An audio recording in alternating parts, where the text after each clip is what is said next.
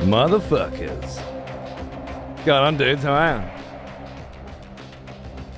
you? Just as I come on camera then, that was the moment where I remembered that the sub alerts don't fucking work and haven't for the last 2 days, and I keep saying I'm gonna try and fix them because I can't. It's something I just can't do when I'm live apparently,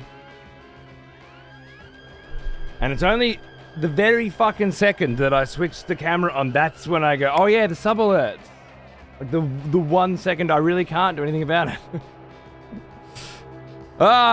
Naturally. Isn't that funny how fucking brains work? Joe Bogan. Not bad. Speaking of retro streams, Vampire the Masquerade, fucking when, dude? It's on the list. It's on the list. Legacy of Kain jumped up the list of video games I absolutely have to go back and check out. But really, that was because the Soul Reaver remasters came out, right? And it just seemed like the right time to finally have a look at those.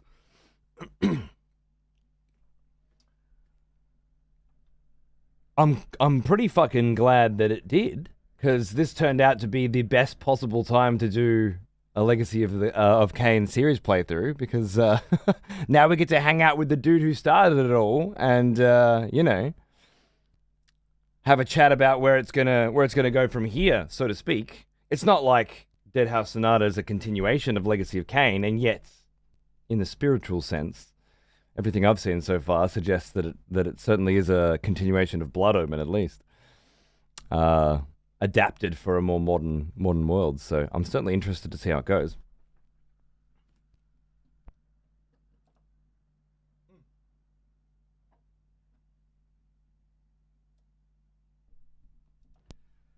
But as is always the case with my, you know, scheduling, sort of just doing things when it feels like kind of the right time to do them, this one worked out pretty bloody well, didn't it? With these guys clearly ready to start talking about their new game, and me jumping into Legacy of Kain not a month before. And sort of just really immersing myself in the world and really getting into it. How can you... I know, dude, I can't deny this soundtrack. I want to play Vampire the Masquerade Bloodlines. It's just, every time I look at it, it's... It looks... I've got it on GOG with Blood Omen. Just... It looks like a lot, you know? Looks like a lot of work. Looks like a lot of very serious gaming over a very long period of time. Blood Omen was like snappy. Let's fucking go. Gaming. Fighting shit. New power every 5 seconds. Real vinyl, of course. Of course, there's no fake bullshit around here, mate. Not in any sense. We like it raw. You got your questions ready? You got your shoes tied? That's what my wife said, and I was like, yeah, no, not at all. Not at all. No questions. I don't think I'd be streaming if I had questions, you know? Questions are for people that prepare for things. People that have plans, you know?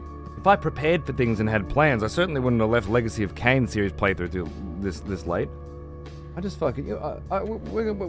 Dennis and I are going to have a chat. You know? We're going to hang out. They sent me some B-roll this morning, which, as far as I can tell, is going to give us a pretty decent look at shit we haven't seen in Dead House Sonata at all. Which I think I'll just run in the background, and we'll just... I'll let Dennis do his thing. I'm sure he's got a lot of stuff to, you know, discuss. They've been keeping this one under their hat for a while, yeah? The Joe Bogan show will always be the far more intelligent one. That's good. New tales for a new age, Faceless Mike. I think you're on the team, aren't you, mate? How you going, dude? Fairly certain I saw you, you're on the, Dead House Sonata crew, right? It's already hot. In Australia, it's summer right now, and it's absolutely fucking baking every single day. And I made the Mistake of not turning my aircon on, apparently. Varric is a Blood Omen speedrunner, even holds a record or two. Varric Keldon, g'day mate, how are ya? Blood Omen, I can beat that without a Heart of Darkness. I recently got my first Heart of Darkness in Blood Omen. I was told, I wasn't sure, I guess, whether I should start the series, you know, at the beginning or do the new Soul Reaver remasters. And my Legacy of Kain enthusiast around these parts, Alice, was like, I really hope you do Blood Omen first. It sort of sets the stage for the whole series. And well, I mean, I like a good old game, so we did. I guess this was a couple months ago now. And ironically, well, it just turned out to be so much more of an enjoyable and interesting experience for me. Not just narratively, although I think the setup, the time machinations of the narrative in Blood Omen do appeal to me more. But the gameplay for Blood Omen seems to have aged very gracefully, to such a degree that you can boot it up today for the very first time, you know, and all of a sudden you're just in. There's no big preamble.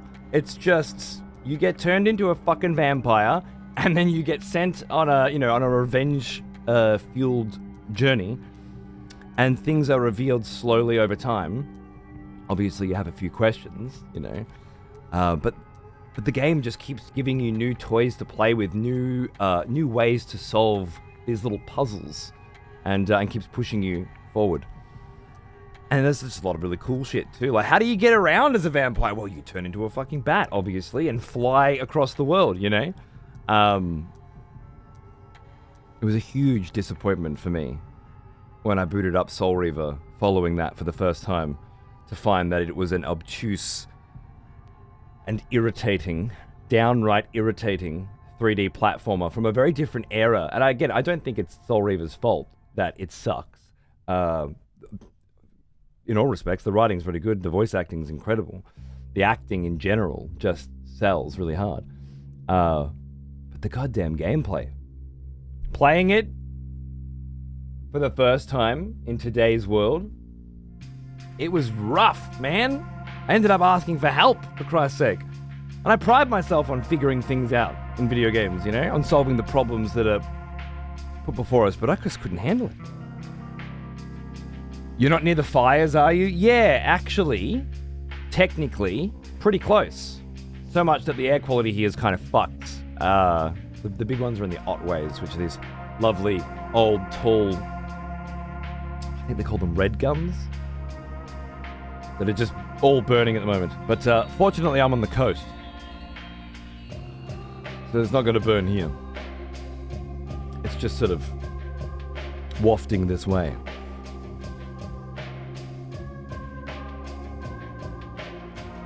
So yeah, what I figured would originally be a quickly get the first game out of the way so I can get to the meat of the series turned out to be quite the opposite. I long for more Blood Omen. And I was very excited to find that Soul Reaver 2, which I've only just really started, I think we're up to our 4th session on that today, was steeped so heavily in the Blood Omen world. Because it felt like, even though it's only been a couple of months, it felt like revisiting these old locations. And I can't imagine how beautiful it was for people to play Soul Reaver 2 when it came out and get to revisit all of these wonderful memories that they had from Blood Omen. I think while narratively certain liberties appear to have been taken with the story and the world, the locations themselves are gorgeous. It's really good to go through them. Meeting up with Vorador in the swamps, you know, what a moment. Where the series goes from here, Blood Omen 2, Defiance, I'm not sure, I've never played them, but I'm keen. Omnia, how are you, mate? Thanks for the 98 months. My subs are broken for some reason that I can't seem to figure out at the moment, but I will soon. Thank you very much. It's great to see you. Soul Reaver 1 did not age nearly as... Well, no. I think it's a victim of the time that it was created in. Blood Omen was... Blood Omen was created before the era of the 3D platformer, right? And so song. Its gameplay style simply didn't age as much. Kind of like the art style of classic pixel gaming on the Super Nintendo didn't age in anywhere near as much as the Nintendo 64's visuals did. Blood Omen 2 is a game I've heard. It's gonna take some finagling to make work. I've got a copy on GOG, but I assume it's not like a good old game approved thing. It's like the old Zelda games. Oh, good. See, the thing is,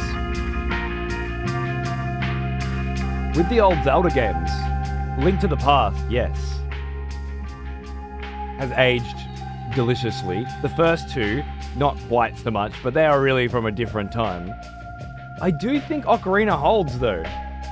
You know? Then again, I haven't been forced to play through the whole thing in some time.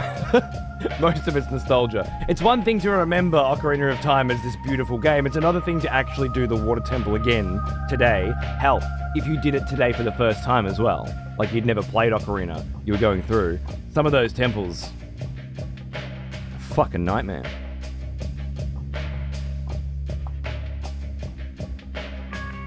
What's going on, Uthi, by the way? Good to see you. I saw you hanging out in Zeus's channel. I'm working my way through the VODs. I think you were mentioning something about me losing 10,000 fucking 400 hours worth of bloody VODs when Twitch made their little changes. Love Zeus. It's always good to listen to. Absolutely. If you're playing any of the Legacy of Kain games via Steam, run the game through the exe file in the directory with Steam closed, and it fixes 99% of any issues. Oh, okay. Blocks the controls and causes massive lag. I haven't noticed any. But I have absolutely been running it through Steam. Curious. Never had a problem playing Soul Reaver. I love all 5 Legacy of Kain games. I did play Soul Reaver when it was new. Absolutely. You know, I played Conker's Bad Fur Day when it was new. Fucking banger. When I think about it, all I can remember, you know, are the giant tits on that little bee chick and the great mighty Pooh. What I don't remember, though, Playboy, are the tens, if not hundreds of hours of fucking agony that is platforming through that game for the first time. Don't remember that, you know? Now, I agree Conker is still a fucking banger, but I've also watched people play it for the first time in this new world, you know? And it didn't age. It's not as fun anymore to solve the kinds of puzzles that are thrown up by those games and to platform in a 3D environment with a control scheme that just fucking doesn't do what you fucking told it to fucking do. At least half of the time, you know? It's different. I'm just saying, coming from Blood Omen into Soul Reaver in the year of our Dark Lord 2026 hit me pretty hard. I think largely because I was expecting the opposite. I thought Blood Omen would be the decadent one, and the wonderful new remastered Soul Reaver would stand out as the newer thing, and it was quite the opposite. And that's really what it comes down to a lot of the time, isn't it? It's just expectation. You set yourself up, and you don't get the payoff like you thought it was, like you thought it would be. The writing. I think it was a lady named Anne who took over the writing for Soul Reaver, who worked on the original Blood Omen in a different capacity or something. I don't know the full story. We did a little bit of a shallow dive into it recently. But look, absolutely took it in the great direction, especially for the time. If you did play it back then, I'm sure it was wonderful. I've noticed a few little curious retcons that don't quite make sense to me, but for the most part, the writing and even more importantly, perhaps, the delivery of those lines, they fucking hit. They hit very hard today. Ocarina and its auto jump. You remember running around the Kakiri village, learning how to wrangle that jump? Good times. The voice, absolutely top notch. I can't think of much I've ever played that's come close, to be honest. It's spectacular.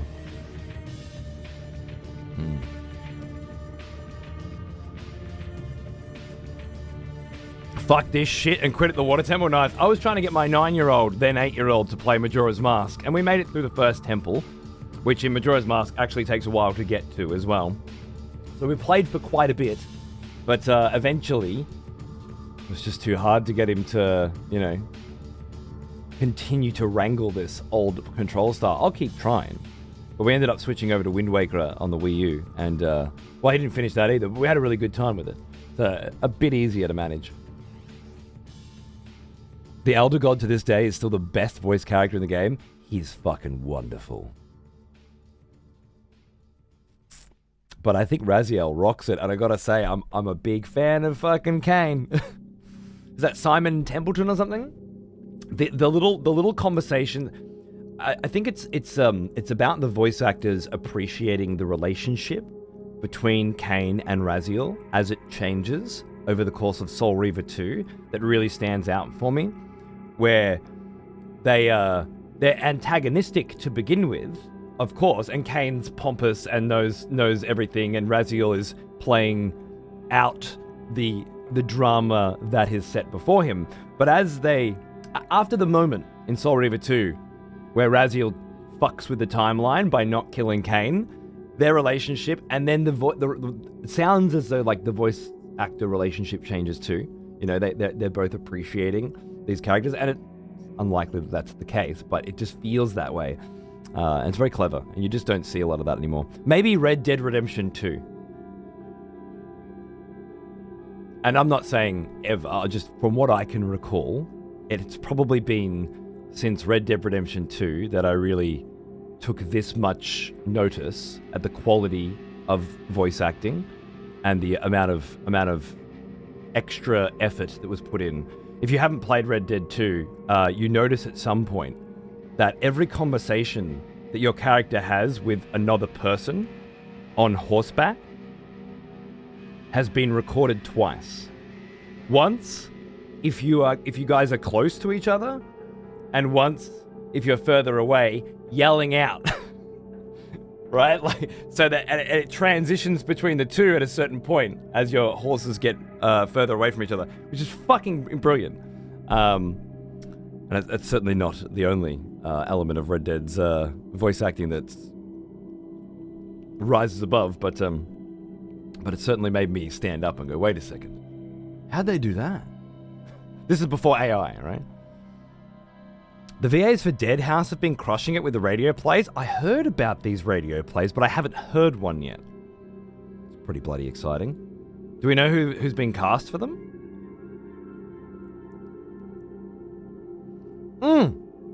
Indie Darling, how you going? Thanks for 92 months. Good God.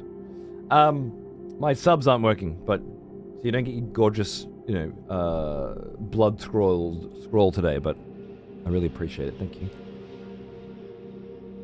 You know, yeah? Nice. It's been a long time. Indeed, darling. I hope you're having a good new year.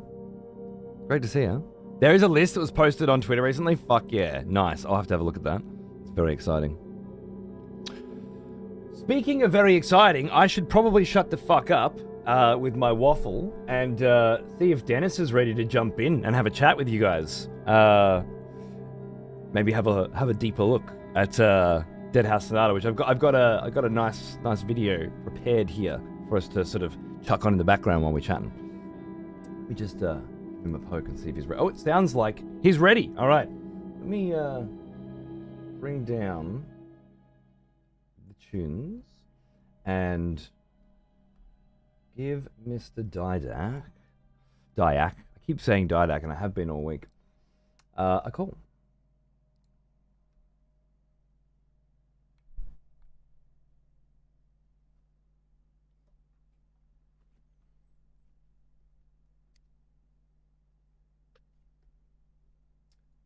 Hello. Hello, can you hear me? I can, and I can see you. Look at you. Hello. Look like a vampire in his lair. Oh, thanks, man. Thanks. I am super excited to be here. It's super exciting to have you here, mate. Let me just do some quick audio checks. Can you hear yourself getting fed back at all? I heard a little bit, but I just turned down my volume. I might be better for me to put on headphones. Give me a second here. Same for me. So I'll just do that as well, eh? Test, test, test, test. Not sure I'm hearing it here. Hello? Oh, I can hear you. Okay, so that's good. I can Can hear you you speak too. again? Beautiful, beautiful. All right, it looks like we're good. I don't usually use headphones either, but I think for this it'll work out better for both of us. Yeah, so it'll be really irritating for everyone on the stream if we hear echoes. So this is perfect. Agreed. So we're Perfect. good. Sometimes when I play with some friends, they kind of get, a little snippy at me when they keep hearing themselves. Like, all right, Yep. I'll find the headphones. Okay, good. Let me just get a little. I don't think we'll need any background noise for now. That's great. Would you like me to get your gorgeous visage up on the screen? As you mean my picture? Yeah. The of us streaming? Yeah, for sure. All Put us up. right. Put us up. Let's do it. Let me open that, and then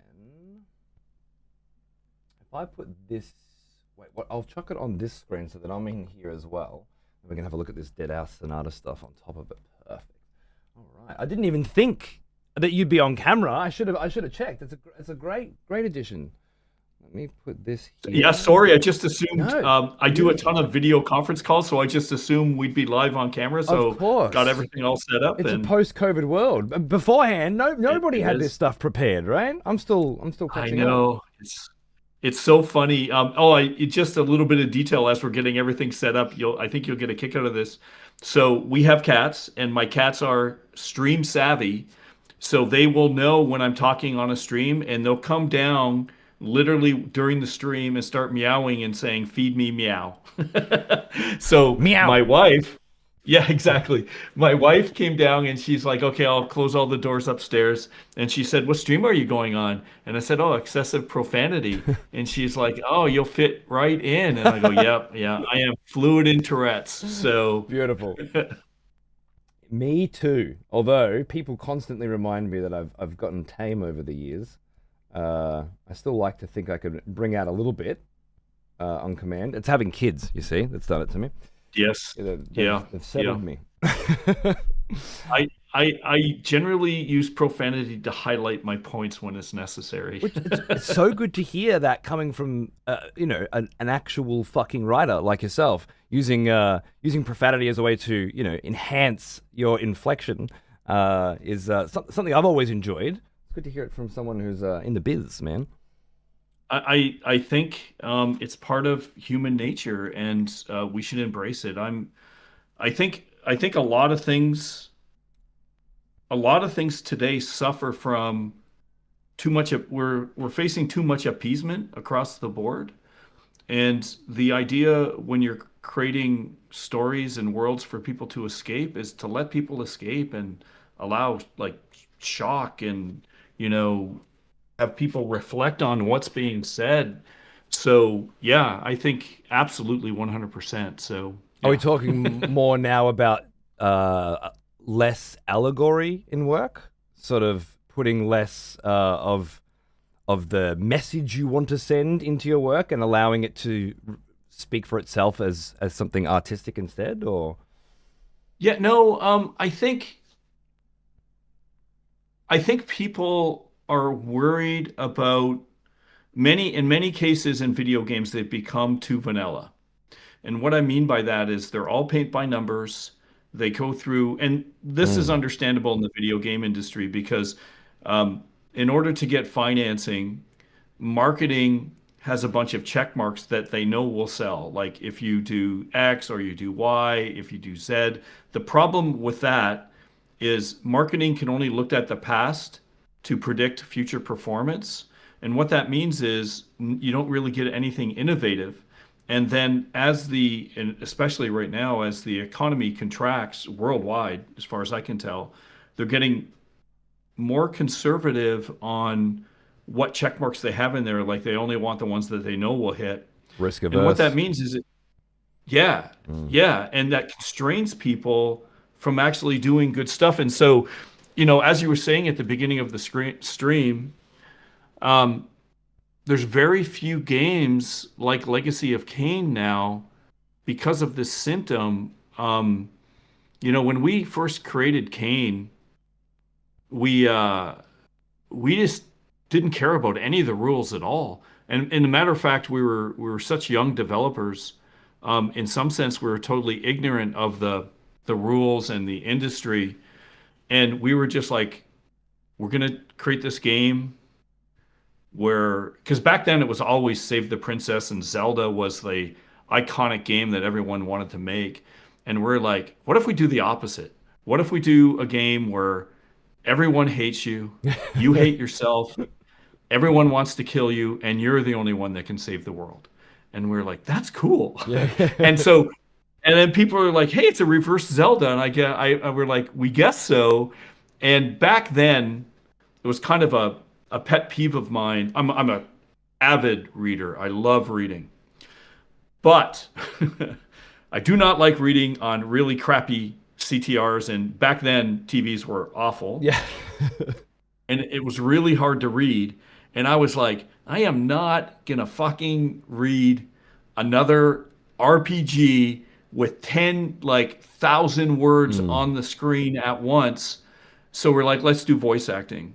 And then we started talking about, because you were mentioning Simon Templeman. Mm. When we were doing the voice casting for that, people were like, well, it was very rare, by the way. No one was doing it. Most of the voice acting, if at all, was done by developers themselves. And so we went to Hollywood. It was super exciting. We got some great Hollywood voice actors. But for the main lead, I insisted on someone who had a thespian experience. Yeah, I was someone like, from I want theater, someone right? who's done theater. Yeah, Yeah, yeah, absolutely, exactly. 100%. And you So can that's tell what. from the first fucking Oh yeah, line, like it comes. There's that drama is there straight away. It's beautiful. It sets the whole tone.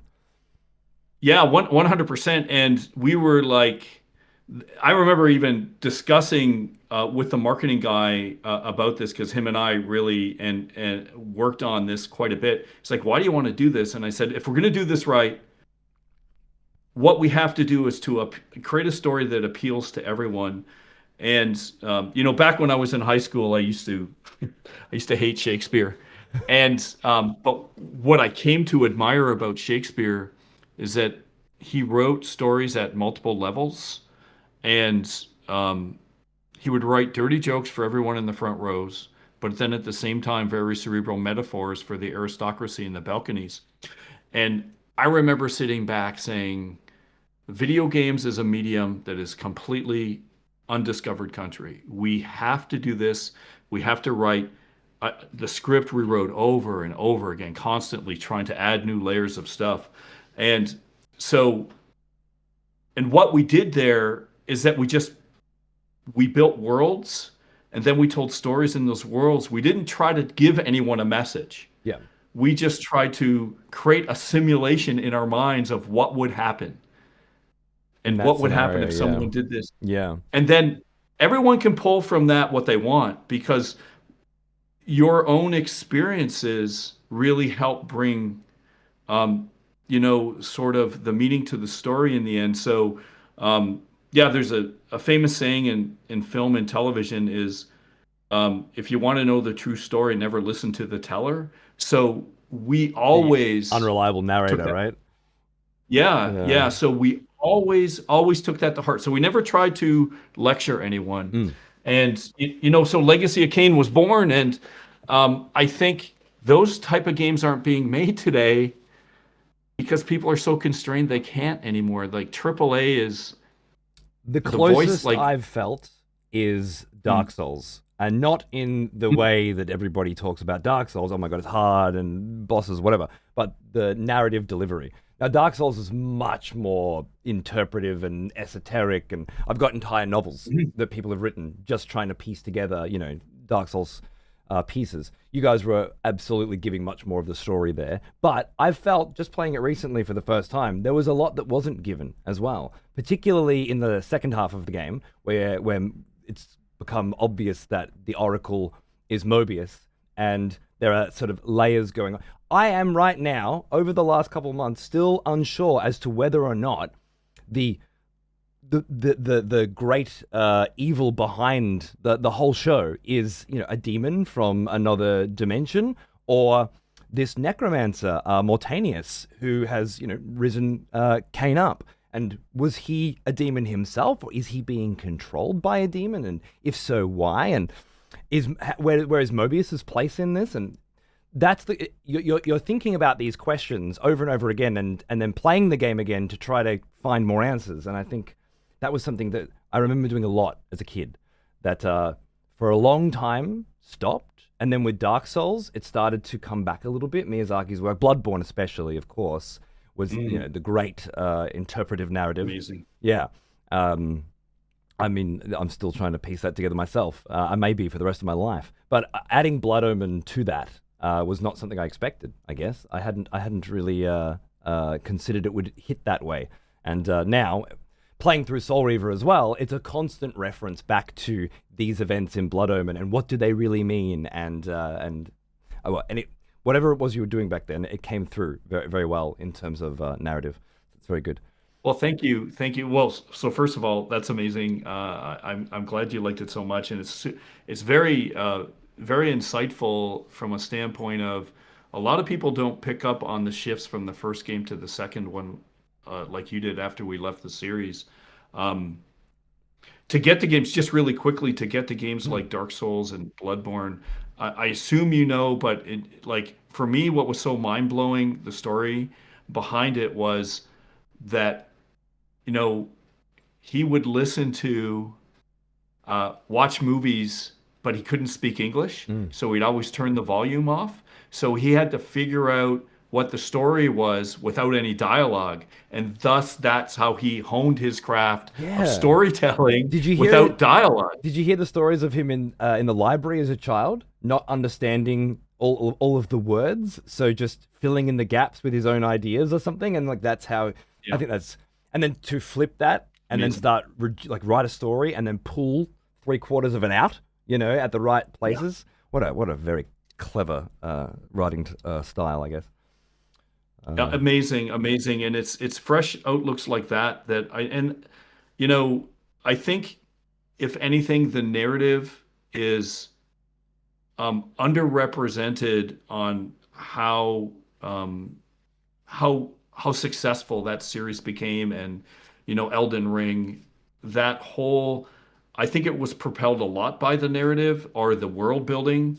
And I know there's a lot of people who love it, but a lot of people just don't recognize some of that. And I just think it was amazing. And to me, that's why I loved playing those games. So I think what's fascinating too is a lot of people can play through them and not really even know that there's a story, especially with Dark Souls. It became a little more obvious as the series went on, but people are like, wait, there's a story with Dark Souls? I thought you were just someone who was dead who's trying to get through purgatory or something, right? Which is exactly my initial take when it first booted up. I'm like, oh, okay, so this is kind of like an afterlife, and we're going through our challenges, and of course the game is challenging. So there's how little I knew, about in particular, like what I really enjoyed was the environmental storytelling. Why is this particular sword in that particular location?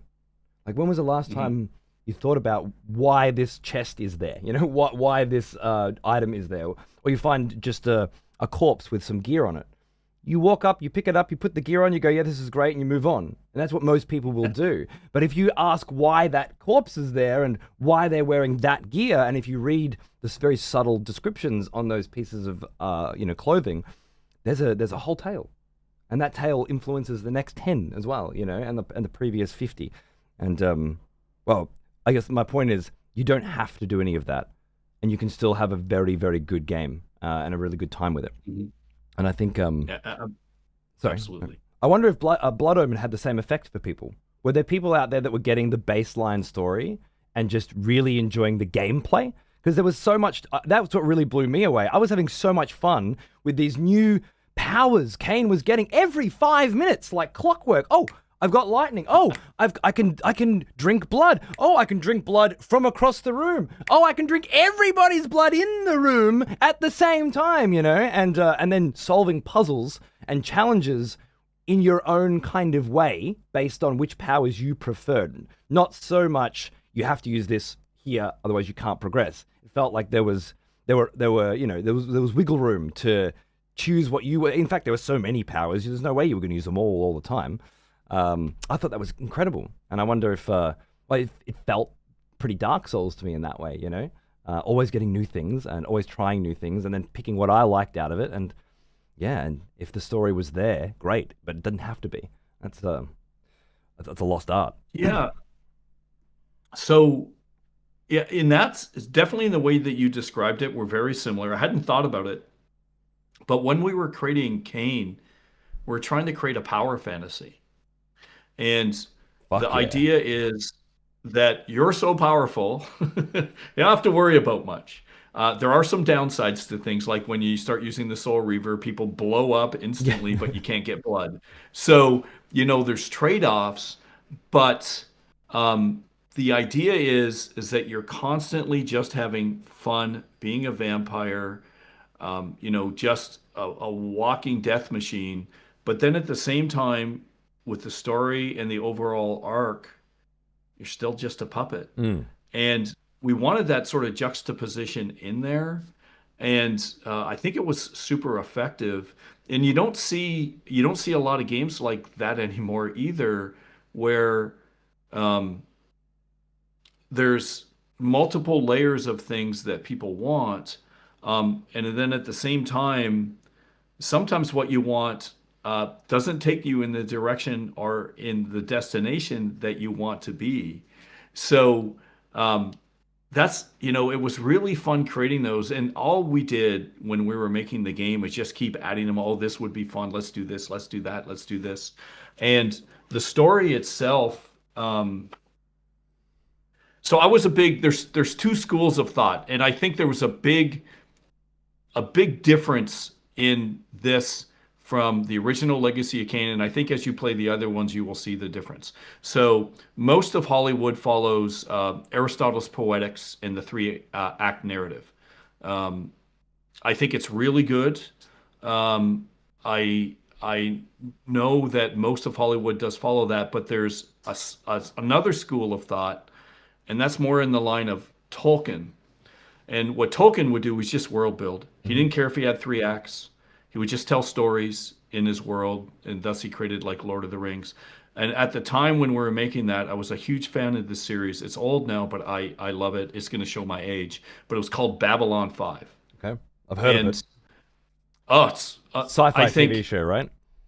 Is that right? Sci-fi TV with they dared to do a 5-year story arc instead of just episodic content where everything's reset every episode. Like less Star Trek, more long form.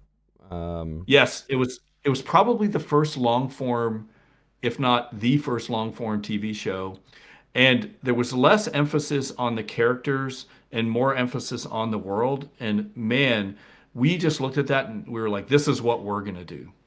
And we knew what the complete story arc was going to be, and we just kept filling it in and world building and filling it in. And I think it resonated with people because for those who wanted to explore and get all the secrets, there's like 100 secrets in Blood Omen. And we had like secret pyramids that are completely populated by werewolves that you can only get into the doors during a full moon. I think I found 3 or something. And then I found some places I couldn't get to anymore because the world I'd gone past the time skip and was like, oh no, all right, I'm just going to come back and do it again. These days, it's a lot harder to get time to just do a game over and over again, but it was my favorite thing 100%. to do growing up. And having it there as a future possibility is so nice. Yeah, we we've really, and not to, don't want to jump to Dead House yet, but Mm. we've taken sort of those themes and multiplied them by 1,000 for Dead House. And but I think back then You it hear gave that? people the chance, yeah, gave people a chance to, really explore the world, and just this constant sense of discovery and awe. And I think that's more than anything, the combination of the power fantasy, uh, this discovery of awe, and like this world that's been around, and you realize how much history is there, and even going through the the the, the different time zones where we have like a like, it looks like the Colossus of Rhodes, Hmm. where you're going through one time zone it's being built, another is fully fleshed, and then when you come back it's fully Destroyed. fallen, Yep, yep. showing like time over like many, many years. And There was a great scene it's of really, that in Blood Omen, right? I remember was it a yeah, yeah, that's in Blood Omen. yeah, Yeah, yeah, that's yeah. literally in Yeah, Blood Omen. yeah. And I remember talking to people about it, and they'd be like, "What is the statue thing?" I was like, "Do you know the Colossus of Rhodes?" And most people, I'm a huge history buff too, so most people back then didn't know the Colossus of Rhodes, and so through osmosis, I think stories like that really resonate with people, and they didn't know why they liked it, but it's classic, Mm. and those are the Grounded. kind of things that, yeah, that you want to do, because those stories last thousands of years, and they last thousands of years for a reason. And I don't try to claim I know what the formula is, but that's clearly the case. Whether you're talking Arthurian legend, Greek mythology, all of these things are, I think, when it comes to narrative, is that we stand on the shoulders of giants, and we should definitely respect those things. And I think that's part of what made Legacy of Kain great in its story. So Well, it certainly felt that way to me. It felt very much like something that had been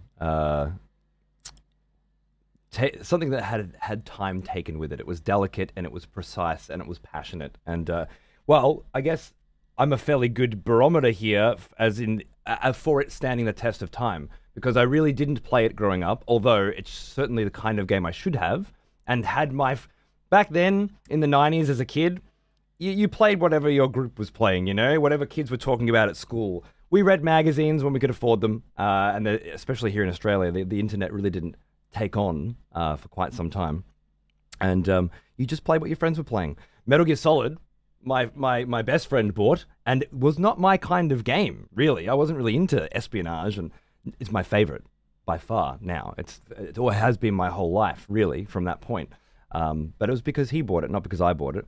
Had any of my friends bought Legacy of Kain, Blood Omen, we'd be having a very different conversation now.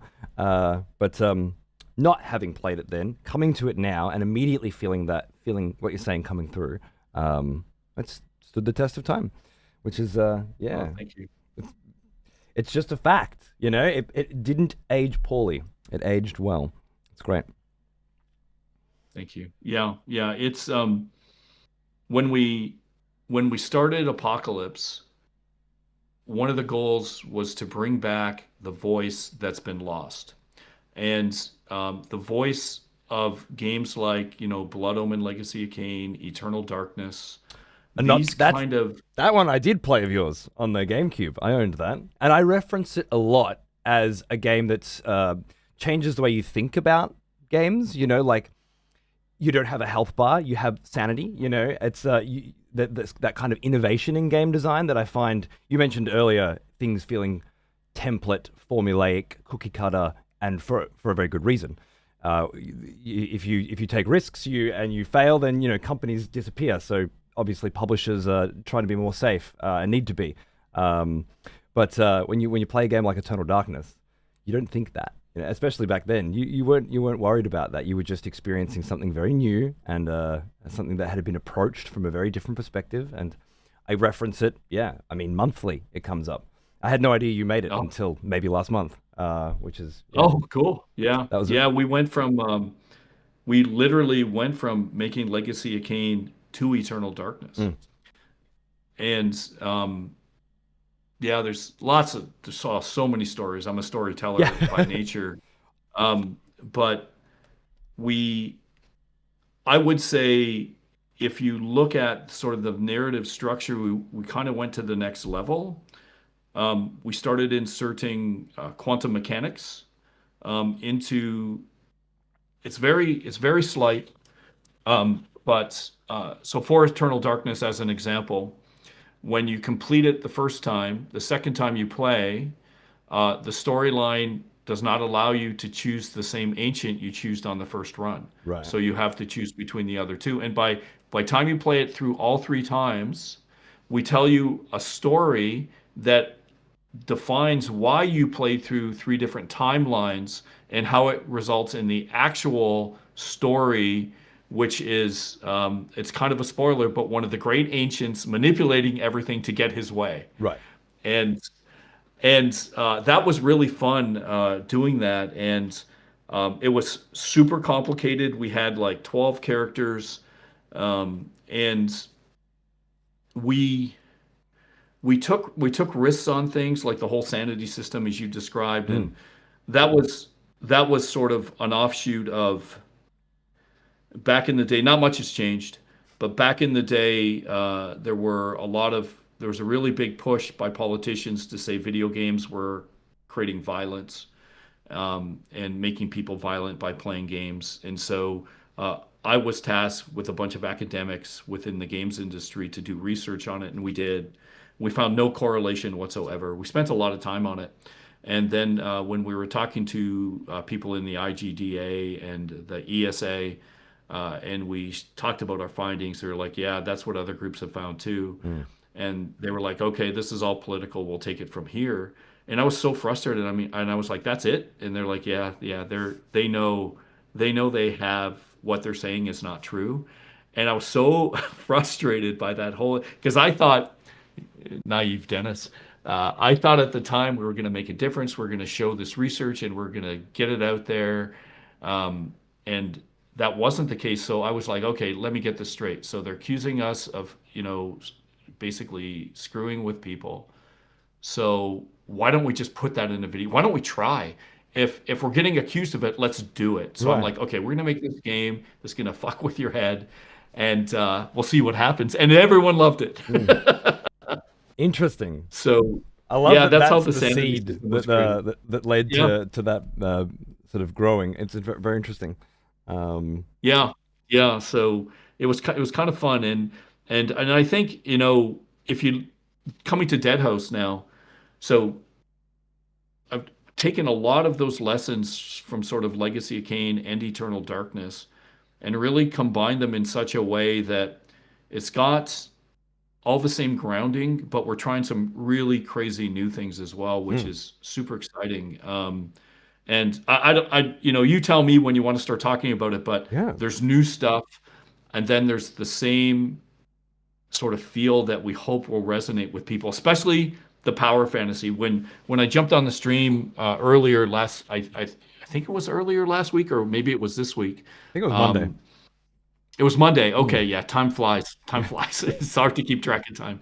And I was listening to you talk, and you were talking about how, just like today, how you get the constant power-ups, and that's what we want to do with Dead House. So let me just back it up a sec for anyone who doesn't know anything about Dead House. So Dead House Sonata, spiritual successor to Blood Omen Legacy of Kain. You play the undead fighting the living, and it is a narrative-based action RPG where you can play multiple classes of the undead. So we're leading off with the vampire, going into early access, and we're going to have a demo out very soon in Next Fest in February, in middle of February. But you'll be able to play revenants, ghouls, banshees. I was going to say banshees are in there as well. It's very, very exciting. Yeah, liches, whites. Yeah, we got some crazy stuff coming. It's really cool. Basically, every character I would choose in a game if I was given the choice. Now I have to pick between them. Like, am I going to be a lich or a vampire? I haven't had to make that choice before. That's too difficult. I like them both. Yeah, I can't think of any games where you could actually play undead classes between like besides like zombies and vampires. It seems like Mm, that's the only choice that's ever been made. And we were like, there's so much awesome lore and uh, gothic foundation for these things. So we're like, let's create a game on that. So that's sort of the first level great. of where we're going. As a Banshee stands out to me because it's not since Warcraft 3, Sylvanas Windrunner, have I really seen a character Banshee, you know, especially let alone a playable one. It's just not something that comes up. You guys have clearly got the right idea here. Just want to grab all of it and give you a lot of choice and power fantasy. That's very exciting. Mm. Yeah, and the idea is to let people go crazy. So like you look at the Banshee, and she's kind of an assassin. You hear her scream. It's pretty bad. It's bad news for you. Even if you're a demigod. And we have things we've been building on the lore for quite a while. And what we wanted to do was combine a lot of the sort of conceptual meta mechanics from games like Eternal Darkness and Legacy of Kain, put them together, but then at the same time create this massive tapestry of story and then use new technologies to do things that people didn't think were possible before. We're super small, we're indie, so I just want to get that out of the door right away. I wish we had I wish we had some like some funding behind us from a publisher, but we're self-financed, so we're a Sure. very small team. But we've got big dreams, That's and good. Obviously, coming from the perspective of a gamer, like which is really what I am these days. I started out as a critic, but these days I just play games, and I hear a lot of promises from a lot of ambition that doesn't often quite get there. Yeah. So I'm mm, curious to see what your ideas are and what you're trying to put together, and then how that actually manifests as a playable mechanic as the years roll on. Because I know you guys you're releasing fairly early in alpha here yeah, for next month, which is again is very common these days, and I understand why you're following that trend, so to speak. It's get it mm, out the door and get it in people's hands and continue to build it, but also I assume begin raising funding correct. with by selling copies of the game on Steam, right? Yeah, we're going for a fairly what I think is a low price point. Hopefully, we think games like this idea of $80 to $100 games, pure insanity. I don't Mm. get it. I'll start. I don't want to go off in the rant Sure. direction. But so we're looking at like 19.99 for the game, and Is people will that get a early lot. access, or and Yes. eventually that'll go up for the release of the game, or So we're gonna move towards a free to play model right? once we get going. Okay. So we want to keep it like super reasonable. And we've got, if I was to describe like the game, there's three things that we're doing that I think really stand out. There's a lot of new stuff overall, but there's three things that I think are really interesting about Dead House. And the first one, I was so excited to come on the screen. First of all, I just want to say that again. I, Pretty I excited just to have you here, dude. This is pretty crazy. As have a lot of people who have been getting me, like, wanting me to play Legacy of Kain for years now. It's kind of a big deal. So thanks for being here. Oh no, you said some things even in the short time that I joined on Monday that I was like, oh man, this is going to be so much fun. So, okay, let's get into the power fantasy where you're getting lots of power ups from Legacy of Kain. I agree. We loved creating those, and so Right, yeah. The I've played a first thing I lot. saw was the blood drain from everybody in the room. Like instantly, I was like, okay. My first question for you, Oh yeah. based on that, actually, was with you making a brand new game now. Why did you want to lean so heavily on what happened with Blood Omen? Like, from like, personally, you've clearly made the decision. I want to do another Blood Omen, but not really another Blood Omen. Kind of like the Castlevania dude who did another Castlevania recently, but not really Castlevania with Bloodstained. Is that sort of Yeah. similar? Well, I would say Bloodstained is a lot closer to Castlevania than Dead House will what be we're to Blood Omen.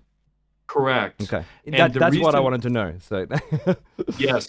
So let me explain it this way. Mm, We've got so many new things in Dead House. It's kind of like the amount of new things we're trying exceeds, I would say, what we did with Eternal Darkness from sort of conceptual points of view. That we wanted to start off with a grounding that people can understand kind of what they're getting when a lot of it's never been done before. So by introducing like some of the homages we have in the game that you've seen in sort of that 30 years trailer, and it's unbelievable that it's 30 years. I feel so old now. Um, you've told us all you used but to watch Babylon 5. Okay, don't you? That cat's out of the bag. Don't worry anymore. it is. It is definitely out of the bag. It's definitely out of the bag. And so we thought we would start from there and then hopefully get people excited about that, then start introducing some of the cool ideas that we have. And one of them is the tarot card skill system. And what you were talking about on Monday and today, of course, where you loved how there was just so many powers Mm, to use. Well, with all action RPGs, and I love like Path of Exile 2, Diablo. I play them all. I love those games. The problem with those games, though, in my opinion, you get to this point where the sense of discovery with the skills. I'm going to combine this skill with that skill, and it's really fun. You're just like, oh, this is so cool. I've got it powered up. What can I combine next? And you've got this really cool sandbox. Then you get to max level, and then you're like, all right, what's the meta? I've got everything that there is to get. right. What do I have to do to complete this game? That part sucks. The first part is awesome. So I guess being consistent with Kane, where we're constantly giving new things, what if we created a skill system that's based off of tarot cards? And if you look at all the mechanics that are associated with card games, we can continually release cards Okay. with new skills and new spells. Is that where the And free to so, play monetization ideas are beginning to form? Or sort is it too of, early to tell?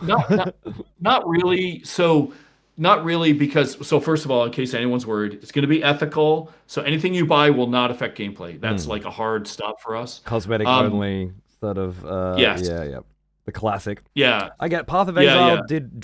GGG did great things with that concept. While it's not my favorite personally, and I do have some pretty well-known opinions on that business model, only because of how dangerous it can be and how many Yeah. times it really has. Like David Brevik's Marvel Diablo, I interviewed him at E3 about that, and I was so excited back when the term, free-to-play monetization was really quite new, and well, I just went off a fucking cliff. But I worry, but it's only because of a lot of burnt bridges over the years with that terminology. That doesn't mean it can't be done well. And again, GGG with Path of Exile originally did a very good thing with that. You never really felt forced to buy anything. You could fully enjoy the game, and I assume that's the kind of direction you wanna head in. Yes.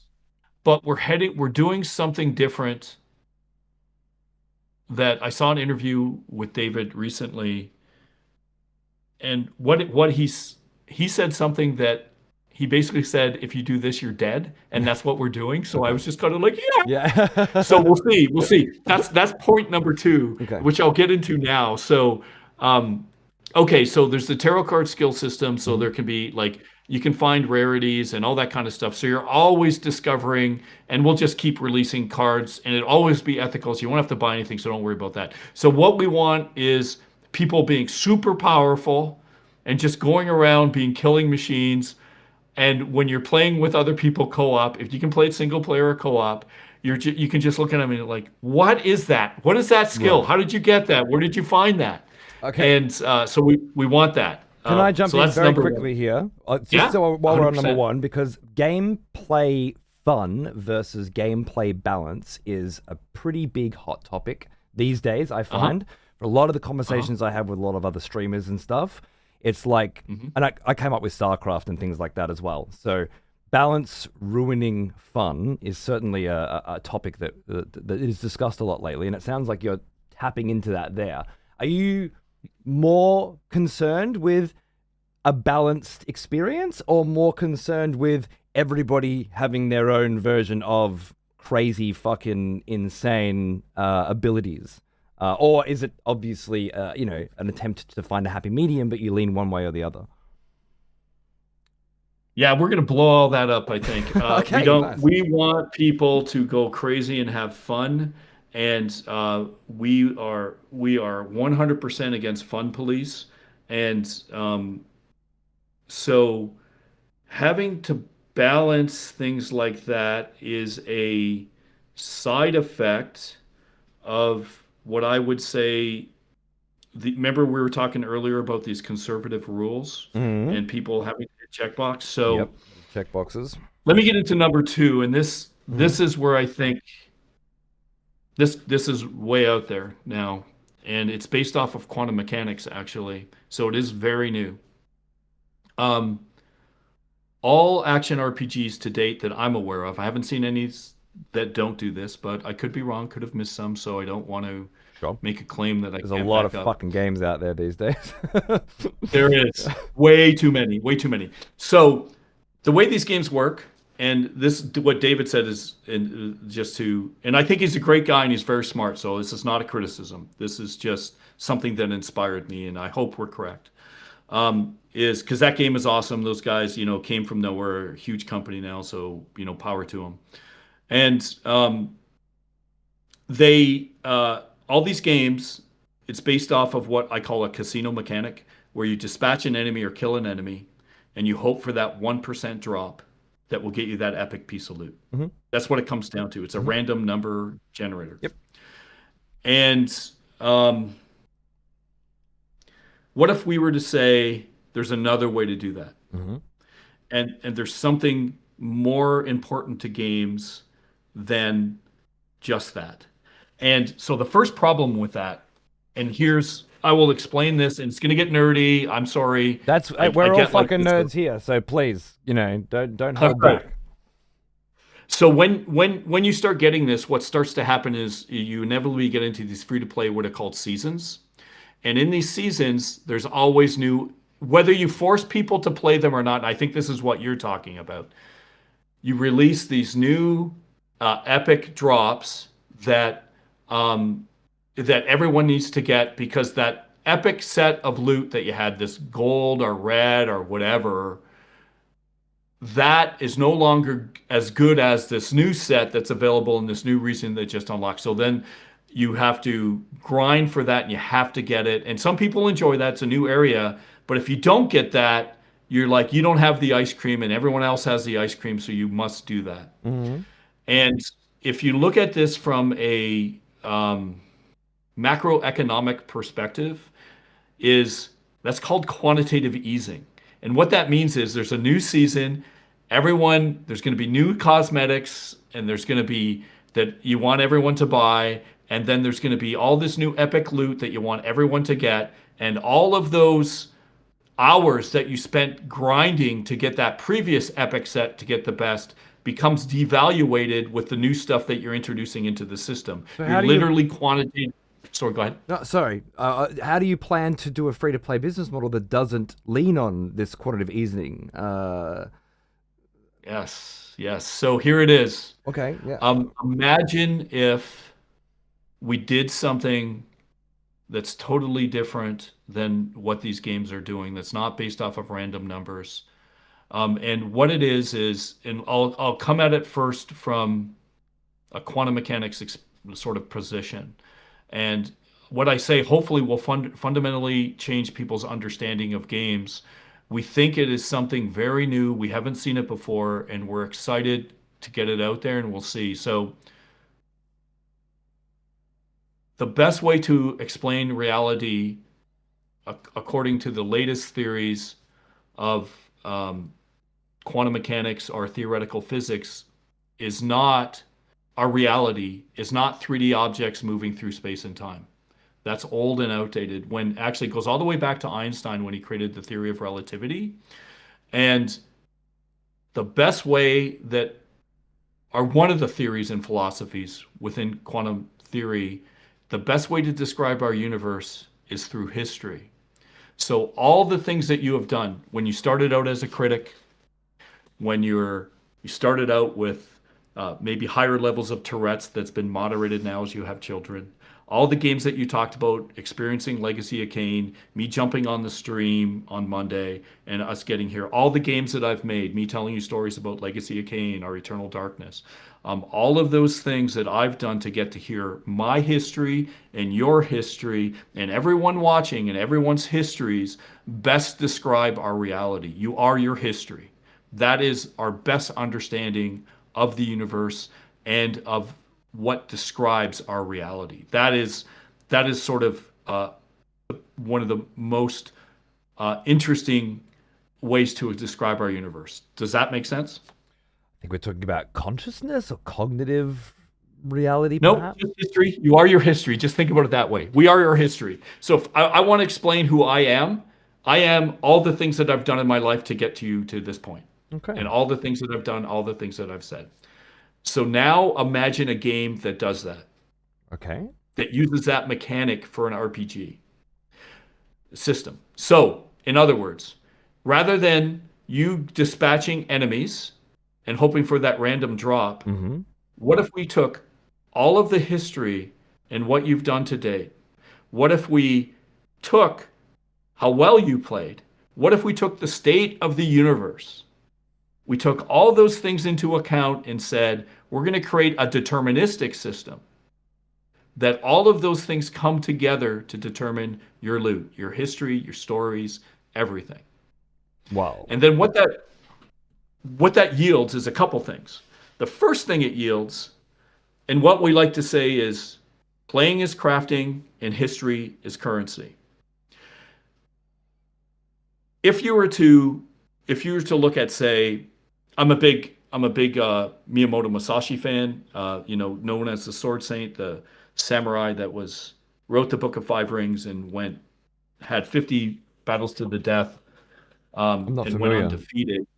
Yeah, he's amazing. And Sounds so if I great. was to buy his sword, would I care more about the make of the sword or that it was his sword? Right. So you're buying the history of that relic. Correct. Not. So now, Yeah. yeah, so we're introducing something new. We're saying history matters. So then, History has value. are we talking about a persistent world here? Yes, we are. I don't want to use terms like MMORPG, but if we're talking about persistent world, we're talking about Yes. everything always having relevancy from the beginning until the present day. That's and you're trading on that as currency, and I guess it sounds like progression as well. The fundamental Correct. progression mechanics. So Bold move, what Cotton. this yeah, it's a bold move. It's a bold move. We'll see how that works out, Yeah. especially with less than 10 people. Look, I'll But tell you so right the idea now, is speaking oh, from the perspective of an old gamer, maybe not as old as you, but an old gamer who has seen it all before. I'm 40 this year, and I feel that way. I genuinely feel to the point now where I can recommend games to my kids that I hate because I know I hate them just because I've seen 500 iterations of the same shit. And I know my kid will enjoy it because it's his first take on it. But for me, I've just seen it too much, right? And I feel like at that point, when I come into a new game, most of the time, and I say this to my chat all the time, I just want to see something new. I don't even think about things in terms of good or bad or how much does it speak to me personally anymore. It's just, is it new? And what do I have to learn? Like, obviously, with the checkboxes you were talking about before, people love the same controller layout. Like, most punters seem to pick up a game, and if they understand how the controller works immediately, they feel comfortable. I'm put off by it. If I'm already familiar with how it all works, I start to step away because something about learning is the fun. Yeah, and it was so often the case growing up because new consoles are coming out with new controllers, new games are coming out with new ideas. The learning part of it was the fun part, and not so much anymore with so many games just being the same thing I've already seen. This already, regardless of whether or not it pays off, is much more exciting for me personally than most of the new shit that I play. So that's. no, thank you. I just hope there's more people like me sitting there in the background going, you know what? I don't care if I like it or not. I don't care if it's good or not, whatever that means. I'm just excited that you're doing something fucking interesting. That Thank you. got to Well, take those risks, right? so you do, and so I've made many games. I've been around for a long time, longer than most people now. I've had the experience of, working with Mr. Miyamoto and Mr. Kojima and really closely, and those guys are awesome. Very few people get to do that. But through all of that time, there's been one rule that has never failed. And the one rule is when you're making entertainment, you just don't know if people are going to like what you're doing. And you're right, we don't know. But the one thing that has always been this guiding compass is if you make something that you love yourself, you're guaranteed to please one person. Yeah. And all the things that we're putting into this game, we love. And we think it's going to make a difference, but time will tell. And um, it's this type of idea of having a, a deterministic system is we haven't seen it anywhere. And we do think that it goes, it offers, imagine the problem with some of these games is that all they care about is the statistics of the weapon. And what you get in, say, games like, in my opinion, this is a constructive criticism, awesome game, not saying we're better or anything like that, is that you get statistical inflation where you have so many statistics. And when you must go on the internet and look at the meta because it's too complicated to figure out yourself. It's just like, come on. And when I look at, if I'm going to look at buying something like a relic or if it's a painting or something, do I like this? What's the history behind this? It's that simple. And we want to offer gamers something else. And if you were to ask me what my favorite video games were, I'm going to tell you memories and experiences that I had. So now imagine we create a game, and this is not in early access yet. We have a long way to go. We're a super small team. But you decide that you're going to create the Dark Tower of Profanity. You go to this one area, you found it. Instead of having systems or seasons and resets, imagine that we have this concept called ages where we just start layering history. Okay. So in the first age, the Dark Tower of Profanity is established. 10 years later, your kids come and they play and they're like, hey, Dad founded this. Yeah. What had happened? What's the history? And imagine that at a macro level where everyone who's playing is doing that. And in a sense, we're giving people what I think is, at least I know it's what I want. I want memories. If I'm going to spend hours in a game, what's the most valuable? Okay. And it certainly isn't the fun police to tell me that this skill is not balanced. If I use this skill, I can clear out enemies and blah, blah, blah at this speed. It's like, are you having fun? Who cares? But we're going to offer more. We're going to offer you to make a difference in the world.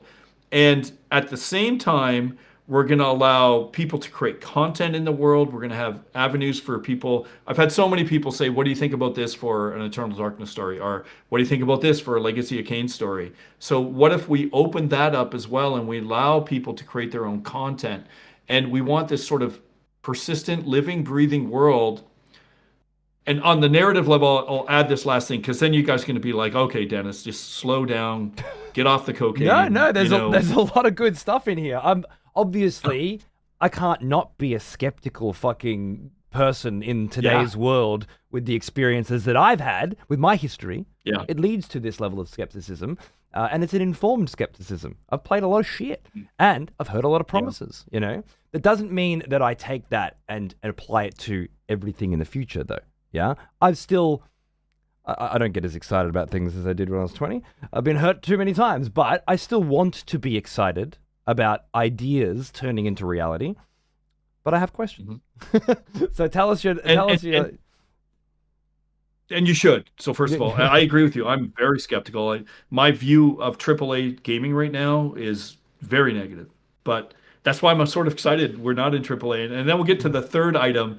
and I'll explain probably the third item will probably explain why we didn't get funding. But let's hold that off for a second, just for this final thing. Yeah, good, sure. One of my favorite games of all time. Sorry, I'm super hyper, and we've got this delay, so I don't mean to cut you off. No, of course, understand. I've been doing this gig for a while. Yeah. So my favorite game, one of my favorite games of all time, is Heroes of Might and Magic, #3, of course.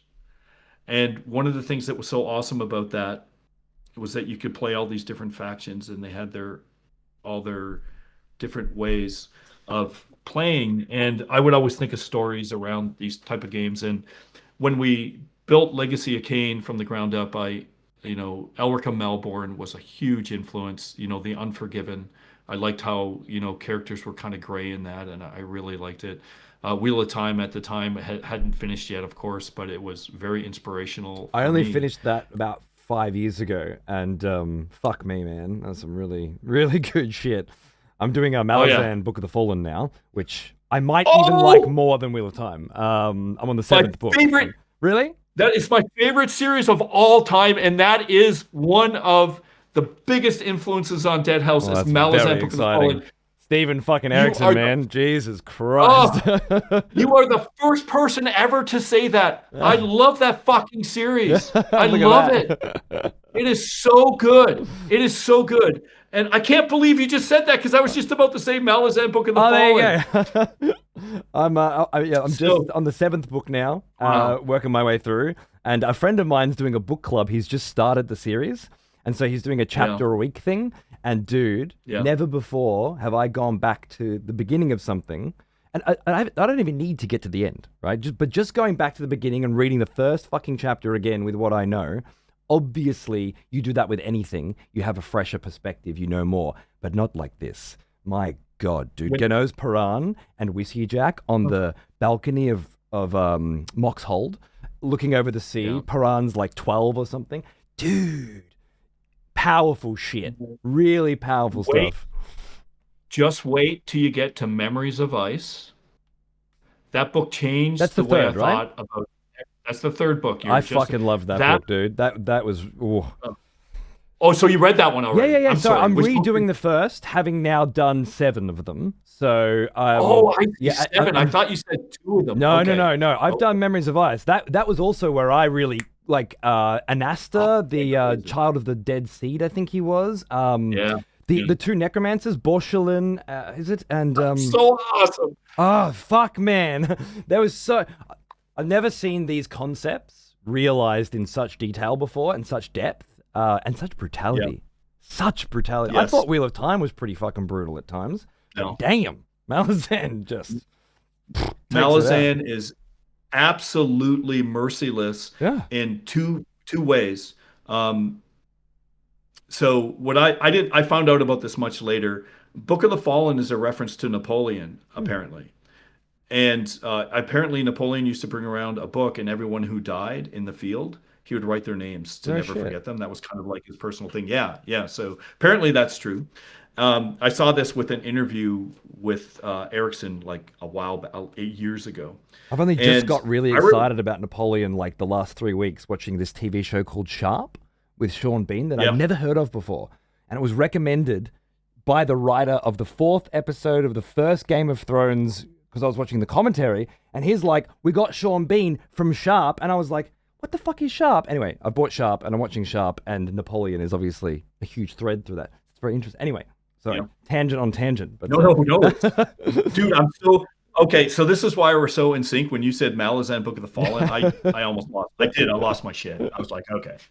But most people, when I go to that one, most people are like, what? You have to be into fantasy, because that's a serious read. You can't lightly read Malazan Book of the Fallen, because it's super dense, it's super big, and man, when you get to the end of that series is nonstop, beginning to end. I can't recommend it enough. I haven't read all of the other like follow-up novels, but oh man, that series changed my life. It's Stephen Erickson's friend who writes those from their old D&D games or something, so the story goes. I'm very interested to see those characters take on new journeys, but obviously it's the chained god that I'm interested. That's the narrative that I need concluded.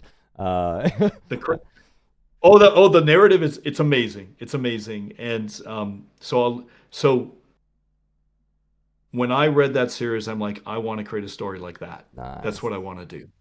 And so this will lead into some other stuff. Not quite the third thing, but we'll get to the third thing, and then Hmm. we'll show some gameplay and stuff like that, and we can talk about some other stuff. But um, the other influence is an author called Thomas Ligotti, and this is super rare. He writes philosophical horror, very Lovecraftian, Mm. and if you've ever watched True Detective season 1, the only good season in my opinion. The best season of Um, television, I think, perhaps ever written. It's the it, penultimate for me. Deadwood's my favorite, um, but I that, think oh, the writing of very Deadwood can't be beat for me and what I like. no, But I think the best, tightest narrative story characters is True Detective season 1. That's number one for, I think. I agree, and so I was talking about that with a colleague and a friend. He's a professor in the UK now, and he teaches game design and stuff like that. And we were talking about True Detective season 1 because it was about the King in Yellow, and I Mm, love Lovecraft. mm. And he was Time is like, a flat circle. "Yeah, exactly, exactly." And he was like, "You know about Thomas Ligotti, right?" I'm like, "No, what? What?" I was like, I wanted to find out who the writer was. Mm, And he's like, "Have you heard of Thomas Ligotti?" And I'm like, "I haven't." And he's like, "Oh, neither have I. a lot of that's been plagiarized from Thomas Ligotti, Ah, who is." And so I looked it up and I dove deep, and it looks pretty almost certain it's been plagiarized. And there's really? a few articles I could send you. Right? Yeah. And but from there I found Thomas Ligotti. Yeah, he's written a lot of Lovecraftian short stories, philosophical horror, amazing writer. I think he's one of the best writers of our time. He's still writing stuff right now, and not too many people know about him. That's how unjust the world is. And Add it to the um, list, mate. And it is. It's a bloody fucking dog eat dog world out there, and it's not the good stuff it that is. always rises. Sometimes the good stuff gets up there, but not always. I think it's. I strongly recommend it. He's amazing, and he would write philosophical horror. And I would say when we're creating Dead House, here's what I feel about society today, and this is just my personal opinions of things, but I've never espoused them to anyone else. But I feel the world is really tough to be in right now because we can't file our own taxes. You need an accountant. We can't understand our laws because they're written by lawyers, and most politicians are lawyers, and they're written to obfuscate and make things difficult.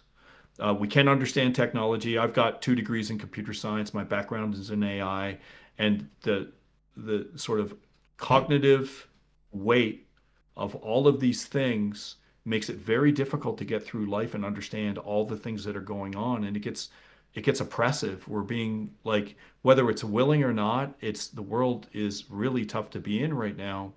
And so the inspiration is with Dead House, what if we were to create a world where you're better off being dead than alive and start from there? And getting back to the might and magic stuff just for a minute. Mm. We're starting with Dead House, and the story is going to start with Dead House, but there's 8 other major houses besides Dead House. There's the House of Angels, there's the House of Giants, and imagine now a story similar to Malazan, where we have a 10-year story arc where we're going to go through all of the machinations as these different houses and different gods fight for supremacy, and that's where we want to go. And we're going to do it with this new system that's deterministic, where as players play, they define the history of the world amongst themselves, and we tell our story, and everyone's contributing. So that's kind of the narrative part, the new part. So when I said we're very different from Kane in that sense, Hmm. we're going to tell our story traditionally as everyone knows it, but people are going to be able to contribute as well. So they'll be able to build their own dark towers and stuff like that. That's not in yet. It's not in early No, no, access of yet, but course, we're of getting course. there. But what Yeah. does that look like in your mind as a game mechanic? When you say I'm going to be building my own stuff, am I architecturally designing and placing buildings, or am I building uh, a community within a larger world, or am I building a character and a history and a story of that particular entity, which or a mixture of a lot of different things? What are we talking about here in terms of So, well, gameplay the idea mechanics? Yeah. So I would say we want to give gamers the ability to have agency to do those kind of things. But the actual building of the tower, we're going to have, I would say, more simulation elements where I know a lot of games want to build everything and they want to build, and maybe we'll eventually have tools to do that. Mm. But what's more important for us is that you can establish a tower and you can have people, minions that will take care of that tower and have its own history, and people will be able to visit it and be able to absorb it. And we want people to be able to write their own stories and create their own dungeons with, I would say, tabletop tools Okay. that they're familiar with for like games like D&D. But the actual, if you ask everyone to create everything from the ground up, you're really narrowing what you can do down to a very small amount of people who are going to get in there and mod stuff and know how to use 3D tools. Of We want course. people to be able, yeah, we want people to just be able to create and walk away. Okay, because there are And games like Neverwinter Online, for example, that had a lot of yep. user-generated tools. Yeah, you're familiar. And yeah, I mean, I think it was middlingly successful in that, it was fun for a minute, but you do get down to the point where there's a handful of people making something worthwhile and a bunch of people learning and experimenting and having fun with things that you'll never see, nor should you. It sounds to me like you're leaning away from that a bit, more toward Correct. pre-created shit that people can claim. Put a Yes. So we'll allow people to claim things, and then we'll have it, what I would say is auto-generate and simulate itself up. Okay, so that's So, interesting. yeah, and I would describe it this way, and this is maybe a poor metaphor, but if you're going to create a video game where, as an example, you're going to allow people to create their own music, how many people can create their own music? Very few. I'm not one of them. I'm not a composer. But um, but if you were to do things like allow people to mix things that are already there, mix items, and how many people can put together neat ideas of things that already exist? Well, that's a lot of people then. And I watched if you can do my it in, sorry. sorry, No, go it's ahead. my bad. I keep jumping in like this is a normal stream. I'm too familiar. But my son yesterday was playing Game Builder Garage on the Switch, and I was wondering if they had. I'd introduced him to Mario Paint and how you make music in that with the keyboard, but he introduced me to how you make music in Game Builder Garage, which is basically you choose from a selection of different melodies, bass lines, and so on and so forth, and then you make your own very quick thing that works. And he was much more interested in that, whereas I was much more interested in making my own whole thing on a Mario Paint piano, right? But it sounds to me like something more like the Game Builder Garage version here would work well in this sort of a scenario where there's pre-generated sounds and you're just very quickly putting something together that you go, this is my vibe and this is my sound for my zone, if you will. Does that sound Correct. Yeah, so as an example, and this is again, we're early, so but if you have a bunch of people founding things in the same area, well, maybe it forms itself into a town, right? or and then eventually the town becomes a village, or sorry, a village becomes a town becomes a city, Sure. and then we would make sure, like as an example, like castle walls are built. There's then a market is automatically generated, and but still the houses that you create are still there, and you become part of this vibrant community.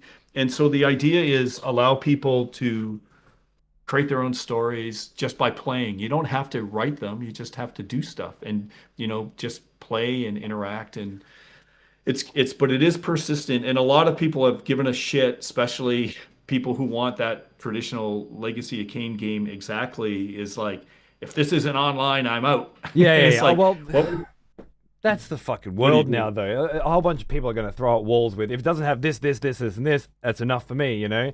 Um, Yeah, uh, you can't, as you said before, you're trying to make one person love your shit, right? Like you're thinking yeah, about if you make it something that you love, there's at least one person that's going to enjoy it, and the reality is quite a few more than that as well. Maybe not the whole yep, world and the best, most successful selling game of all time, but then who knows? Notch didn't start making Minecraft because he thought it was going to be the best selling game of all time. He just started making shit that that he enjoyed and that felt fun to make. Yeah, in a sense, yeah, and that if I was to say what are we close to in some sense, kind of what they do in Dwarf Fortress a little bit, Okay, yeah. you know, and where there's some simulation. So Mm. okay, So last thing I want to get to. Oh, yeah, sorry. so no, I was going to say Chris in chat said a character creator, but for buildings, and I think that's a very easy concept people can imagine, and that's helping me with like what does the gameplay look like here when you broach these wild concepts of how narrative and how story will be the progression for your character for your zone. Character creator for building sounds like a very simple. Okay, I'm just choosing from some skins, getting some things down, and bam, this is my area. Does that sound right? Yeah, I think we want to use archetypes to simplify the sort of cognitive load of what you have to do in the game. We want to, when you look at the game, you see the action elements. We haven't shown much of the narrative, which I definitely want to talk about tonight. But at the end of the day, we want people to get in there, have fun, but then at the same time, um, if you do something like found that tower, and then you were to go away a few years and come back, you'd be like, wonder what it's like. I Right. planted this seed, this idea. What's it gonna be like? And depends on what people are doing in the community, and hopefully the game has that level of You're giving me stickiness. very Azath Tower vibes right now.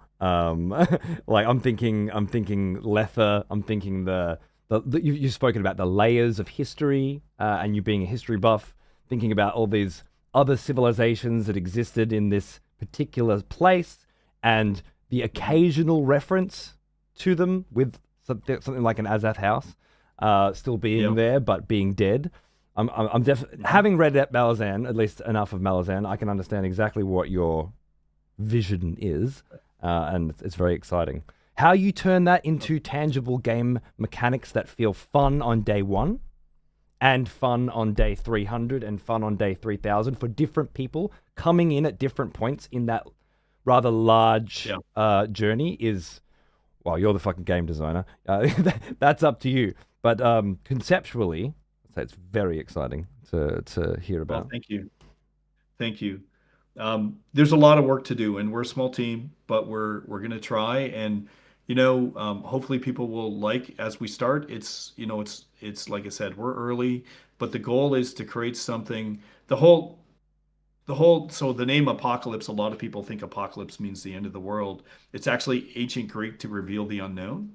And when it's referenced in, say, Revelations in the Bible, the apocalyptic vision of New Jerusalem is people going, "How is this even possible?" And so that's what we want to create as a company. Is can we create something that people never really even thought about before? And okay, so let me jump to the Yeah, yeah. last thing, the The third. last thing I've been dragging it out for as long as I can, but we're all Oh ready man, this is now. awesome. Like I said, I'm excited. When you said Malazan, that was it. That was it. Like Yeah. so I don't know how, but we're gonna get to Australia. We're gonna have some beers and we're gonna talk Dude, about Malazan. next time you're in the Uh, neighborhood, you let me know, all right? I have told I've got a lot of friend developers that I promised I'll come to Australia. I've never been yet, but I want to go, and it's on the queue. So Hey, you ever make it over? let's do it. I live on the beach, Yeah, so next come down for some beers. We'll watch the sunset. I'll show you the aurora amazing. australis. You'll blow your Oh, that mind. would be Yeah. awesome. That would be awesome. Okay, so the third thing, and this ties into sort of the second thing, we've got this technology that we're calling eternity. And this might be why we've had some trouble getting investment. I don't know. It's hard to say. Um, but the goal of the game is to eventually give it away wholesale to gamers. Okay. So as you play the game, we eventually give away ownership. And I don't mean just creative ownership. I mean of the IP. I mean of everything. The problem, and we're big believers in the stop killing games movement. Hmm. Hmm. And if you look at some of the problems that these games have um, after a long time, is that no one even understands them anymore except for the community. So who's best to shepherd these games over time? And I mean long periods of time. Theoretically, eternity is the community itself that's interested in the game. So we see and we have these ideas where we can detect who loves the game and who's hardcore and who's playing it. We see some of them now, but there's a lot of like this started when we started Apocalypse, and I think Valve has correct. I love Valve. I love Gabe. I think he's amazing. Um, Back in the day when we started Apocalypse, you could buy a game on Steam. And then people started realizing, wait a minute, and we knew this right away. It's like you don't buy anything on Steam because if Steam goes away, if Valve or if Gabe dies tomorrow, someone's going to take Valve over. I And heard we don't know rumors what's going to. that there's a button that's going to get pushed. That's going to give everybody full creative control of everything. But it's just that, rumors. But I heard A doomsday, I doomsday heard button. That Gabe's would be got a awesome. doomsday button. He's going to have the heart attack. He's going to fall on the button. Everything's going to unlock for everyone forever. And that'll be his masterstroke. We'll have to see. That would be awesome. I hope that that's true, but we can't rely on that. No. So we what cannot. we're going to do, yeah, what we're going to do, another reason that we're always online is proliferation, is we want to give the game away to gamers. So we have our 10-year story arc that we want to tell. We're going to have, content that gamers will be contributing to. And if they're going to be leaving memories in the game, and 100 years from now, I don't think I'm going to be around. Maybe there'll be some great medical breakthroughs or something where we start living to be 10,000 years old. We can or bloody something, hope, but can't we? yes, but I'm not going to bank on that either. No. So what we want to do is give the game away to gamers over time, and get not only, and I truly mean everything. I mean the IP, I mean the revenue. If it's making 10 years from now, if it's making like $100 million per month or per year or whatever successful games are making at the time, Yeah. we don't care. We're just going to give it away. And Interesting. yeah, so that's the third thing. So those are sort of the three things to sort of take away with Dead House. And that is super radical. The quantum mechanics thing is radical, but this is radical It's as the well. most radical thing you've said today, and that is saying something. So Thanks. I'm I going to think- take it with a grain of salt. For sure, you should. I think you should take everything with a grain of salt. I think that's healthy. Skepticism will help make the game better, and I don't know if we're going to succeed on all these things, but we're going to try. So, Well, yeah, I mean, your heart's in the right place at the very least, and I'm excited to see where things go.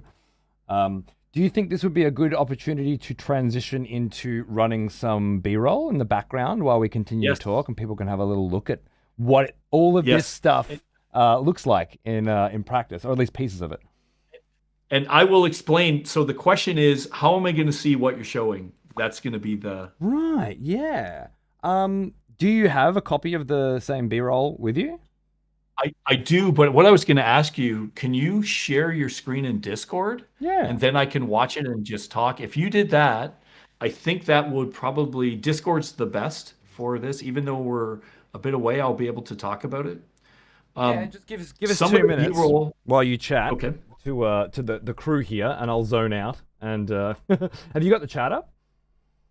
My chat up, sorry. I see the chat. Yes. Yeah, I'm looking at multiple. Maybe you could field a couple pre-questions based on some of the Sure. crazy shit you've just been saying, and Okay, sounds good. and then I'll try and get this this set up for some Discord viewing in the meantime. How's that? Chat, go nuts. Okay, sounds good. I'm looking at it now. How tough am I? I think Dennis's examples like this: found a tower. You haven't played the game in years. Come back, find out a long time ago someone conquered the tower, burnt it to the ground. That's all in-game lore. Correct. That is correct. If you guys have questions, fire them off. And I see how that last point made investors go, "Oh, yeah." But at the end of the day, in some sense, it's very hard to tell. I understand why they would say no, it's very risky to invest money into video games. It's really hard to tell too if a game's going to be successful. So you'll find with gamers, they're very hard to predict, and you never know. No one could have predicted Minecraft. So, oh, I think I got disconnected. Oh, I'm still here. I'm back. You should have me and what I'm watching all together. I I can hope. see it. Yes, this is good. Oh Can you still hear yeah. me? I can, yeah. I'm just sending you a virtual cam through OBS, the streaming software that I use. So basically, it's Awesome. just sending you my stream through this, So, I think. so this B-roll is going to start. I want to prep everyone for what they're about to see. You're about to see what's called the celestial clock come up. And the celestial clock is a simulation of the entire universe. So it's not only time of day, weather, seasons, it phases of the moon, solar eclipses, all that stuff. It's got planetary alignments. It's a Ptolemaic calendar. Oh, I'm back. Sorry. I'm just moving. I'm just gonna put you in the corner. Just a sec. Okay, that's fine. I don't have to be on screen. No, it's cool. I can fit Okay, us okay, both on. good. You just do your thing. Awesome, awesome. So what you're going to see with this clock, I think what happens in this role, if I remember correctly, the clock is going to come up and it's going to tell you what the weather's like, the time of day, and a lot of people are asking, well, where's the narrative? We've only seen combat. In the celestial clock alone, there's over 1 hour of dialogue, maybe more, and you can click on everything to get lore. And one of the things that we're doing in the game, and you're saying, well, what kind of things will we have for cosmetics? Well, one of them is imagine we have multiple characters from the game, and you will get their perspective on the celestial clock. So we'll swap out characters. So here you're seeing the default voice, which is a British vampire. Um, but we could get Alaric who's the Grand Inquisitor in the Chronicles, which we can talk about later as well. Um, you could get a Banshee that will come on, and their Banshees have the voice of the gods. They speak directly with the power of their gods. So very, very interesting and different takes on everything. So it's not just a different voice saying the same dialogue. It will give you different lore. So that's what you're about to see here in this first minute or so. Nice. All right. I'm gonna start it up, and I'm just gonna move both of us. Actually, I've just decided I'm gonna move both of us to the top right and top left corners, and that's gonna look way better because we're gonna see some more of the interface, which is great. Because I didn't expect, honestly, to see as much, as much kind of nice HUD work as you guys have already got prepared. Clearly, you've been ready for this next fest for a while. Yeah, we've I really like stone HUDs. I know it's not the rage these days with a lot of these multiplayer games. They have all the transparent HUDs and stuff, but I was like, I want stone, I want gothic. Yeah. So yeah. Fuck yeah! Anything that doesn't look like Destiny 2, I'll take. This new trend of like these kind of mouse cursors that you move with the right stick and you have to hold for 25 seconds before you can. I can't handle it. This feels like home already. All right, so this does have some audio, correct? Yes, it does. Yeah. Let's just find out very quickly if you're hearing it too. Let's see. Is anything coming through for you? No audio? Yeah, but the seed. No audio. Cogaloon means shit. Thoughts. But that's okay.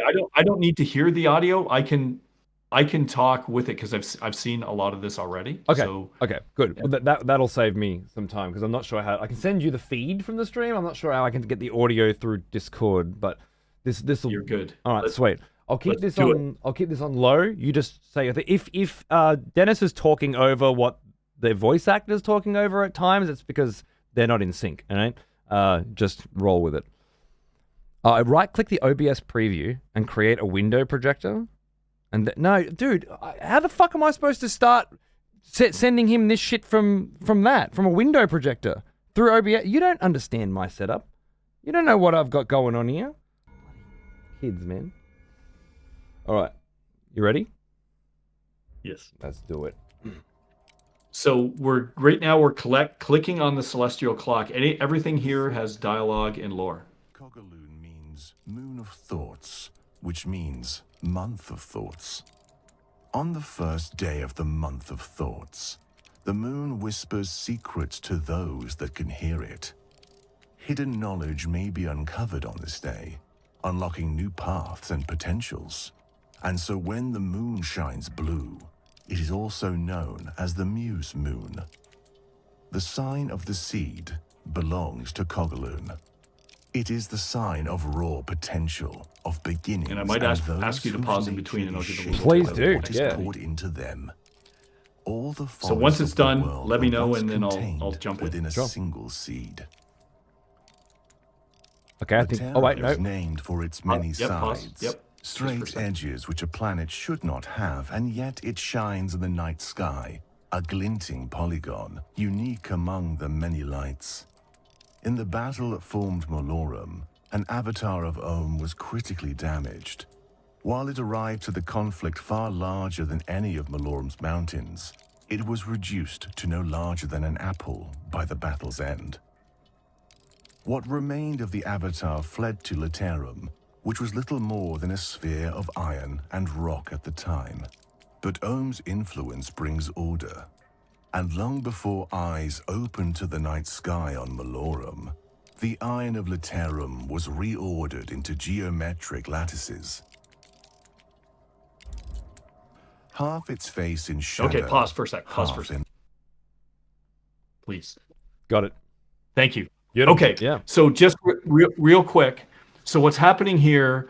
You'll see a simulation, and what this is in the center is a Ptolemaic calendar where Mount Malorum is actually in the center, even though the star itself is rotating around it. So we did a lot of research in Ptolemaic calendars and stuff, and they are accurate. They're just a little bit more mathematically difficult to predict.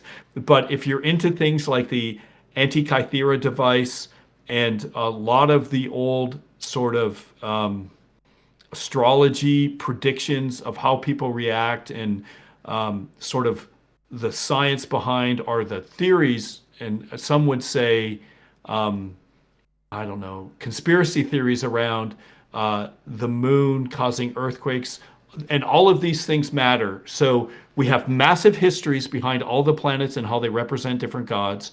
And when you have, say, a planet goes into alignment and they will glow, and right now none of them are in alignment because none of them are glowing, it will change the results of what you're doing while you play the game. So you remember how we're saying everything is deterministic? Imagine all the things that you do while you're playing, how you perform, all the histories that's there from other players. What's the current planetary alignment? Is this like planet here, Runa, or which is the moon? Is it in alignment? All these things will come to contribute to your gear and to the history of all these things. And this is what the celestial calendar is. And it's one of the things that really separates it apart. And then, like I said, there's over an hour of dialogue in this alone. And we can also switch out different voices, which I don't think is in this video. And when I say different voices, I should re-say that. We can switch out to be different characters, whether you're going to see the Fetid Prince, whether you're going to see the Banshee Kiva. There's all different characters that will come in and give their own perspectives on prophecy and where the game is going. And we do go into some very interesting philosophies of eternalism that also come into quantum mechanics, but it's all very dark fantasy. So that's what you just saw here. That's So it. Keep going, please. Demon Fox says, I like that it's not just reading what's on the window.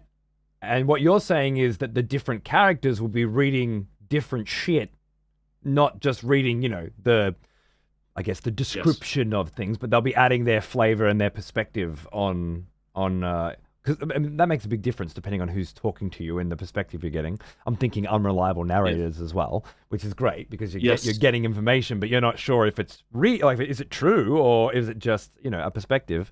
That's some fucking fantastic sounding shit. I do have another gameplay question though.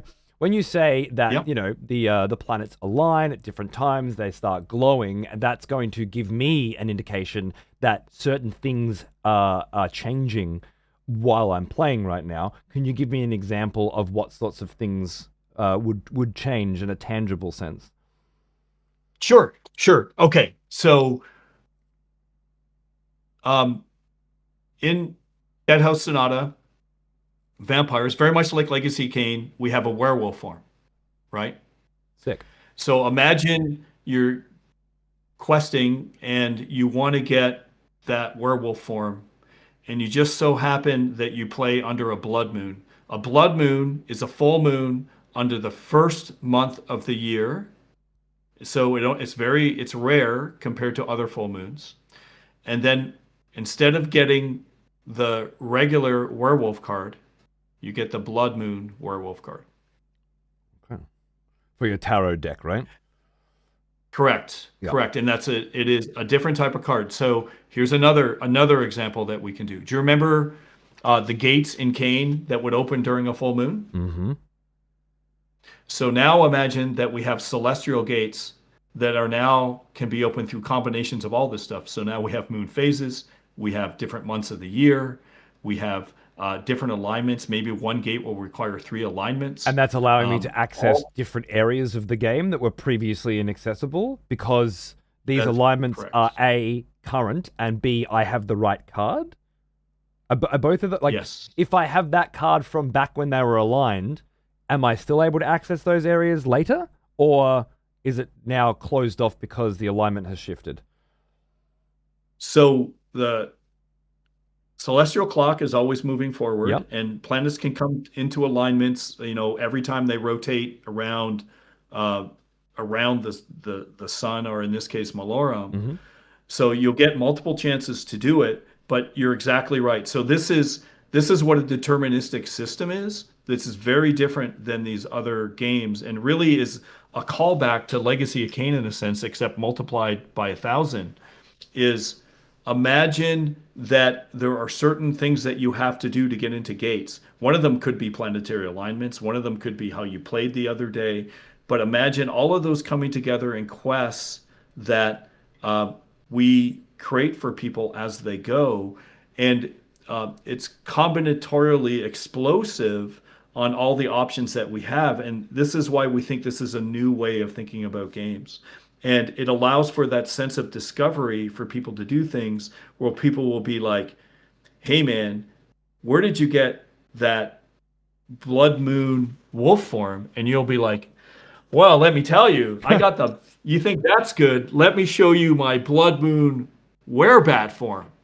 And you'll be like, you can only get this after you get the blood moon werewolf. You have to go through this gate as a blood moon werewolf during 3 planetary alignments, in the 3rd month of the year. Okay, now this goes straight back to what you were saying before, though, right? Because normally I answer that question by simply saying I go to this area and I grind this mob. But instead, you're saying I tell you the story of how I got this form. I give you the history that I go through the steps that I had to take when I took them and how I took them in order for that to have happened, which is, I think, that's the best way for me to understand the process here. That's a very good example. Sorry to interrupt. Please. No, you're good. You're good. That's exactly right. And you know what? It's undiscovered country. So we're going to be, as we iterate with the community, we'll be creating more and more of those things. And so far, just as an example, we've been working with a limited number of people in our Discord under NDA for about a year now. And what we found is people like reverse engineering what the quests are to try to figure out what's triggering what. But the great thing about this is that there's no real limitations. You can just keep adding things as you go. You can have community add things. Right? If the community is changing the world, maybe the community creates something that we previously didn't envision, but we just add to what we call feats or quests that are commonly known, and then that starts opening up things that I can't picture that. Think of before. It's probably me, but I can't picture what that looks like. How do I change something in that respect in a meaningful sense? What action have I taken that has then changed what's in the game? You founded the Dark Tower of Profanity, and a quest is then based upon doing something in the Dark Tower of Profanity that didn't exist till you created it. Right, and that's me that's setting up parameters for go here, collect this, bring it back here, or... Yeah, and you found that Dark Tower, and then you're creating agency within the world, and you're creating opportunities for other people that were not previously possible without your interaction, if that makes sense. I can't get my head around that part right now, but I'm sure it'll come through later. That's fine. What really excites me is me seeing some motherfucker run past as a werewolf, a red werewolf or something, glowing, and I'm like, wait a second, what? How did you do that? And they tell me this grand tale of when and where and how.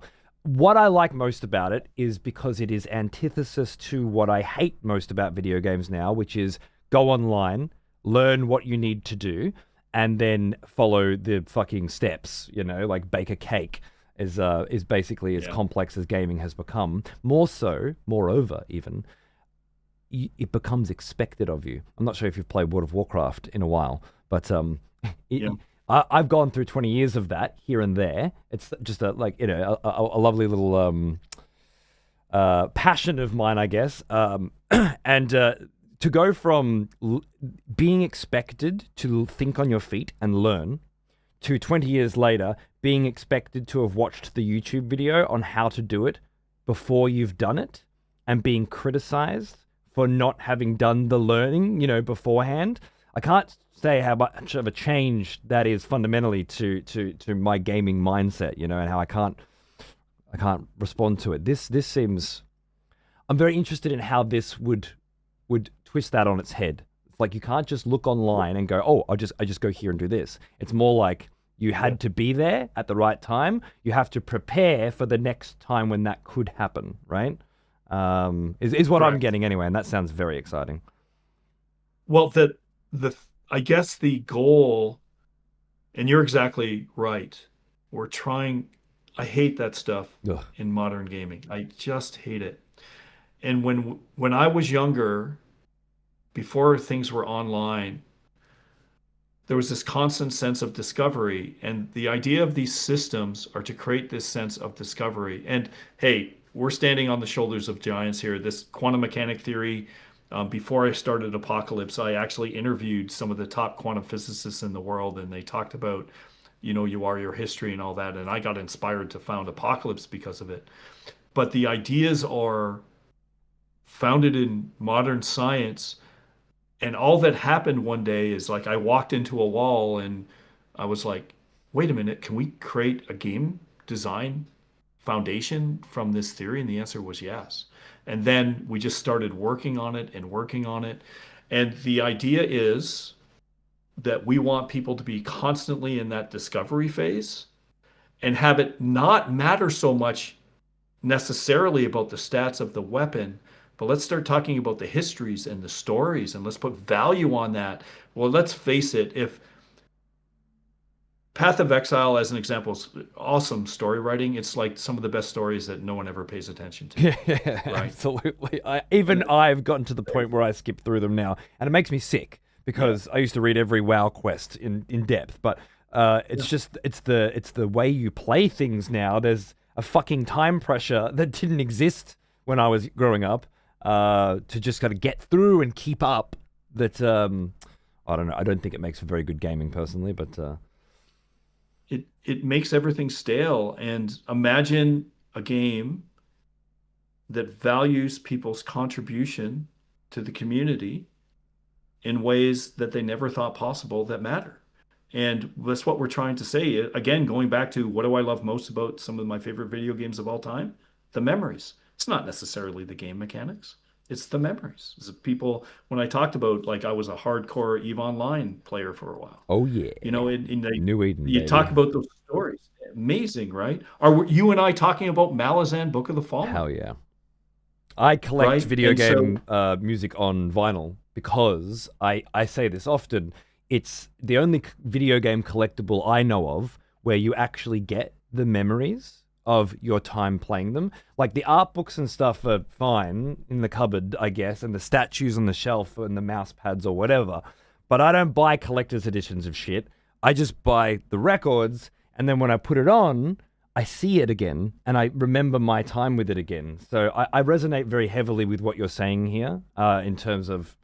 and I'm very interested in how you turn that into gameplay mechanics. That's incredibly exciting to me. it's going to take some time. The system's not done, but it's going to take time. And by playing with the community and going into early access, we hope that we will get there and that we will change the direction of the industry so people wake up and go, they start to, in my opinion, 90% of the industry is creating games that no one wants. No one wants these anymore. High guard, anyone? It's just, yeah. And how much money was pissed away on that fucking shit? To what end? It doesn't even matter if the game's any good at this point, because the world's already decided what it is before it comes out, you know? Which, contrary-wise, makes games like this, in my opinion, the whole independent market right now, one of the most exciting times for it, because there's so much shit out there and so many people making so many different things, you really can make your thing and find your market for it. It doesn't have to be the biggest thing ever at all, but the lovely little niches of things that appeal specifically to these people, you know, things that people love, again, are passionate about.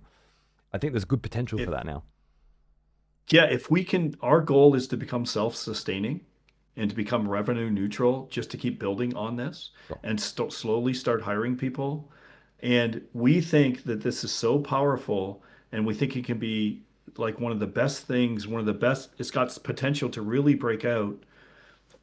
And if theoretically we're right and this can live forever, to give it away to the gamers after all the effort that they put into it is the best thing we can do.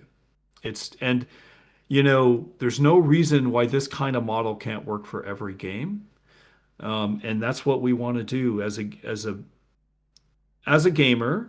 As a game designer, when someone comes up to you and they tell you how much they love Legacy of Kain, that means more than anything else. It means more than all the awards, all the money, because when you get older, all that stuff stops mattering. But what does matter is people say, do you remember when you did this? And I'm like, thank you. That makes me feel like I made some kind of positive contribution to humanity. And so this is what we're trying to do more than anything else with Deadhouse. It's awesome, dude. All right, I want to chat very quickly about a few things that have jumped out at me, a few sort of connective tissues that have been mentioned. You have degrees in computer science. You clearly have an interest in quantum physics, quantum reality, and quantum theory, which I haven't thought about much for the last 10 years, but there was a time where the Down the Rabbit Hole documentary sent me on a fucking journey, man, let me tell you. I smoked a lot of weed back then as well. You know, I didn't have kids, and I went down some pathways, you know. You clearly want to, take your history, to turn a phrase, and use that to create something that is different from what is currently available. Now, I want to kind of just throw this out there with no opinion one way or the other on how this sort of stuff is currently or how it will be 10 years from now. And to use to borrow another terrible term, AI and generation and procedural generation and that kind of philosophy. Do you have any interest in building that into this game at this point? So to some extent, yes. However, my views on, my background, my master's thesis was on neural networks. And in 1993, in a game called Fantasy Empires, the 2 games before Legacy of Kain, I actually put a learning neural network into a game it was a Dungeons and Dragons game where it was kind of like, what's that? I'm blanking on the name now. Anyway, it was a game that had a strategy element where you'd move pieces on the map and then you would fight real time. It was called Fantasy Empires. Okay. And then we had a dungeon master giving you advice and learning through things. So my opinion of technology is very different from a lot of people because I've been thinking about AI forever. It's what I've been doing. And to define AI is very difficult these days because it means so many different things to many people, and many people do not understand technology. Oh, of course. I mean, so the first, just like, are we talking about the way NPC behavior works in a video game? Or are we talking about a fucking language learning model, right? Both called AI. Exactly. In the same sentence, right? but no differentiation between what those two different things are. I'm asking you specifically because you clearly have a history in this world. I don't give a fuck what the random motherfucker on Twitter says, but I am interested about your opinion on it. Sure. So there's a couple things that I think are pretty salient. One of my favorite movies of all time is Blade Runner. I don't know if you've ever seen that, or I'm just a huge fan. I've got the originals and the 4K remasters. Actually, I think there's about 3 different versions of Blade Runner. So I even liked the new one too. But anyway, yeah. I did too. We're so aligned. I just watched it the other day, and I liked it more the second and third time I watched it. Agreed. And it didn't replace the first one, but still very, very good. Blade Runner, I think, was made in the 1980s, and our perception as a species of technology and predicting where technology is going to go is very bad. So if you look at Blade Runner, it was spec to be 2019 in LA. Right. And in 2019 in LA did not look anything like that. There's no flying cars. There's no giant pyramids. The end of the world didn't come through our predictions of sort of the environment. So it was all wrong. And people's understanding of artificial intelligence and large learning models and all these kind of things are massively skewed through what's mostly marketing and people trying to raise venture capital for AI. And so I do not think that AI is able to replace people, and we're not going to see that for a long, long time. And I think a lot of these companies saying they're laying people off due to AI going to replace people, they're going to do some pretty hard face plants if they really mean that, if they actually think that's going to happen, because I don't think it is. Amazon today announced 50 billion investment in AI. Yesterday, it was at 16,000 employees fired. I think those numbers are somewhere around there. Anyway, yeah. Thanks for the raid, by the way, Zeus. How are you, mate? You might enjoy this conversation. Sorry. Continue. And yeah, for sure. And hey, Zeus. I don't know you, but welcome. You guys are good. I'm sure it sounds like it. So AI is a tool, and it's a very powerful tool, but it absolutely only is a tool, like a pencil is a tool for an artist. And can it help with things? Like all technologies, there's a very similar, if not identical, pattern to how technology works. And I'm going to start with this sort of simple example, and then and misnomers and people. Remember how I was talking about the layers of complexity and how people don't truly understand technologies and our income tax system. This is one of the problems that we face today that is, frankly, causing a lot of stress where it doesn't need to be. So back in the day when I was younger, before the internet was around and before there was email, people could write letters to each other. As a young man growing up, I wrote almost no letters my entire life. I was not into writing. I would like to talk to people. And then email came along. And everyone thought, and the general consensus with technology is that people feel technology is going to save them time. And that is 100% false. It's not true. And as a matter of fact, it's the opposite. And if you want a really grounded breakdown of this, understanding of technology, I recommend this lecture series called The Real World of Technology by Ursula Franklin. It's a 6-series lecture on how technology affects society, but she goes through this. She's one of my inspirations. I actually met her when I was doing my master's in comp sci, but it's a really short read. It's really easy. The Real World of Technology. Anyway, so when you write an email, you can send more mail than you ever could before. And you could write letters to people much faster. They'd get them in a day instead of, if I wanted to write you, say in Australia, it would take you probably, the old snail mail way, probably take a couple of weeks before you'd get my letter. And that's if I even bothered to write the letter, which would be a huge pain in the ass. But with email or with Discord, we can type to each other, but it doesn't save us time. It makes us more efficient. So we're more efficiently communicating, but the catch is it takes more of your time. So more advanced technologies make us more efficient and more productive, but the catch is they always take more time. So we spend So more all these time people talking saying to each that, other than we would if we were yes, spending letters. So there's a net negative in yes. terms of time spent, but the same information has gotten through. Is that what you mean?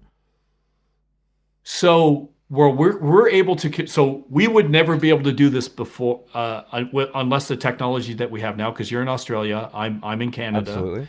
and in order for us to do this without some of this technology, I'd have to fly down to Australia and we'd sit in your studio and do this live, and then you'd project over, say, but that even then without the internet, that's even questionable.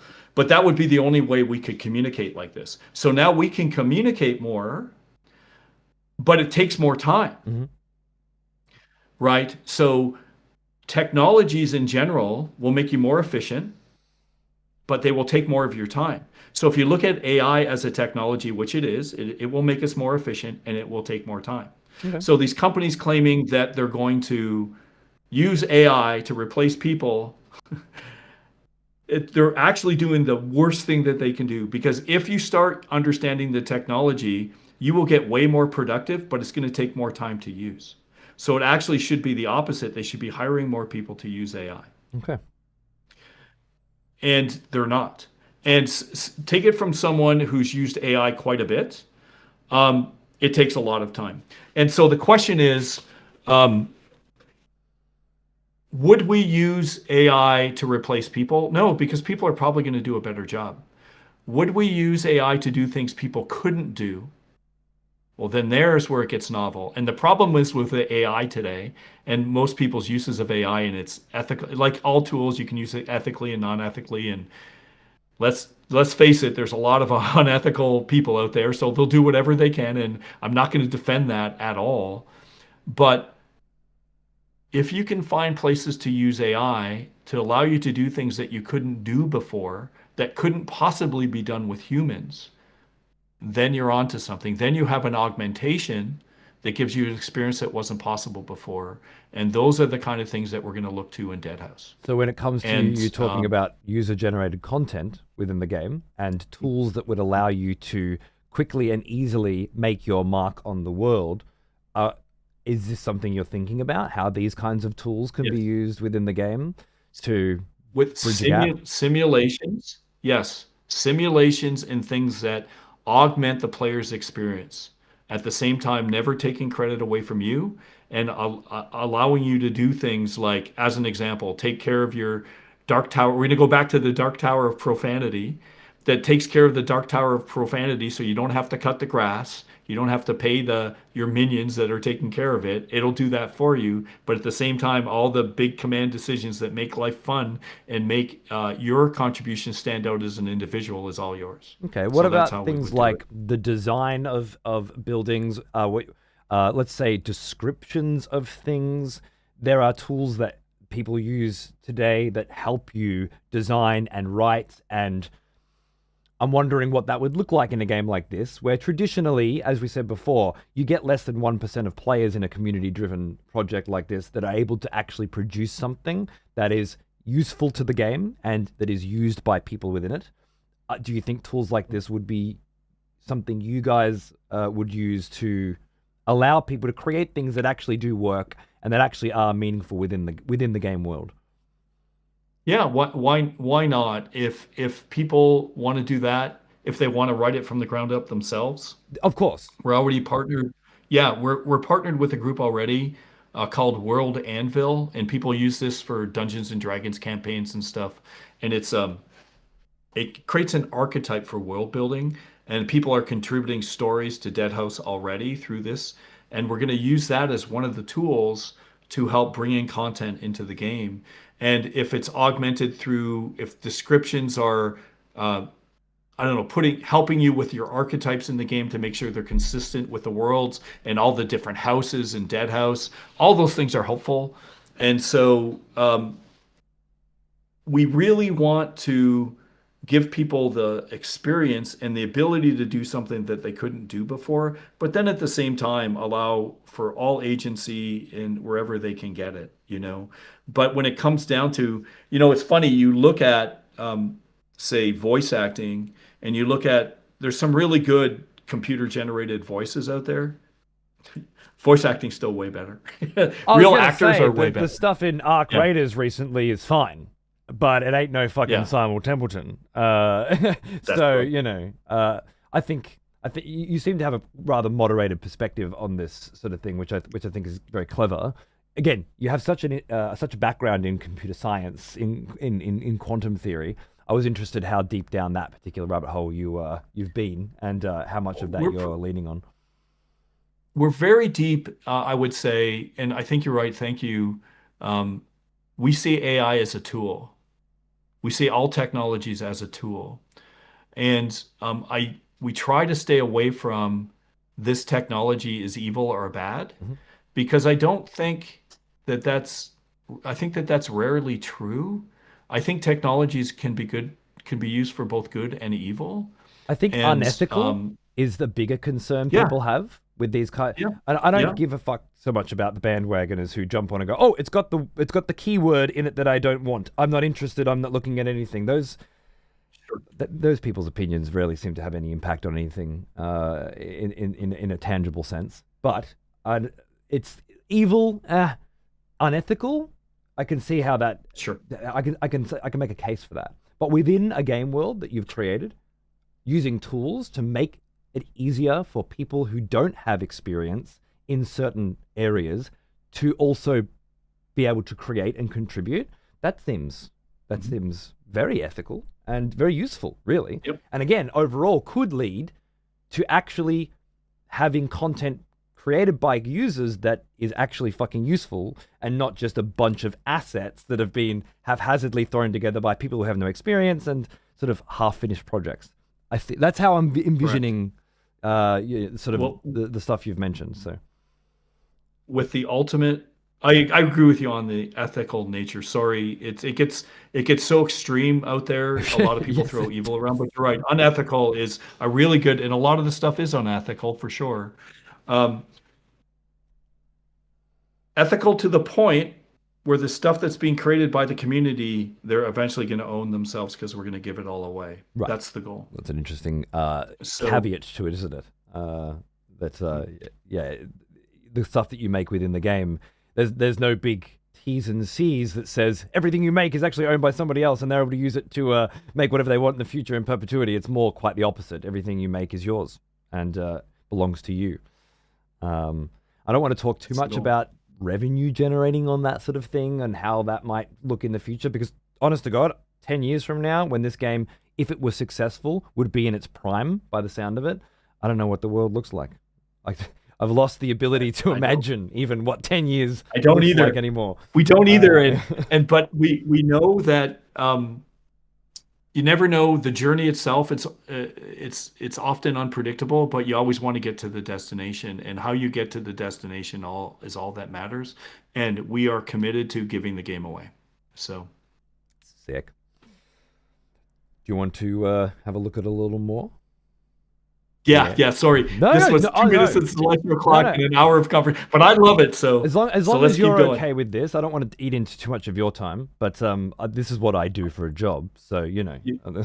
You mentioned Malazan, Book of the Fallen. I could go 10 more hours right now. I'm so excited. Beautiful, I love it. All right, hopefully we'll get to have a chance to have more chats like this throughout the development. For sure, that'd be good. All right, I'll hit play now, and you just let me know when you want to pause it again, because you've got some insight to share. Light. For sure. Alalmut's blessings flow from Ruina with the glint of moonlight on our blades. What light falls upon Ruina reveals only death. I'll stop just 2 seconds, really quickly, for anybody that came in and might not be up to speed with what's going on here. At the moment, we're discussing a system wherein certain parts of the game become available or accessible based on the alignment of the stars and planets. So, and right now there's one character of possibly many describing the situation, just the current events, and every day it would be a different scenario, really, wouldn't it? Different events, thereby allowing you to unlock and access different things within the game. So, celestial alignments, that's it. No living things creep within the shadows of its craters. No structures dot its pallid face. It is the ruins of a collision between worlds whose names are lost to time, and all that remain of them is Ruina and Malorum. The moon and the sun? Half its face in shadow, Ruina half and in Malorum, light. was it? Alalmut's blessings Malorum. flow Malorum from is the Ruina planet with that you're on. glint of The planet. moonlight And on the our moon blades. is called Ruina. That's right. Yeah. Dequius, And it's etched with the day ruin. of rest, Yes. is the last And I think day he's of clicked the on a month Ustilian here. week. This is a month. Okay. It is named from Ruina, which is tied to Alalmut, the Ancient of Death. All things must rest in order to be renewed. Every plan comes to fruition or fails. Every sun sets. Unlife Every restores life passively. ends, and so too every Interesting. week. Yes. So, but there's unlife Now- and blood for the vampire. So unlife is going to be the gray meter, and blood is going to be blood, which is sort of your hit point. So unlife will restore. Yes. Unlife being, again, this is the guy who made Eternal Darkness. So when there's different fucking bars involved, it could have rather profound implications, unlike other video games. So when you say unlife, what are we talking about here? Is it a mana bar, or is it something more complex than that? It's a bar underneath. When you look at the HUD, when the HUD comes back on, you'll see a red bar for the vampire. That's his blood. It's unlife is the life under that, so he can be out of blood, but still not vanquished. Uh-huh. I don't want to say dead because he's already dead. Right, yeah. And we have so many exciting things to show people, and different powers. So imagine a lich who has power over time, and these are the kind of things that we can do. Right? There's many potential things that we can do in the game that we think are just so exciting. Let's keep going. Let's see what's because I know I have skipped through earlier for a cheeky peek, and I did see tarot cards and all sorts of fucking cool shit. So let's see what's We should get into it. So it should come forward. So I only looked at this quickly too. Sorry. I did get a last minute build, so if it's possible, I don't know if I can even stream to you, but I could show you some more stuff too. Yeah. Let's see how we're feeling at the end of this one, and if you've got some extra shit in there, I'm happy to see it. Yeah. It says here, it looks like the clock has changed, and now there is no light, there is no darkness, so twilight. Enemy fire spells burn 50% longer. So these kinds of modifiers are constantly changing based on the day, the month, and the year, and the alignment of the planets. That's very cool. Exactly. So as an example, some things that are just basic with real life. So we have weather patterns as well. We simulate entire weather systems. But if it's a really super windy day, archers are not going to hit as much. Right. So we want to put all of these things in to sort of change the world dynamically in a way that makes sense. And you'll be like, oh yeah, that makes sense. But it also... life, it's kind of like the butterfly effect. We all play the butterfly effect, right? And all of these things matter, and everything you do matters. I guess if I was to sum this up, choice really matters in Dead House Sonata. Everything you do matters. So that's kind of the sort of theme of this stuff. To help my visualization again, when you say archers miss more because it's windy, is that because they are physically aiming their bow and the wind is blowing the bow, or is it the accuracy stat is lower because of the wind, right? Like, what kind of system are we talking about here? So right now, I believe it's not finished yet, but the accuracy stat is lower because the wind is blowing hard. Right. What we would like to do is have the wind actually affect the arrows. Could the archers particularly compensate for the arrows? Yes, but the wind is very strong. The player can take advantage of that. And if the wind's blowing to the right, if they move to the left, the chances of the arrows hitting them just because of dynamics will be a great advantage to know if you move this way, the arrows are probably going to miss you because you're moving twice as fast because the arrows are being pushed by the wind. So if that makes sense. So there's a big difference between skill and player skill in these sorts of scenarios, and they make for very different kinds of game experiences, right? So I'm just curious, is it leaning one way or the other? And that sounds like for now it's kind of one way, but you're looking at more simulated physics moving forward and more player skill driven systems. So, well, so we just think that what you do matters. So in some cases, could better performance matter? Yes. Could you set up scenarios where worse performance matters? The answer is yes. So could you maybe this one gate only opens if you die 10 times in this scenario, or you're vanquished, and then it opens. There's all kinds of things that we can do.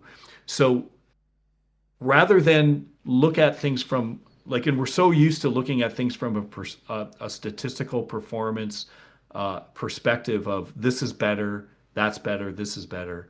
We're talking about your history.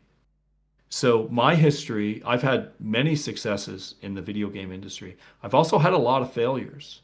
I've had some big failures, and it changed in some sense when Silicon Knights went away. It allowed me, first of all, to meet these quantum physicists in between Silicon Knights and Apocalypse.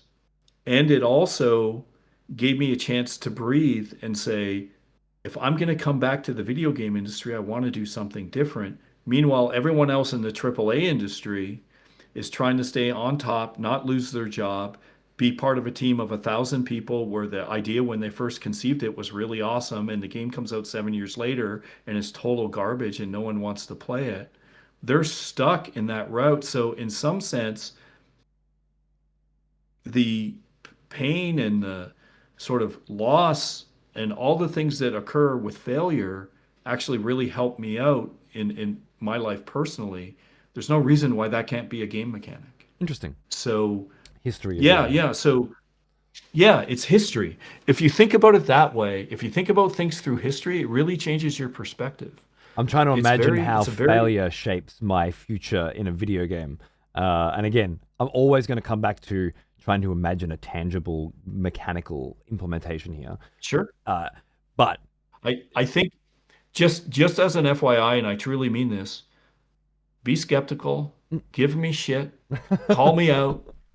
That will only improve things, because I can't say we are really excited about this direction, but it's going to take a lot of kicking of the tires to make sure that this works. If we truly want to change the world, and we do, it's going to take more than Apocalypse to do that right.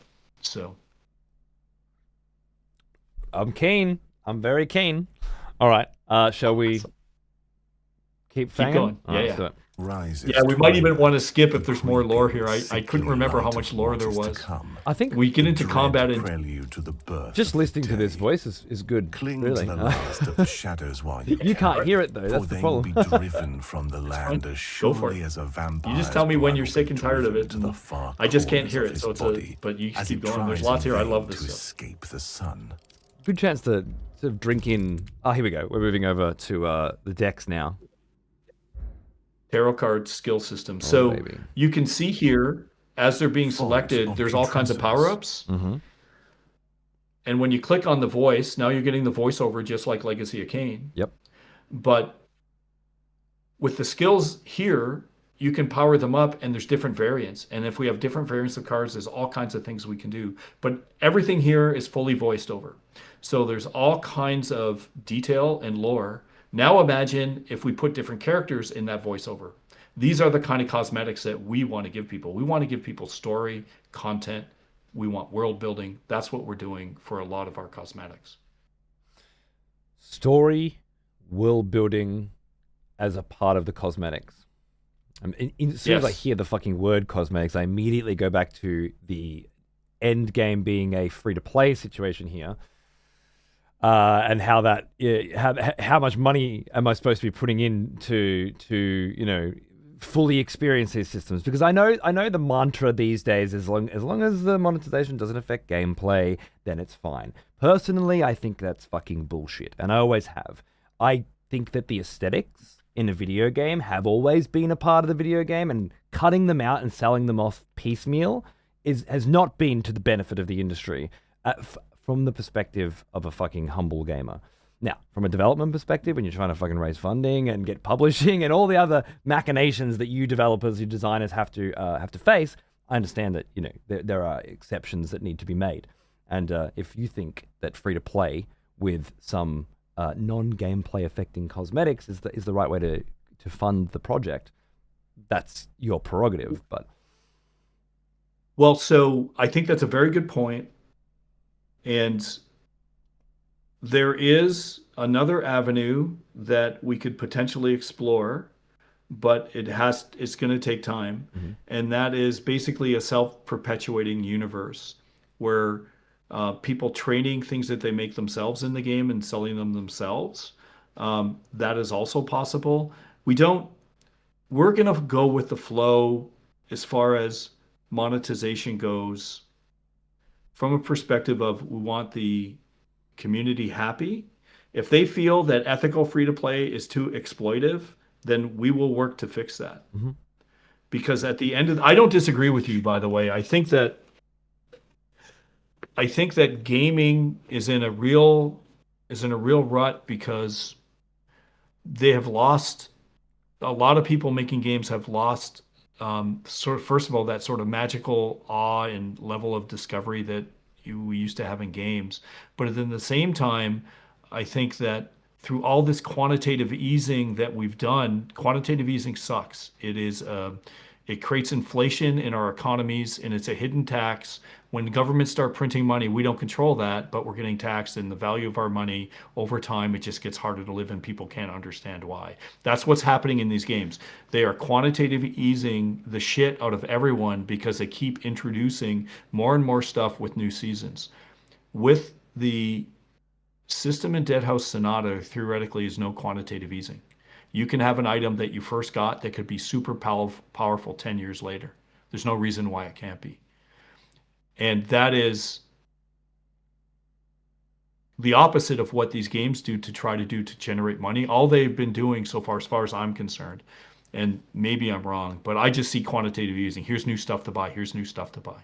Well, yeah, what we want to do, want to make money every year, and they want to make more of it. Sorry, no, it's usually just, as far as I understand, again, layman, it's investment groups own these publishers, and they want to make sure that they have a return on their investment that is continually scaling, and it has to be bigger than the last fiscal year every time, because that's how the business side of it works, and it has little to do with what makes good games, and a lot to do with how do we make more money.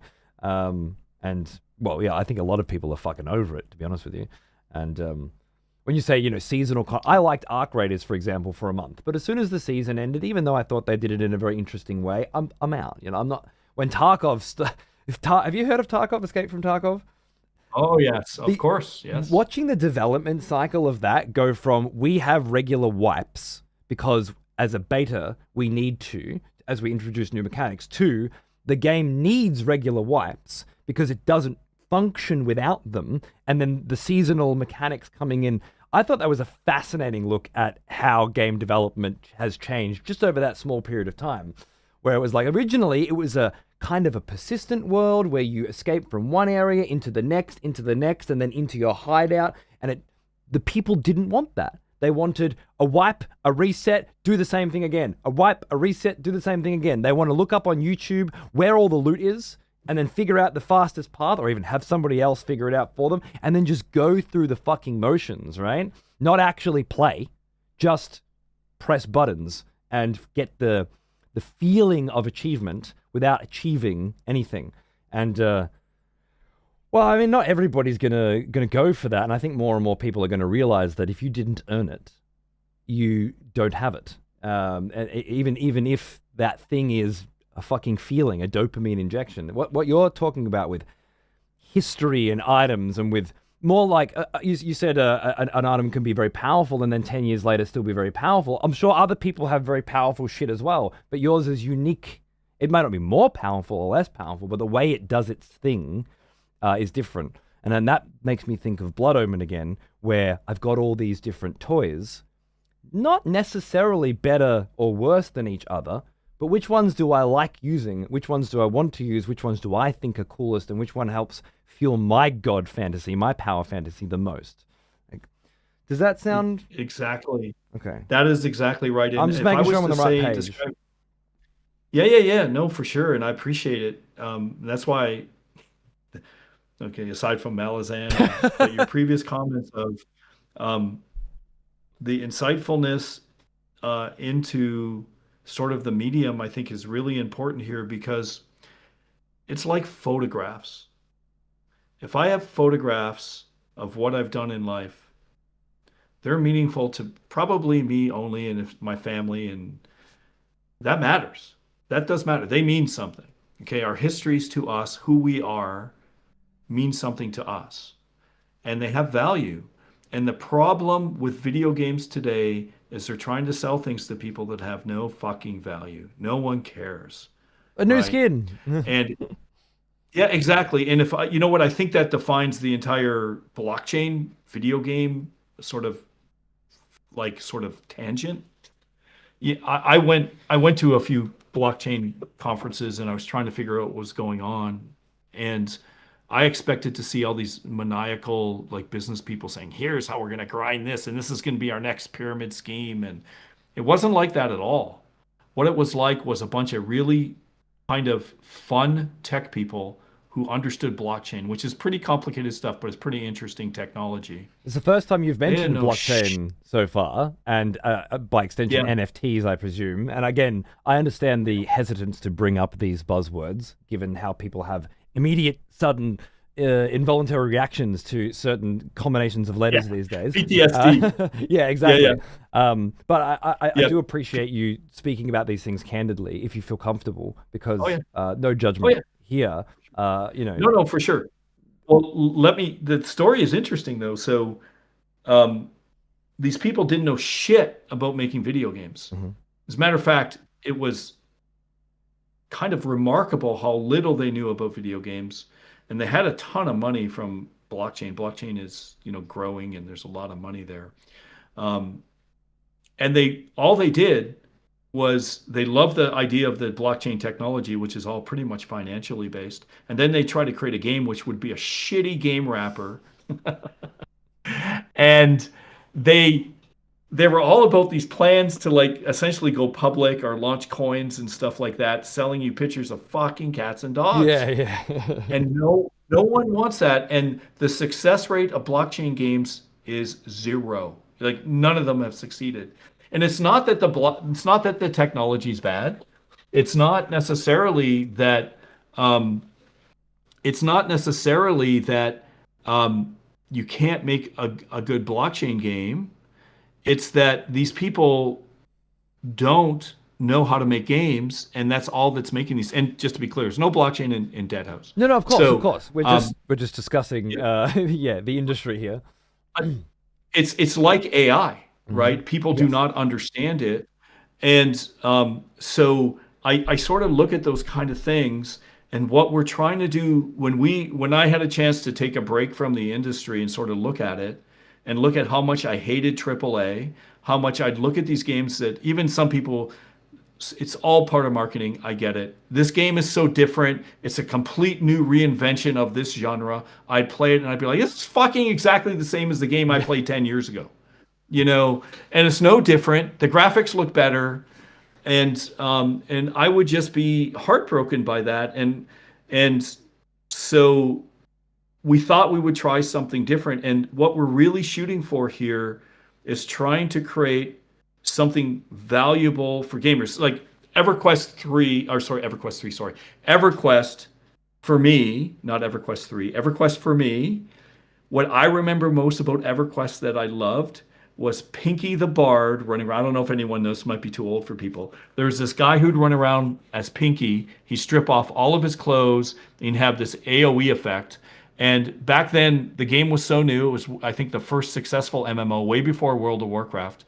And they used to have like level 40 giants on this area with like in the beginning area with like level 10 or level 5 enemies. And what this Pinky the Bard would do, it was his way of showing how bad the design was. He'd strip off all his clothes, turn on his damage aura, and then just start stripping and running and training all the sand giants into all the newbie areas and killing everyone. Yeah. Their entire server wipes. And all this guy used to do would be create videos about Pinky the Bard. And I love that. That's what I remember most about EverQuest was that memory. And People making stories, right? if we, yeah, if we could harness that for people, and again, going back to the Dark Tower of Profanity, then I think we're doing something that's at least new and hopefully has a chance to establish it. And who knows, maybe 1,000 years from now, if this actually works, there'll be people, historians looking at us going, hey, there's those two fuckers talking about this idea that actually worked and it's gone on for 1,000 years, and this world and the Dark Tower of Profanity is now a great library where people come to discuss philosophy of technology and AI, and it all started back at this podcast. That's very interesting. When you talk about things like when you say something like that, it makes me think kind of like a Second Life thing. Do you remember back in the Second Life days where people, and then of course Facebook dumping massive amounts of cash recently into this idea that they would create a virtual world, which looked like such fucking dog shit, right? And of course it failed miserably and it ended up being this huge money sink and whatever. But I'm sitting back going, the only reason this fucking sucked is because it was made by people that don't make video games. Like if somebody who could make amazing worlds was behind this sort of stuff, all of a sudden it's not just big, it's the next generation of technology, right? People, the whole like you'll put your headset on and you'll go into the virtual world and have your meetings in a virtual cafe. No, you fucking won't. But discussing philosophy in a profane library that has history because of the things that happened in that world, because of the battles that took place, because of the heroes that were born, because of the relics and the artifacts that were created because they were parts of those battles that are now, displayed on the shelf, but also can be grabbed and used as a weapon. Like that, I see what your vision is here, and I absolutely see things like AI, things like blockchain, things like metaverse, not the current understanding of those concepts, but what ideas like that can be within a virtual world, and what that can do to, well, when you say EverQuest, what you're really talking about is the most basic version of a persistent world. Now, World of Warcraft took a similar concept and using popularity and market acumen and some very fucking good game design, took it to the next level, right? The next level on top of that, obviously the next 5,000 MMOs did the exact same fucking thing but worse, and what have we got now? Like, maybe Final Fantasy 14 is the spiritual successor to WoW, maybe, I don't know. But you remember the years of, what's the WoW killer? What's the next, every single fucking MMO? This is the WoW killer, WoW 2.0, This, what you're talking about is the real WoW killer, because it's the next persistent world, right? It's the next version of a online universe where people connect and participate with each other to complete goals and to share information and to share stories. Stories is the big one. Yes. I think as humans, as a human species, that's how we relate to each other, is through stories. And the medium is the message for sure.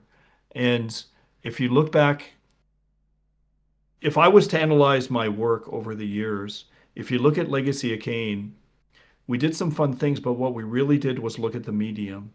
And the medium back then, we had this new technology called a CD-ROM that we could actually fit voiceover for the first time on a console, because before that it was way too expensive to manufacture. I was gonna say, when you mentioned doing voice instead of text, it was like technology was the barrier there, right? Because audio files were fucking huge, if I remember correctly. Yes. I remember downloading games, and it was the audio files were bigger than all of the graphic assets combined. That's crazy. You mentioned that. That's funny. That's right. You had the CD-ROM, and with it, a whole new world was opened up. Exactly. And if you look at Eternal Darkness, we started looking at the whole idea of, now we have these things that can reflect upon, with the sanity system, reflect upon players' actions and what's currently going on in the collective consciousness of the world, thinking video games are evil, playing with your head. We actually had, who was part of the design team, a cognitive psychologist that would go in and test things. When we did the delete save game, we would actually do, and this this has got to do with the theory of flow and Dr. Csikszentmihalyi on the sort of perfect aesthetic experience. We knew we were onto something with Eternal Darkness because we would ask people what time it was when they were playing. And the more that they lost track of time, the more that we knew they were in flow and really enjoying the experience, because asking if someone's having fun, they don't know. And Eternal Darkness was a very dark game. And when I explained it to Mr. Miyamoto, he's like, Dennis, you kill almost everybody. And he's like, this insanity effect that you're doing, that you're deleting people's games. We work for gamers, which I think is one of the best things about Nintendo. That mantra is awesome. And we're going to delete their save game. What if they take their GameCube and throw it against the wall because they thought their save game Can you imagine was having destroyed? this conversation with the fucking CEO of bloody Nintendo? Yeah, it's a true story. This happened. It's wild. And I sat back and I was like, oh man, that's really true. And I don't know what I would do. That's a decision you have to make as Nintendo. But as a gamer, if I did that, I would never forget that game for the rest of my life. Fucking That would be one of the amen. best memories I ever had. Absolutely. And then he approved it. He was like, you're right. You're right. And so now when you look at Dead House Sonata, we have cloud technologies. We have AI. We have all these new technologies. If you look at Dead House, in a sense, we're going back to the basic foundations of storytelling, but now we're saying, what can we do with persistence? If you are your history, how can we use that as far as servers go, persistent and online, but give people sort of this power fantasy where they can run around as the undead, they can be race, they can be, into torture, whatever they're going to be doing while they're having their fantasy, their power fantasy, where they escape in this deep history of this world where there's giants and there's angels, and we're going to introduce other houses and you'll be able to play as these races. I was going to say, if But this all takes off, people are going to get very excited about the idea of playing with a house. Because first it's a class that I'm interested in, but then it's a house that I'm interested in. And it brings you back to Malazan, to fucking Wheel of Time with the different schools, the different colors of the Aes Sedai, to more recently Brandon Sanderson's Cosmere. I don't know if you're a fan. Amazing. Did you see he was approved for the film yesterday? Did. Yeah, very cool. I did. Yeah, we're hardcore fantasy lovers here, so nice. we knew right away. We're super excited. I got the TTRPG for Stormlight, and the Mistborn one's coming soon. So the new tabletop, and I'm really just using it as this like wealth of Cosmere knowledge to dive into, and it's super fucking fun. But you think about the different houses and the different radiants and the different powers and abilities, and obviously that's the power fantasy, right? Everyone who's playing is like, fuck, I want to be this. So I love the idea that you have this huge world already fleshed out, and all of these lovely concepts in the future, because that's the sort of stuff that gets people salivating. Like I can't wait for this. Like vampires are cool, but I'm an angel, So what I want to show before, if there's time, it depends if you want to kick me off. So okay, no. You've talked too much. There's no rush. But there's a new build there. I want to show the Chronicles. So we've done in Dead House Sonata something called the Chronicles of the Grand Inquisitor. And it is over 15 hours of lore building for the game before the game even starts. Fully voice acted. Essentially, you can buy audiobooks and they have, sometimes they're kind of augmented with different actors. Imagine something that's got like sound effects, fully voiced. And this is going to be something that's going to be in early access, and there's already like 13 hours of it. Is this the radio plays I was hearing about?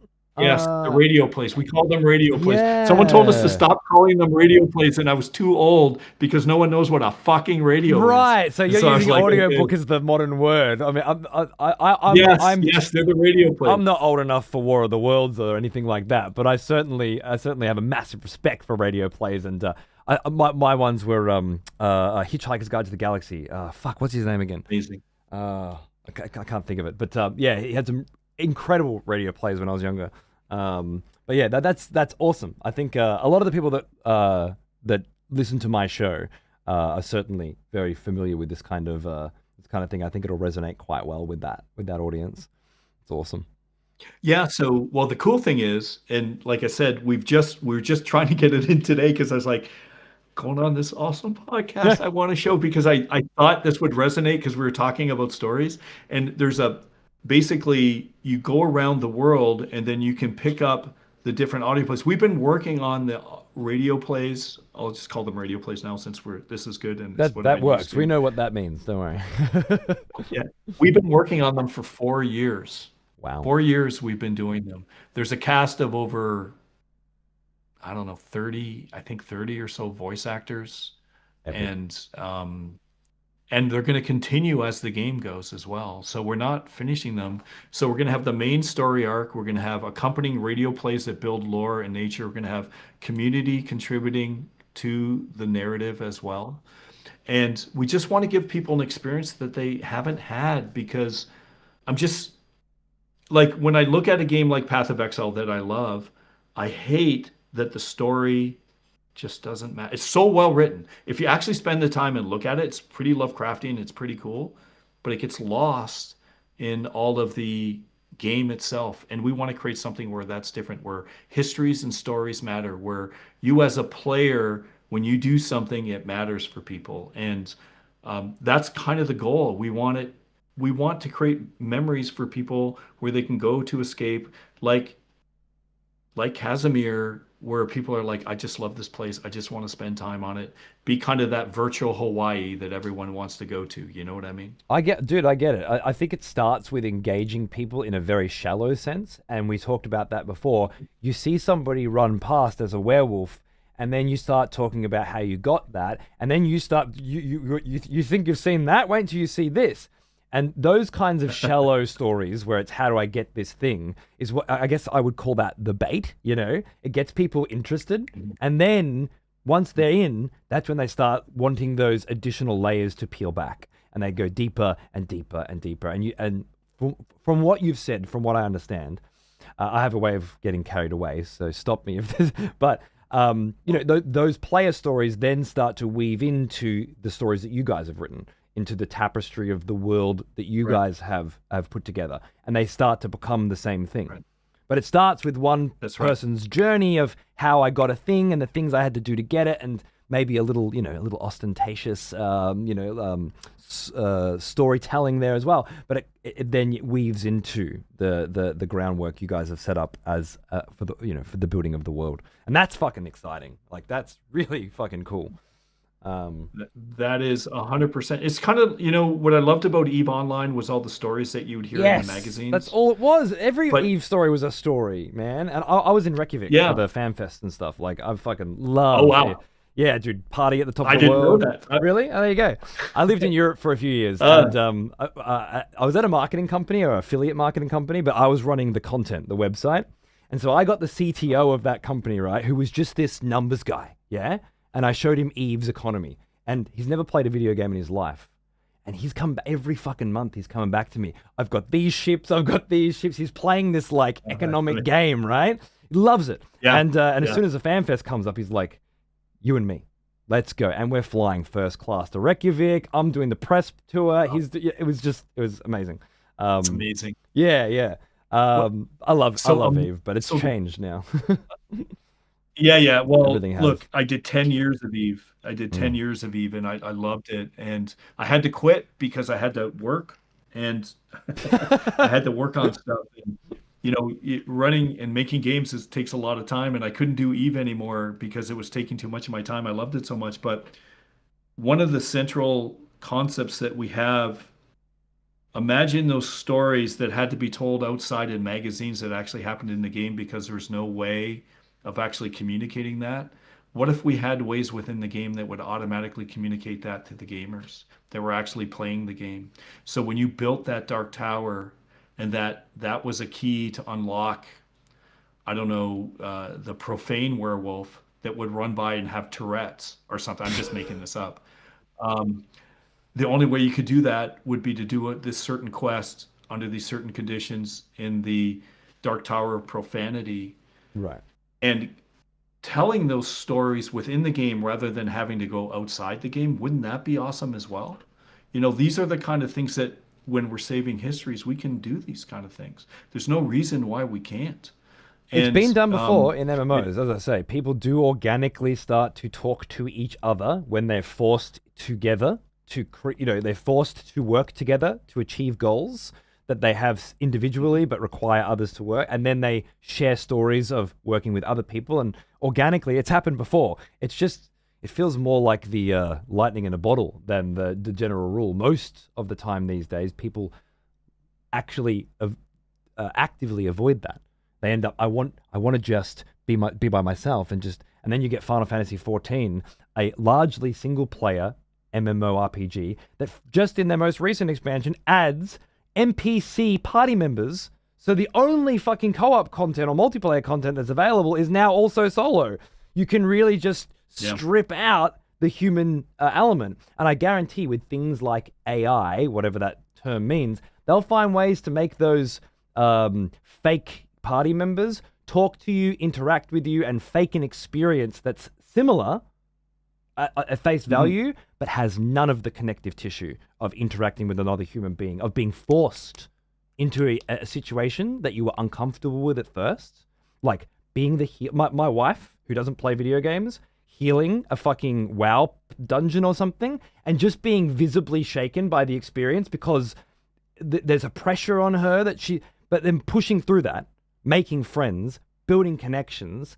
That's we're moving away from that. And it's the biggest fucking mistake I think game developers can possibly make to just have everybody in their own little rooms and no connection.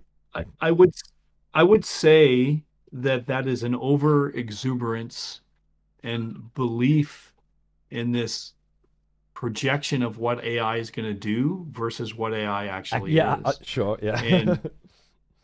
And when it comes down to when it comes down to having a conversation with people, there's no way an AI could generate this conversation that we're having right now. No. And the fact that we've got Malazan, and the ways in which we relate to things, we're talking about, similar books. The community here understands what a radio play is. These are all the reasons why we led with, hey, look, the creator from Legacy of Kain is back 30 years later doing a spiritual successor. Right. That's to sort of start guiding people into look at the kind of world that we want to create. And we've had so many people say, if it's online, I'm out. And it's like, well, there's good reasons to be online, and we're going to lose people as we go. But the great thing is if you understand the technologies and you take a human sort of balanced approach, you'll generally come out the right way. And so rather than having AIs communicate and tell you stories, why don't you just have people in the game creating stories and give those people tools that help them tell stories in better ways without fucking writing degrees, for example. I got nothing against people using tools that help them, tell stories better. But telling their stories to tools, which is straight up shit that I see every day now. People just having conversations with their fucking computers as opposed to real people, and then getting the validation that they want, but not actually, nothing long term, nothing meaningful, no relationships, just what I need to hear right now to help me get through today. It's fucking sad, to be honest, and concerning. It's like a drug addiction, frankly, and their technologies have this ability to really isolate us. And we're trying to do something like as an example, the oxymoron that we call social media because it's antisocial.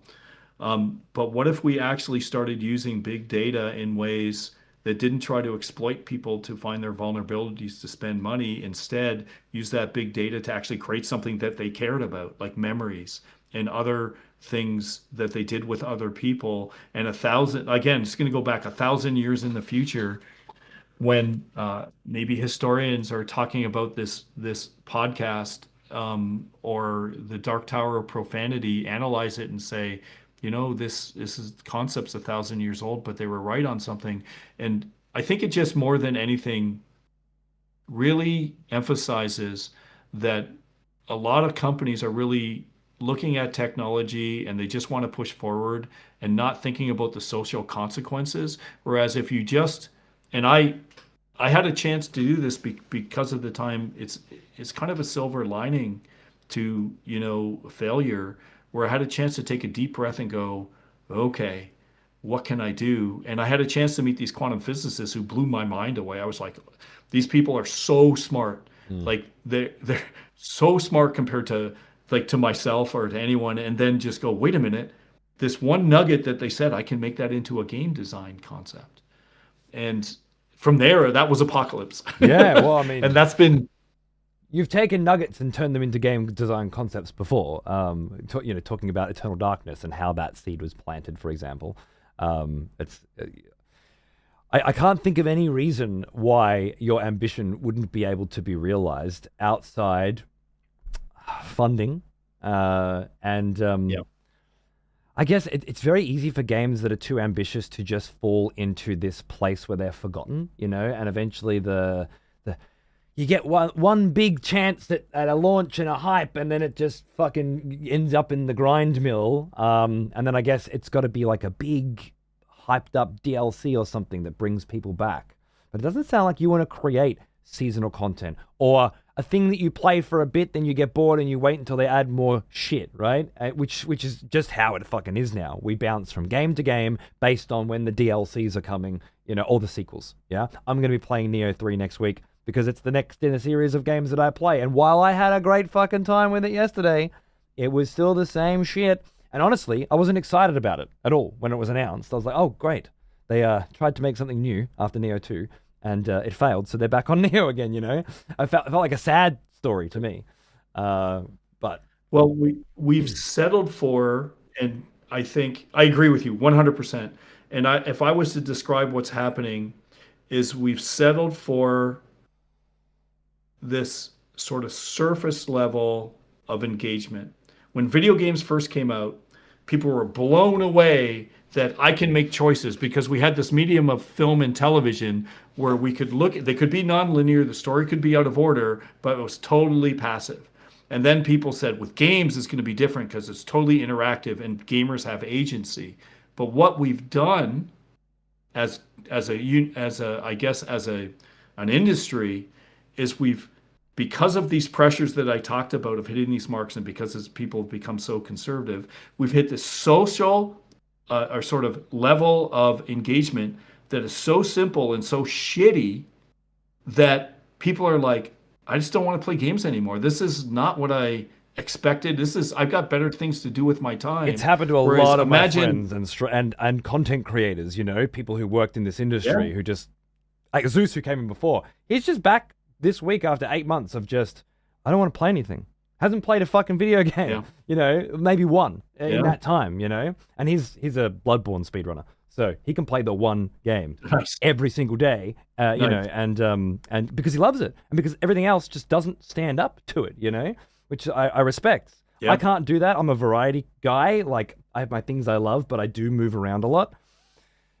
Partly that's my job, but also that's just who I am. I do try to spend as much time with a thing as I can and always give it my full. But once I'm done, I forget about it. I come back 7 years later, I do it again. That's kind of who I am, I do it. I love it. I try to forget as much as possible, and then I experience it all over again. We're all different, but I respect that. Once you just the idea that people are just going, you know what, I'm bored of this now, and they're just leaving gaming behind is a very sad one. Oh, he's still there. There's the man himself. It's awesome. It's a sadness because, as you said, it doesn't need to be that way. It wasn't. Gaming was very exciting. I'm thinking like Dwarf Fortress, a game I never really dived into myself, but have watched my friends play quite a lot. The gameplay loop for that is infinite. You're not waiting for new fucking content. You're not waiting for the next skins to be released or the next it's just replayable because it's constantly challenging and constantly thinking of new ways to go in new directions. For me, Devil May Cry is kind of like that because even though I can play the same story over and over again, I'll never be the best I can be at the combat in that game. The skill ceiling is so high, I can always come back and I can keep learning more. RTS games feel the same way to me. I love my strategy games because I'm never too good. I'll never be too good. Play just StarCraft every day. Stories like people figuring out how to use a new unit in StarCraft, right? 15 years after it comes out, that breaks the game. No one thought about it for 15 years, and then it breaks it so bad that Blizzard have to go and patch it because now it's the only thing people do, right? Like I love those stories. So when I look at Dead House Sonata, I'm wondering, what's the infinitely replayable gameplay loop that keeps everybody coming back without having to wait for the next expansion, wait for the next content drop? And it sounds like half of that is story, right? It's I'm coming back to keep learning more about the stories in this game, the stories you guys have written, the stories that players have written, the journeys that people have taken. That's a huge part of it. But marrying that with a gameplay loop that is infinitely enjoyable I'm not saying for everybody. Like, I understand a lot of people are going to come in, see their thing, move on to the next thing. People like their theme parks. But for the right kind of person, the kind of person you're building this for, what's the thing they're doing every day when they log in? What's the activity that feels fun every day? So if I was to describe it, it would be that sense of discovery of all the new things that have changed in the game since you're in it last, and that deeper level of agency. Whereas when you say you play Devil May Cry, you can't change the world or the algorithm. You can get better at it, and it's infinitely deep, and that's awesome. But imagine something that's not on a game mechanic level. Imagine something that's on a historical content level that people are constantly contributing at and that you can change just by playing. So it's a deeper level of engagement from, no, you can change the world permanently. And there's no system resets. There's no seasonal resets. You create that tower, it's there. It may get destroyed, it may get overrun, but it's there. The history is going to be there. The layers of history, one built on top of the layers other. upon layers. Yeah, we call that system ages. We call the system ages. I like the that. Ages It's very one-to-one with actual history. And again, Malazan makes such a big thing. I think because Erickson was an archaeologist, right? Before he was a writer. Yeah, I think an anthropologist. Yeah. Anthropologist. Clearly, Maybe. those one or the layers other, of but history you're right. are there. Yeah, like fossils in the fucking ground. You can see the different ages that are there. The spells that were cast still having an effect. You know, there's a word for it I can't think of right now, but there's a magic that still exists because people existed with it because they believed in gods back then as well. You know, it's so this is a personal passion of mine. I love sort of the ancient histories and like the whole mythology around. I don't know if you've heard any of this stuff about Atlantis and when some of the Greeks visited Egypt, they were talking about the flood myths and all of the, Noah and all that stuff. And the Egyptians actually said to them, you only know this one like mass extinction event. Right. We know 6 of them. This is only the latest. Death Stranding. So this was whole very idea big on that idea. Hideo's latest stuff. Yeah. Oh yeah. Yeah. It makes me think too of. I'm a big fan. Makes me think Raraku, right? Like Raraku Desert. After book 4, its transformation again to back what it was before, right? Those cyclical layers. Yeah, love it. It's awesome. So yes, that is our goal, to give people an ability to change things and make a difference, make it the foundation of the RPG system, and to give something that's different than what people are used to. No quantitative easing into the system, no need. Your visit back to Malorum, whenever it's going to be in the world of Dead House Sonata, just going back, there will be so much new stuff.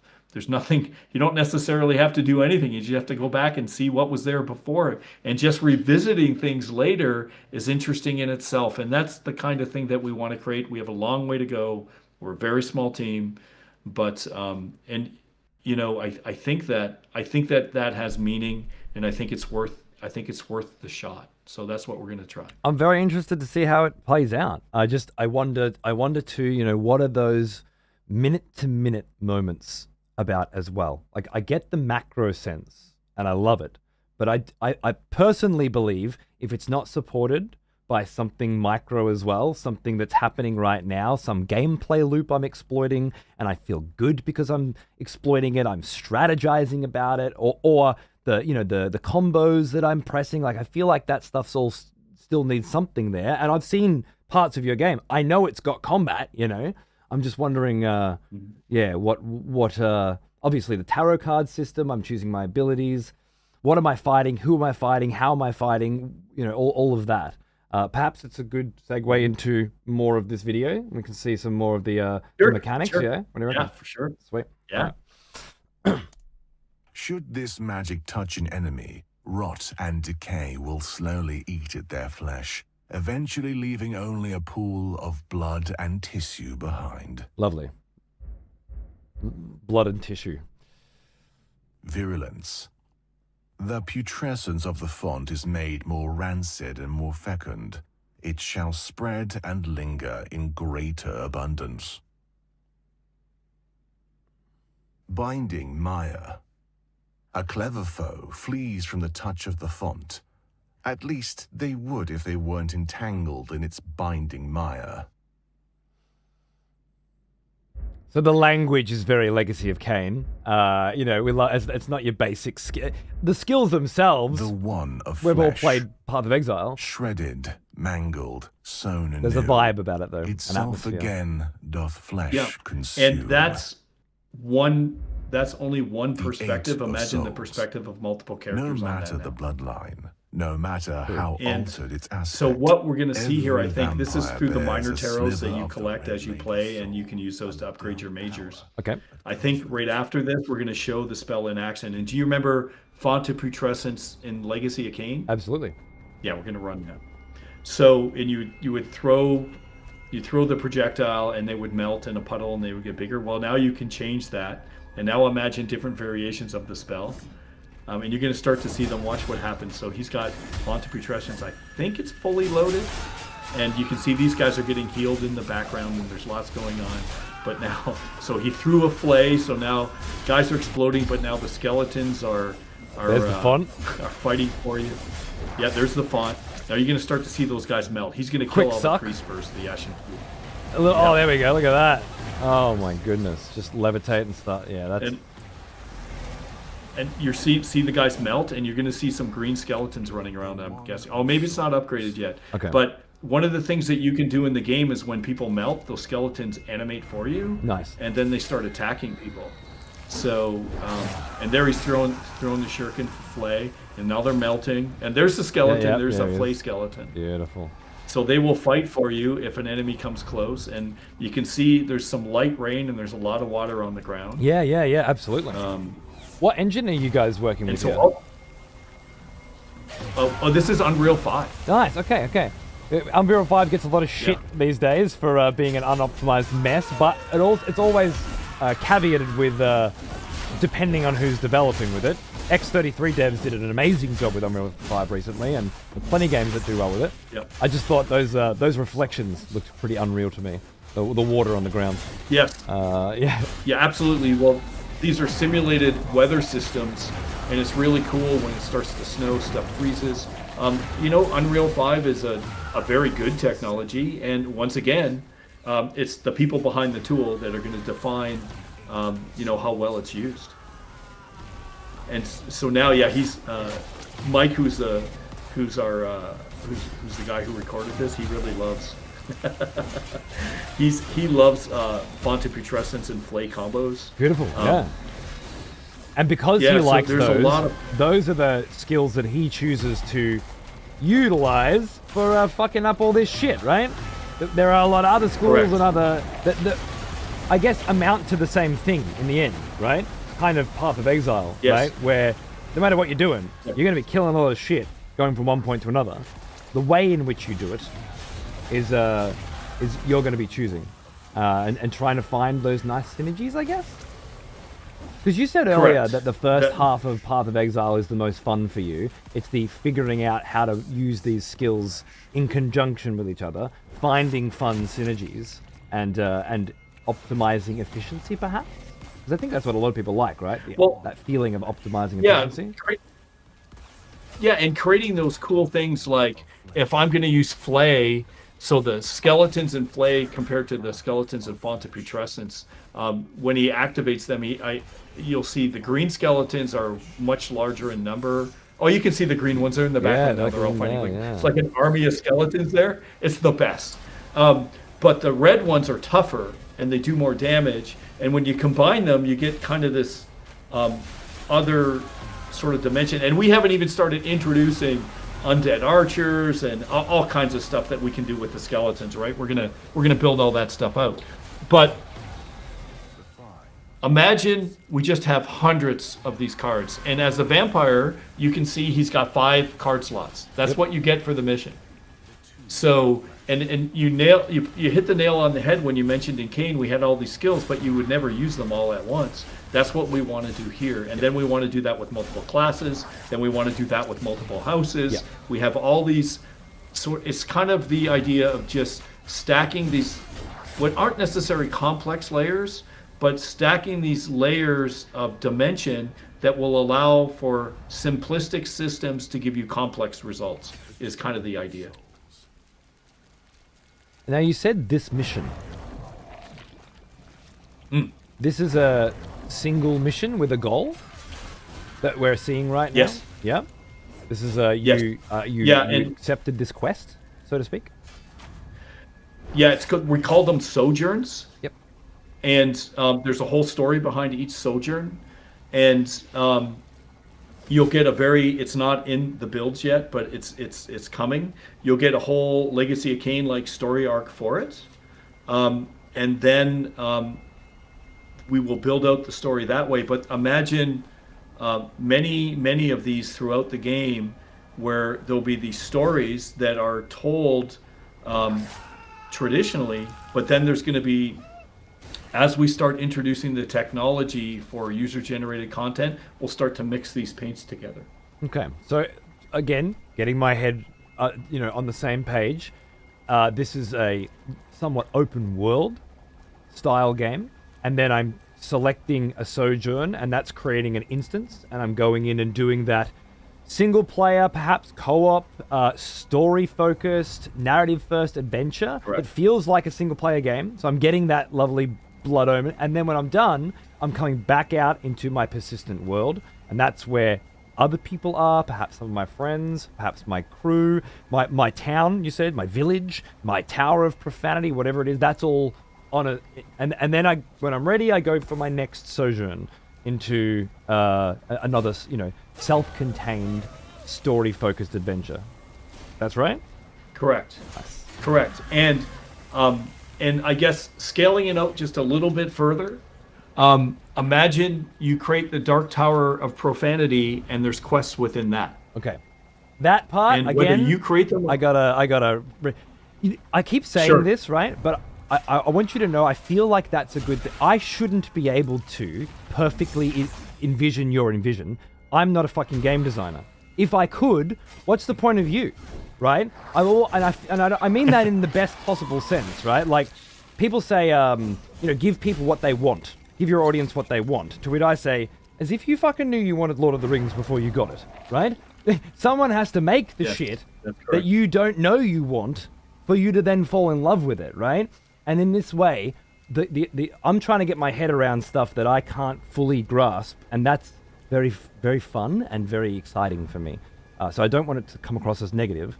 No, you're fine. Cool. Skeptical is good. I think it's healthy. Mm-hmm. And I guess what I'm trying to say is I'm trying to expand what you're saying to give you reasons to come back to the world.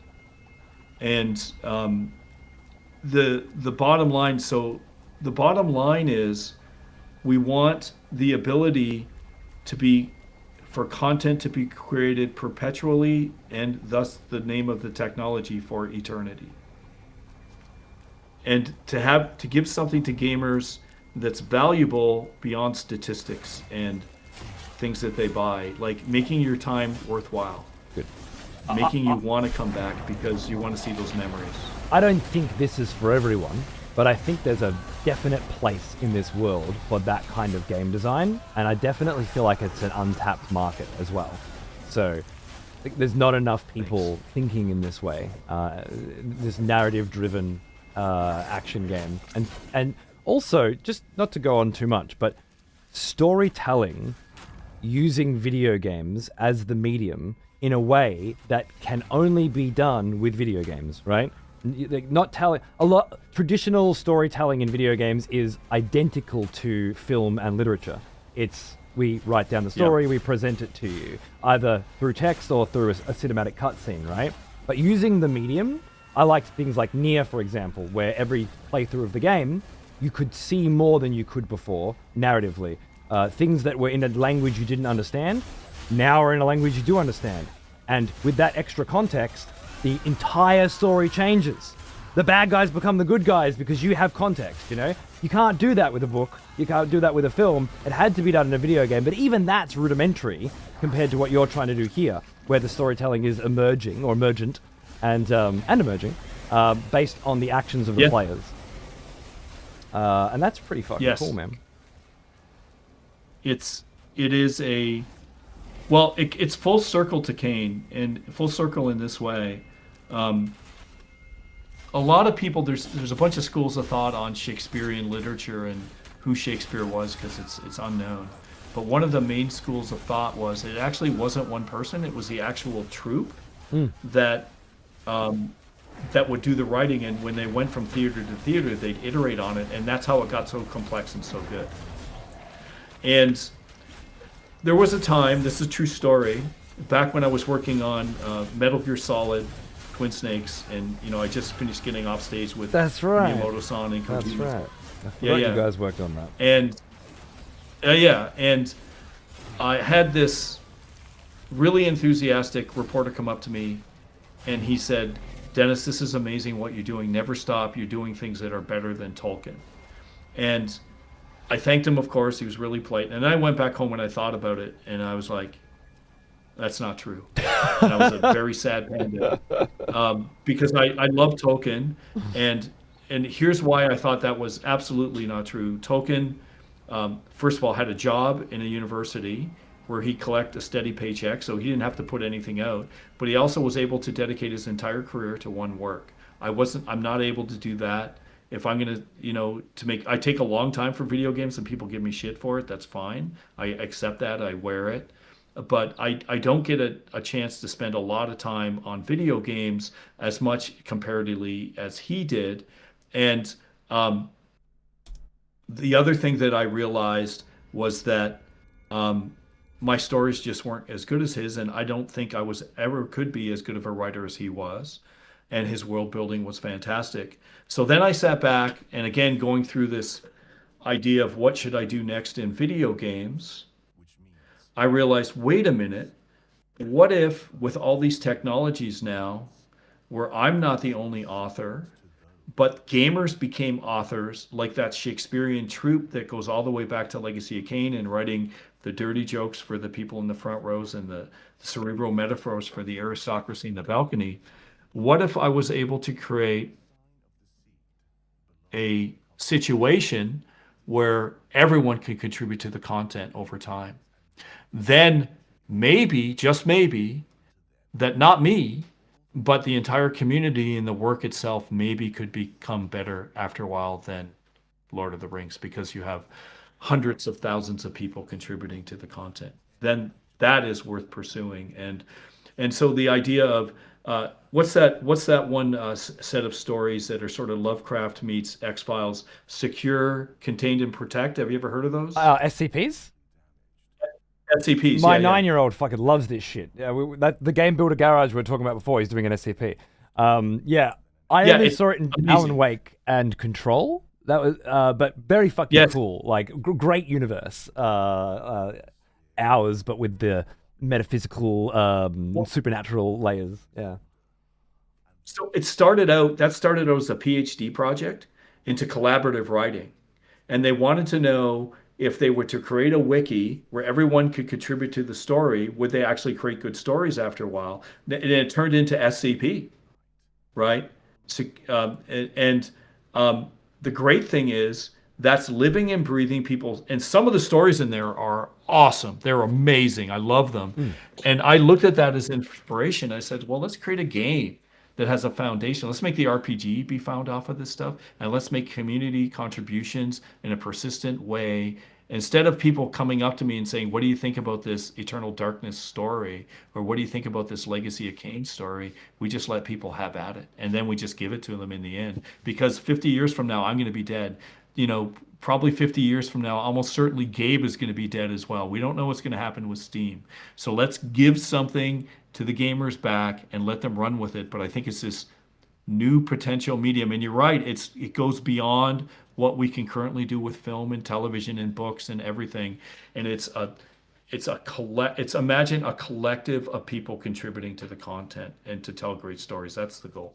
So. It seems like the only logical future for this kind of thing to me, that we eventually all start living in these worlds and spending our time in these worlds. And we've done it before, and it goes on and off depending on what the flavor of the month is. But more and more of these micro worlds being created for different types of people seems like the logical step forward. And I'm very excited about what you guys are doing, and I look forward to hopefully more chats like this and an opportunity to play the game, perhaps with you at some point. I think that would be great fun to just run around and. I would love it. I would love it, and I don't know if we can do this or not. But you tell me, because I know it's late, and if you want to say, Dennis, get out, we'll do this another time, and maybe send you B-roll. It's only lunch here, don't worry.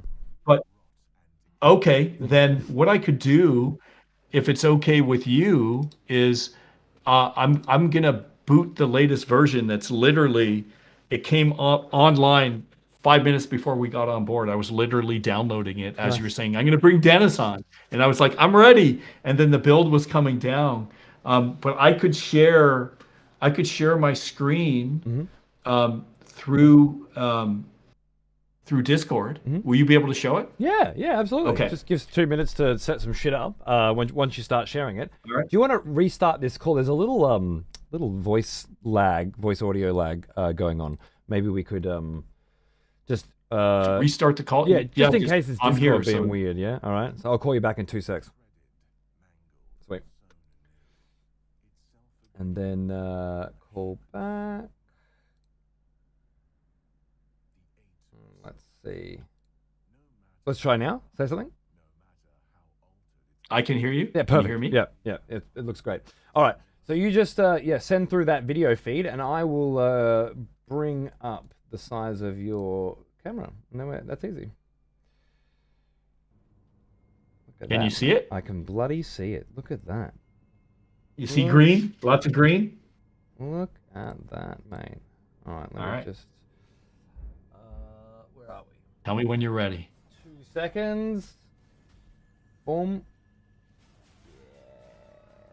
Actually, I'm going to pull this down so that we can see your beautiful face as well. There we go. It's not that beautiful. It's okay. Look at that beautiful bald head, huh? Gorgeous.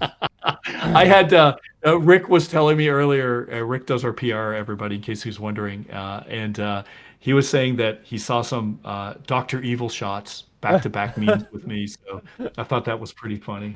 Perfect. Definitely a similarity. I just need to hear you say $1 million now. I will put this off in the background, and then I think that's fine. We can see you and the game, and we can see me as well. Yeah, beautiful, cool. Whenever you're ready, sir. Just quickly, thank you, chat, by the way, for all your lovely thoughts. I've been reading what I can, but I'll get to them all later. How to unlock its power brings its own dangers. So could you hear that? Everything is okay? Yes, that's coming through nicely. Cheers. Okay, good. Okay, so what I want to show you is this is just brand new, and we talked about the radio plays. 3rd of Oct, the year 218 after Dead House. At dawn, on the 5th day of our search, we came upon the vampire's dwelling, a ruined tower from the First Age. 12 of us stormed the lookout, throw down the mindless thrall. So I won't leave that on too long, but really we have it's going to be available when we go early access. We'll have 15 hours of this stuff. And what you're seeing right now, this is not done. This is a work in progress. So this is brand new. But you're going to see things like, and I'm going to go into debug mode here. And I'm going to debug the weather. And I'm going to say, let's go. It's because this is cloudy, so you can't see anything through the windows. Yeah. But watch this. Boom, look at that. Woo! Thunder. So, oh, the lighting's thunder, lightning, snow. And what the idea is as you play the game, you'll be able to collect the chronicles. And if you want to listen to story and lore, there's over like 13 hours of fully voice acted stuff. And in the Celestial Clock here, there's over an hour. But remember I said before you can change the voice? Yeah. So from the grand, so here's, I think we played this before. Here is something from Alaric, the Grand Inquisitor. Half shrouded, half revealed. The half-moon shine pours strength upon us. Its pale light glimmers upon our blades, and by this light are they sharpened. No life stirs upon the scarred sphere, only the silence of desolation. And Ruina and Malorum both remain as monuments to a clash of worlds long perished, their names no longer remembered. Half shrouded, half revealed. The half-moon shine pours strength upon us. Its pale light glimmers That's a upon repeat, our right? blades. Is that repeating? Yes, that's Yeah. repeating. Yeah. So sorry about that. It lasted too long. No. So here is, so I want to show when I was talking about simulation and planetary alignment. So here you're going to start to see, I'm just going to speed up time a little bit. And we're at nighttime right now, but then we're going to get to the daytime really soon. And this is like 2.5D, I would say, the Celestial Clock that, again, based off of kind of anti-Kythera devices. So you can see the color of it starting to change because it's reflective in the daylight. And then, oh, it's a thunderstorm. So I'm going to clear it up. I'm going to say, let's make it sunny. Right? So now you're seeing like sun through the windows. And so the entire game is like this. Now I'm going to do something like I'm going to scale time to go 10,000, I guess 100,000 times the speed. Whoa. And so now you're seeing the planets are revolving. You can see when they go into alignment. And you can see how all this stuff happens. And so now if I stop it again, you can see this particular planet is in alignment. Yeah, because it's glowing, right? Correct. Yeah. Correct. And then here, let me show you. I'll just show you guys this. It's pretty fun. I get a kick out of it. Okay, this is all, some of this is a little rough. Sorry, the interface isn't finished graphically. Oh no, we're all on board with this is behind the The scenes. stars shall light your way. So you can see it's winter here, right? And there's snow on the ground. And that's going to change. So here, if it's in the middle of the day, so if we're going to do things, I'll go back into the debug and I'll change I'll accelerate time 100 times, so we can just see the difference between night and day. And it's close to a full moon. It might even be a full moon. Let's see. I think, or if I want to see it, it's right about here in this particular location. Oh, no, I missed it. I think I misjudged. But I can do things like... You're trying to spot the So go moon in ahead. the sky? I am. That's fucking cool. Well, let me, so here's some snow, and you can see it starts to snow. This is sort of heavy conditions, but we can go to just like flurries, and these are just, and it makes a difference when you play. You can see I'm leaving like footprints in the snow and stuff. It brings a whole new meaning to the term. Does this game have a day-night cycle, doesn't it? Like it's got so much possibility all wrapped inside this celestial clock as well. That's just on its face, without any other game mechanics being revealed. That's very impressive and very cool. Oh yeah, Thanks. there's the wish list. Thank you, Vorsk.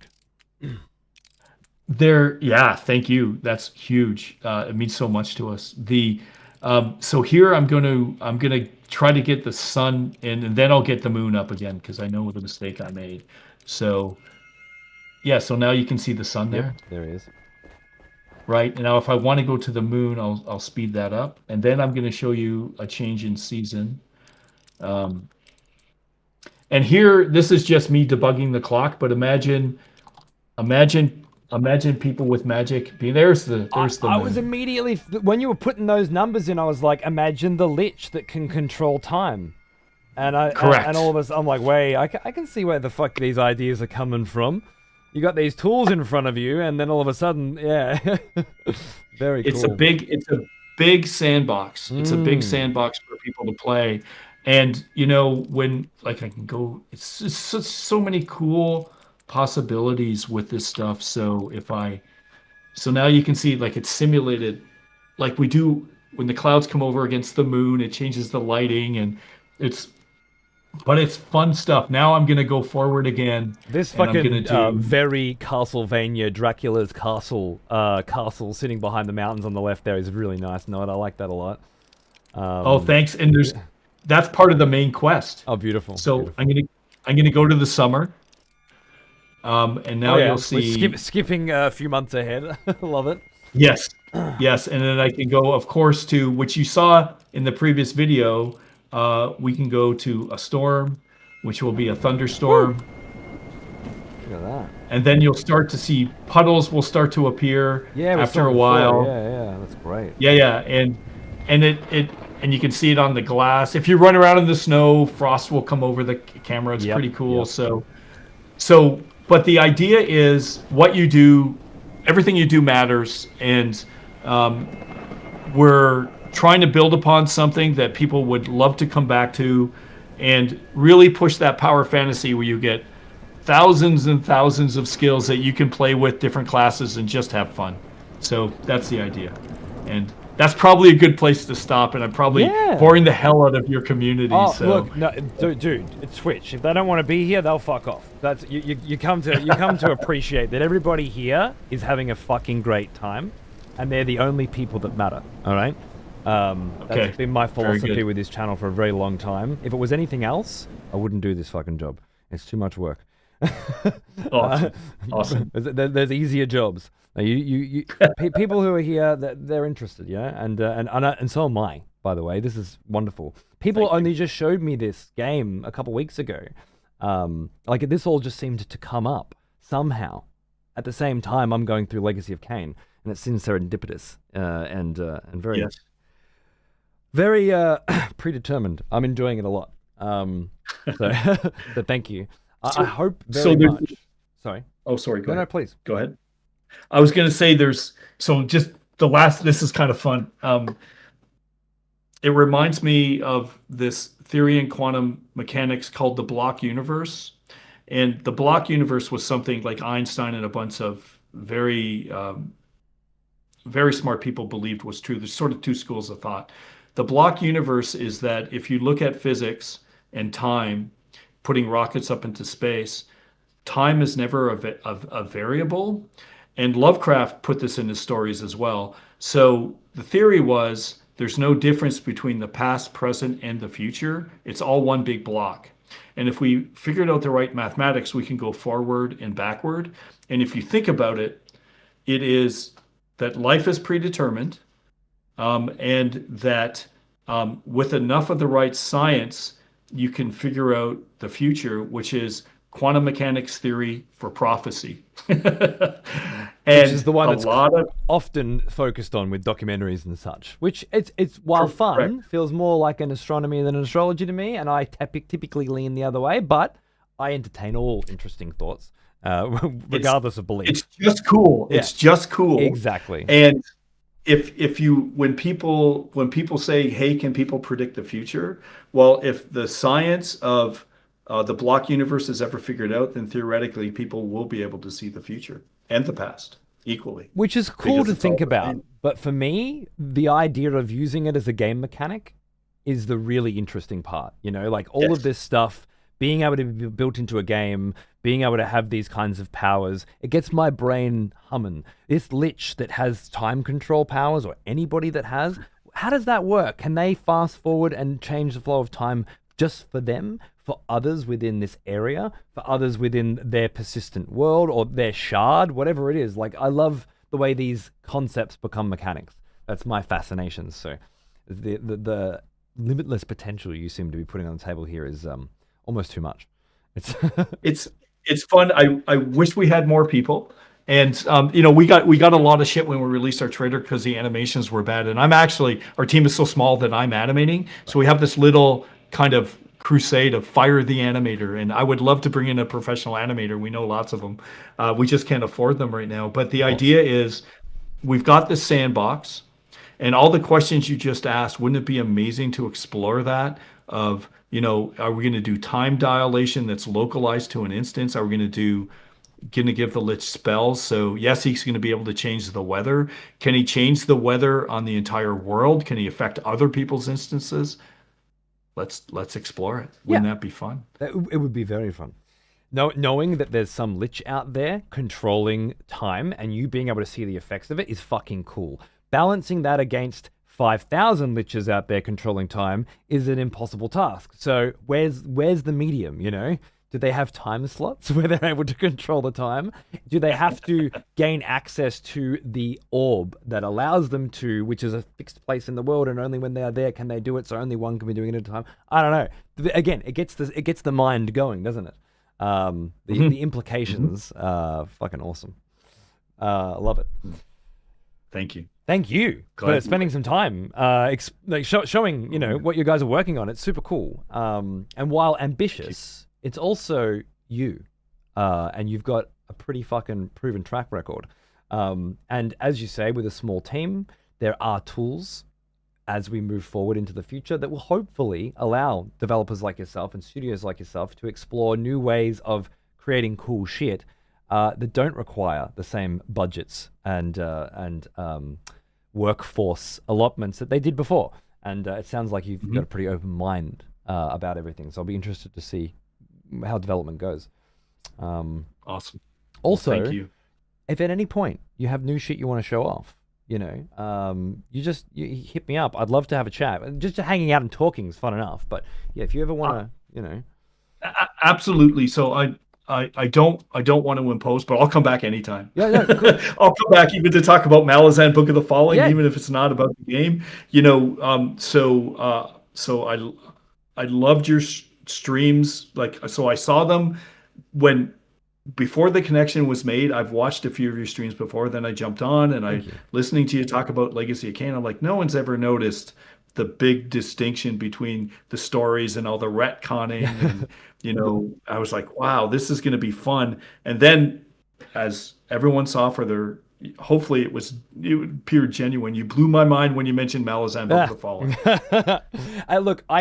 It's having this wonderful community of people here that continue to interest me in things that they think I will enjoy as well. I would never have read The Wheel of Time or Malazan or played Legacy of Kain if it wasn't for a community of people. I wouldn't have played Metal Gear Solid at 9 either if it wasn't for my mate Tristan, right? And it's the same.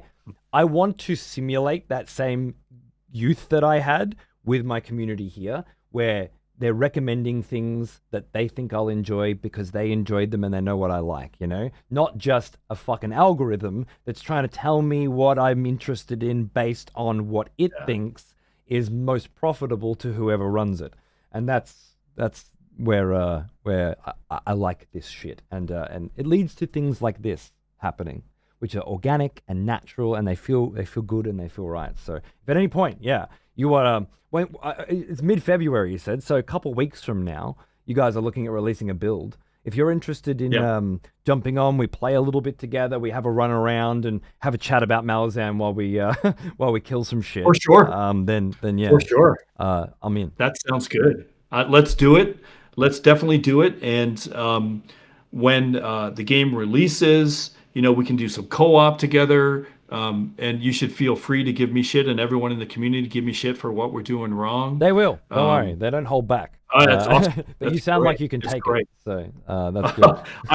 I've heard a lot. I've heard a lot in my time, and it's made me a better person, quite frankly. And like I said, that period in between Apocalypse and Silicon Knights, I wouldn't have had a chance to meet those quantum physicists that I know I know it seems way out there, but it was just such a pinnacle inspiration for what we're doing now, and it's hard to sell anyone on quantum physics.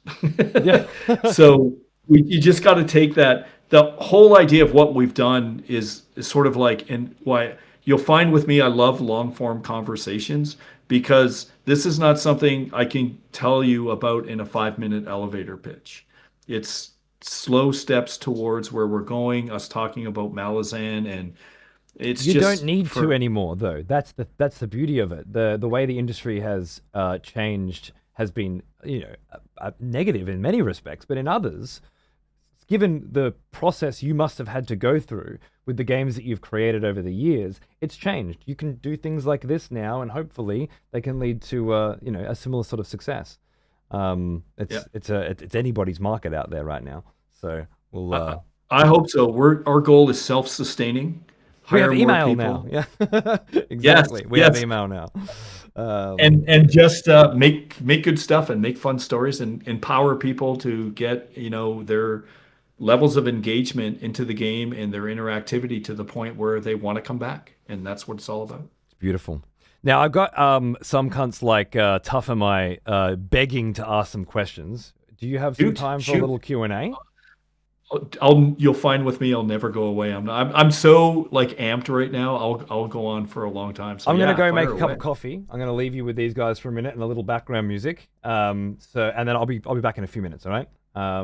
Sounds good. Do you want me to answer the questions or wait till you're back? No, please answer away, and I'll just come back in. Yeah, because I think it'll flow better. No dead air. Sounds right? good. Cool. All right, I'll be right back. Sounds good. Okay. I'm looking at the questions. I'm going to start. Where am I going to start? Number 1, how tough am I? Can I get an email address to sync with you, my friend? Yes, that's possible. We could go through excessive profanity here, and we can do it. So yes, that's possible. That's not a fucking question. That's a fucking that's begging. You fucking cheeky bugger.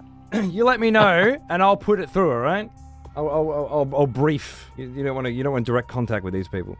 All right. I'll be right back. Okay. 1 sec. Sounds good. I'm a newbie here. I was off Twitter for a while. I just came back. So can you give an example of one of the biggest technical hurdles you've been facing with the team?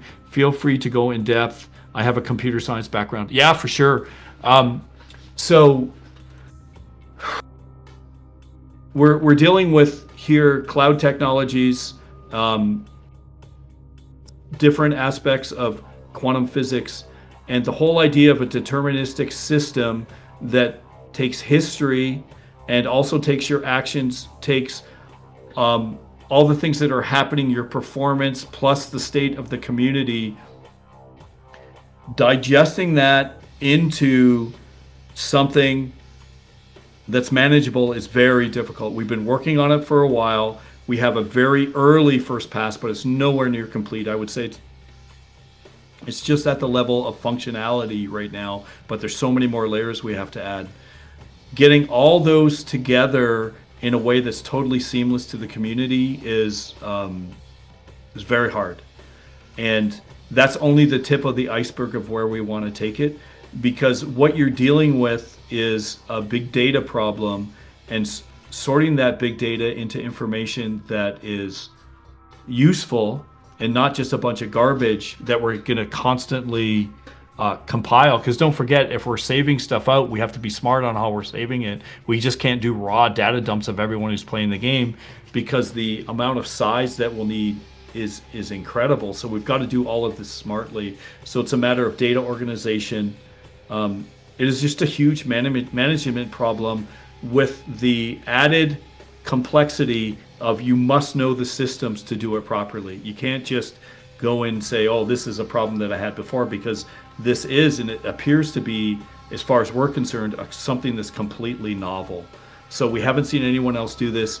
All action RPGs have used the same system for 30 years, 35 years. The whole idea of killing someone with a random loot table, it's been around since Diablo. It's awesome, but it hasn't changed. So this is something entirely new.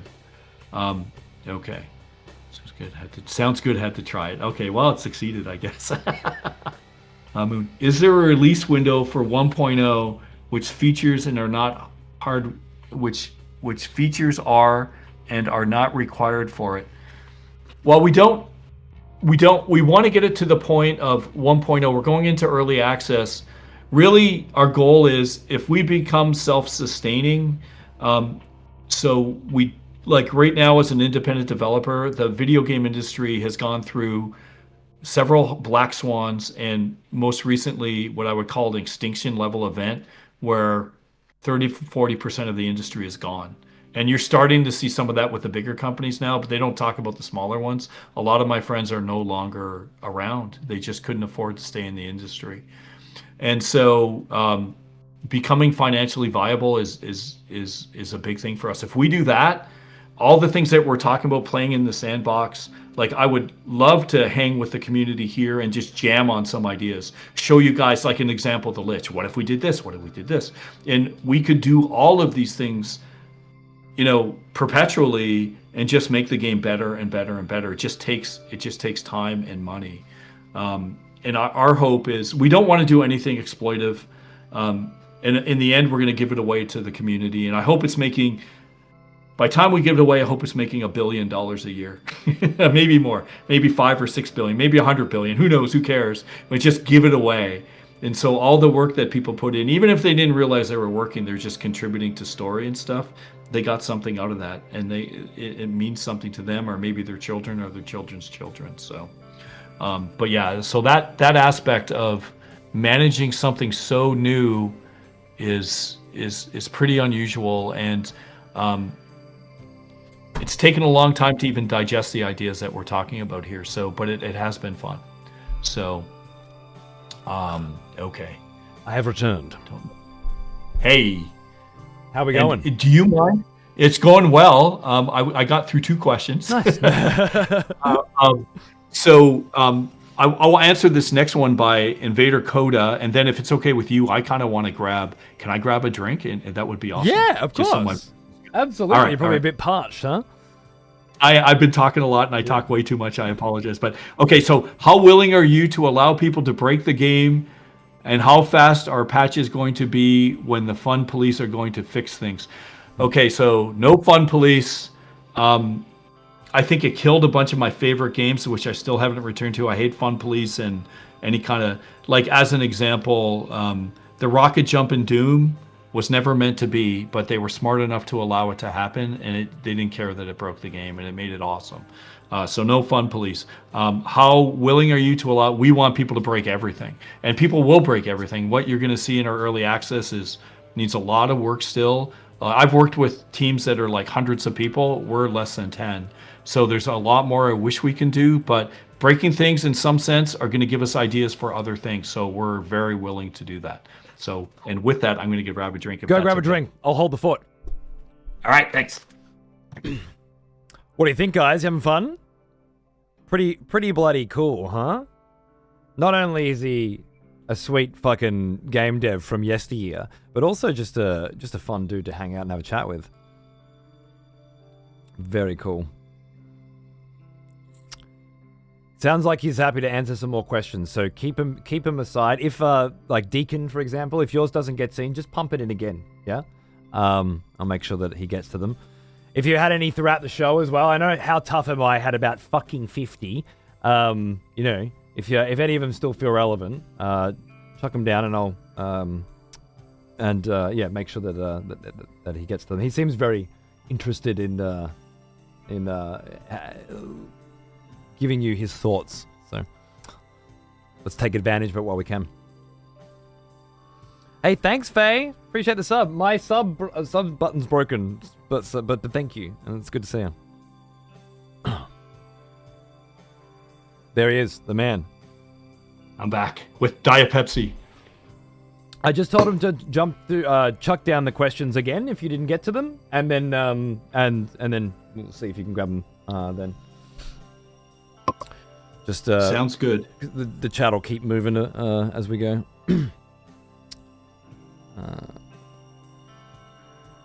There's one from Raspberry Balls there. We implement banana physics so that my character can comically and realistically slip down a flight of stairs.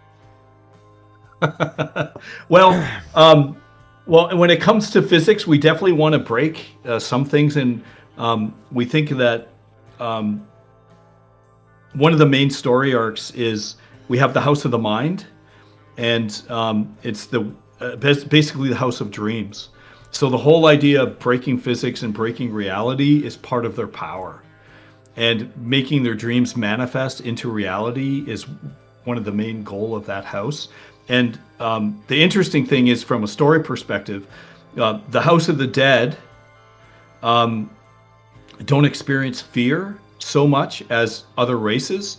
And the House of the Mind uses their power of dreams to terrify people.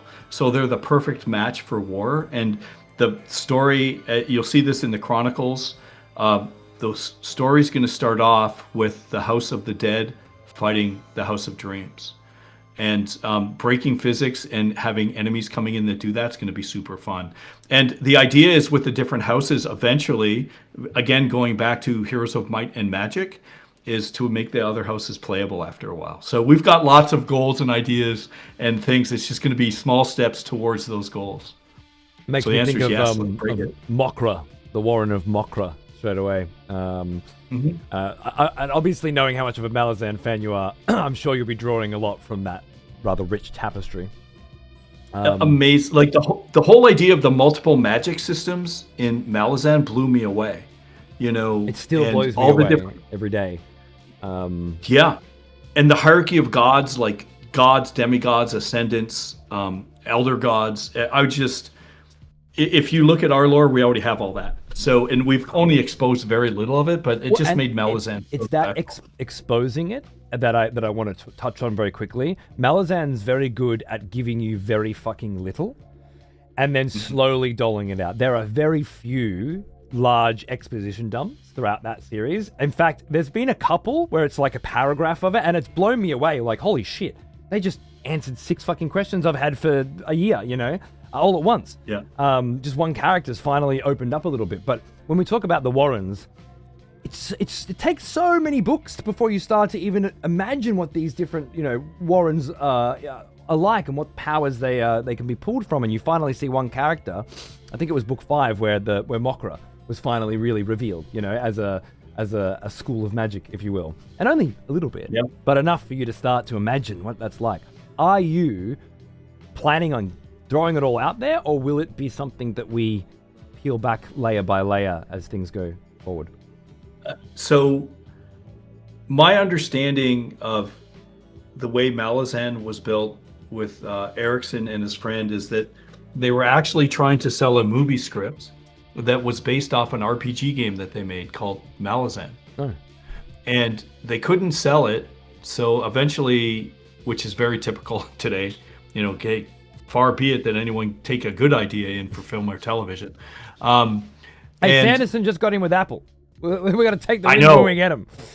There are very few, but let's hope they do it justice. Let's hope. I hope so. I'm so excited. He said he was writing the screenplay. Like, that's his new current project, is to write the screenplay. So clearly he got creative control over at least that much. So fucking very excited. That's awesome. So the way that world got built, the world building, is they would play games of Malazan, their RPG system, and then they would write the books. Apparently, that's what he said. After a while, they just went full time into writing, but that's how it all started. And I don't know another way to do it except layers of onions, because there's so much. There's a couple radio plays where we have what we call lore dumps. There's probably 3 or 4 in the first. We have 3 seasons. One with a character is called the Fetid Prince. Another that's an arch lich will be telling some things that are going on. And the idea is the world is so big that we only touch, even though we have 13 hours of fully voiced, like just straight narrative. It's very long. We only touch upon I think 4 houses, and some of them are just literally touching the surface. Like there's almost no detail. The one we go into detail perhaps the most is the House of Dreams, but even then it's sort of super surface. And we're gonna have to do the same here because there's so much we want to unroll. And like even like Jack and myself, we're doing the writing, and he's carrying the lion's share. I'm doing the lion's share of, say, the world building, but he's amazing. He's a great writer, and we just want a bigger team of writers as well. Yeah, because you just do all this work, and you're like, well, we need someone to do this, we need someone to do that, and we're writing so much right now. It's super exciting, but it's the only way to do it. I just think if you do tons of exposition, you're going to bore people. You know, people don't want that. They want to experience the world through that level of awe where you're just like, holy shit, I had no idea this was going on. I think it's about giving it to them at the right time as well.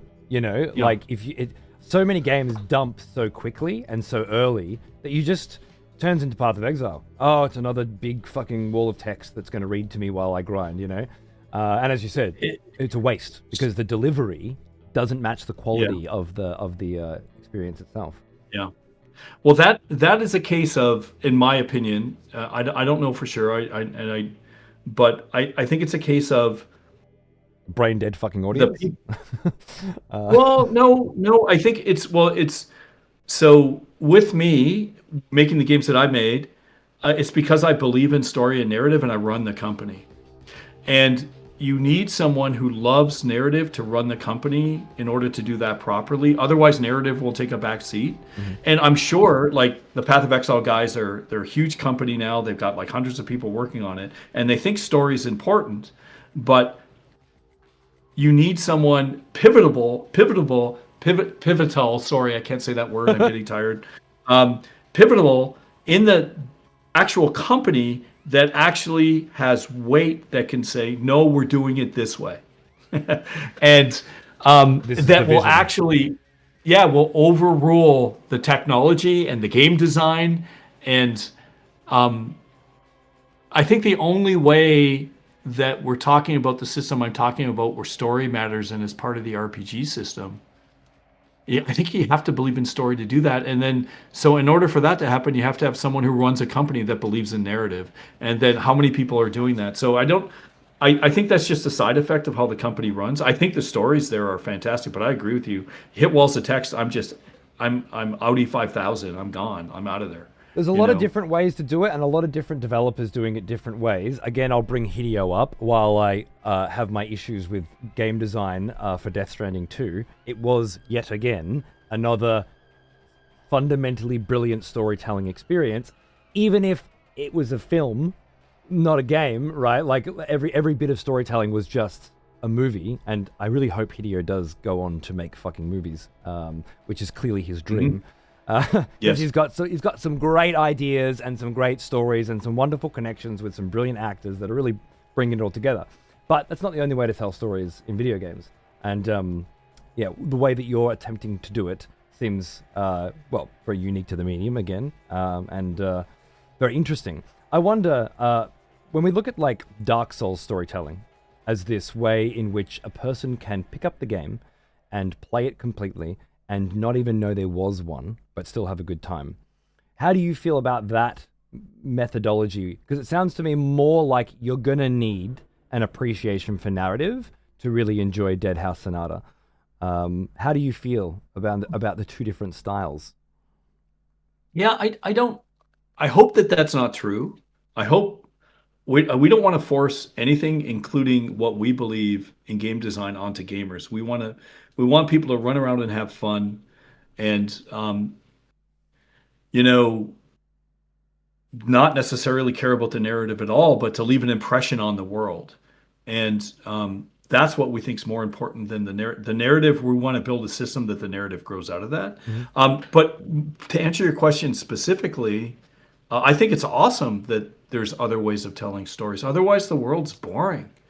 We're going to experience the same things. And I think what the sort of whole way of thinking about game design in Dark Souls and Elden Ring, I think that has changed the video games industry in a good way. Those have been very good games over the last 10 to 15 years, perhaps maybe the most dominant ones, where me as a player, they were hard as hell, and I didn't like that part. I like my games easier, but because I kind of suck.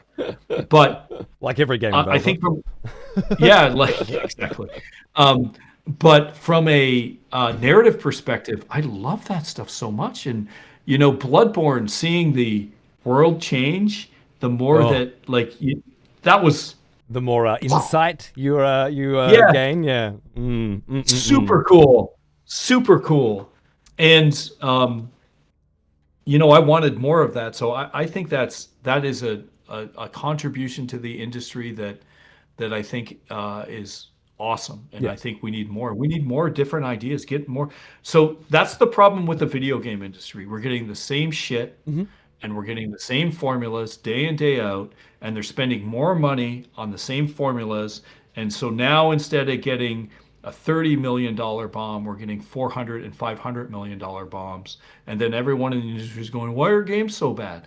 And that's my opinion. So more of that, less of the AAA slop, Yeah, personally. dude, I'm with you. I just find it very interesting that so many people can come into something like Bloodborne or Dark Souls or Elden Ring, and they're not there for the story. But eventually, because the gameplay is so satisfying, because the gameplay loop is so engaging, perhaps because Yeah. there's a little PvP or whatever it is that they come for, they eventually stay for the story. It grows on them. Yeah. And now, in a world where your target audience has a diminishing attention span and will continue to diminish, there are more distractions than ever before. Not just more video games, but there's enough of those as well every fucking year that you really do have to be picky and choosy. More so than ever before, anyway. I hope very much that your game attracts a group of people that aren't really interested in the story yet, but become interested in it as they continue. Much like because I think that's what Miyazaki's greatest contribution to gaming is, in my opinion, the ability to attract so many different types of people, because the games that he creates offers so many different kinds of experiences in tandem that all work separately, but Yes. but encourage you to keep going, and then the more you keep going, the more they come together, and you then see this cohesive experience, this one big thing, but you don't know that you're going in for that, right? You didn't sign up for that. So I would say the analogy to that is it's not quite the same, but it's similar. Okay. Is going back to the sort of foundation of Legacy of Kain. Mm-hmm. And now think of this as a game as a whole rather than just a story perspective, where Shakespeare would write dirty jokes for people in the front rows and cerebral metaphors for the aristocracy in the balcony. Mm-hmm. So look at it from this perspective then. Our hope is that we can create a game that people want to come in, blow shit apart, have fun, and get in, get out with the limited time that they have. Yep. That's sort of the one level. That first Our front hope row is, layer. Yep. yes, Yep. yes, and that's the immediate gratification of this is a fun game. The longer term is the cerebral metaphors, and as we get older, we start feeling differently about things. And I know I know everyone says it, but when you get older, your perspective will change. Well, it actually does change because you start contemplating, like as an example, some of the people who contributed to Legacy of Kain, like the musician, the marketing person I worked with, who I love dearly, and same with Steve, who worked on the music. They're both passed away now. They're gone. And you think about, for me, when we started rolling with Apocalypse, I was like, man, I'd really like to get the band back together. And then suddenly people pass away. Yeah. And then you start thinking about these things, and it's that cerebral level of what can we give people, because I'm going to die too. And it's coming. And I used to be one of the youngest guys in the industry. I was this maverick with like a master's degree in artificial intelligence, and I'm going to write stories. I'm going to do all this stuff too. Now I'm an old man. And what can I do as something that will give back more than I took? And this is kind of the hope and the dreams, and it's these layers of things. So that's what we're going to try to do. So that whole idea of the layered storyline that Shakespeare would do, well, we want to take that at a fundamental holistic level for the entire game. And our hope is that we have lots of fun action that you can engage, and it looks really neat, and you're having fun moment to moment, and that gameplay loop is hopefully good for people. And then at the same time, we keep adding all these layers. So if someone doesn't give a shit about the Dark Tower of Profanity, maybe 5-10 years later, they come back and they're like, I keep looking at this tower. What is this tower? Right. And then they start getting, go, this is really cool. And or it's gone then now, that part's but they remembered when it was there and didn't know about it when it was there because they ignored it. But now it's not there anymore, and it's the fact that its absence is what's interesting to them. I can totally see the vision there. It's very exciting. It's fucking cool, to be honest. I'll grab a few more questions. Zeus says, I'd like to know more about what kinds of quests you would be able to make in the Tower of Profanity. What kind of control would he have? To segue. Yeah, it's a good segue. So these tools are fairly far down the line, but essentially we give people a toolbox. It's whatever they want to create.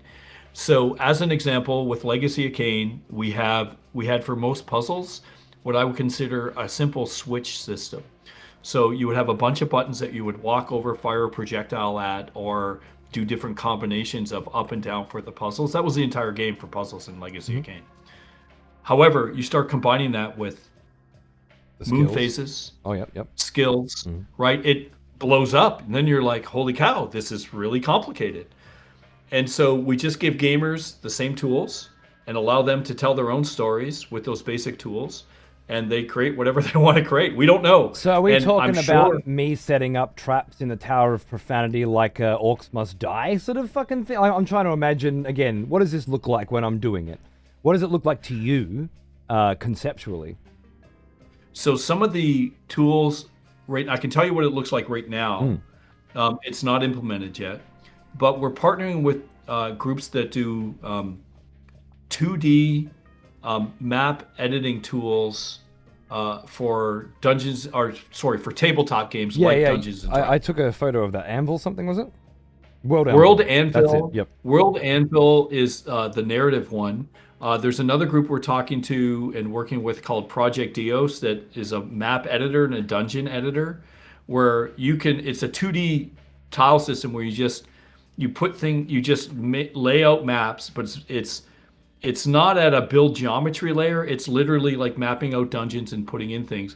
We would then take these 2D map layouts and bring them in the game and then convert them to 3D.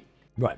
And then so people would be able to you can make various different layers and different levels of floors and all that kind of stuff. We would take that basic data and then use what's in the game to generate a full level.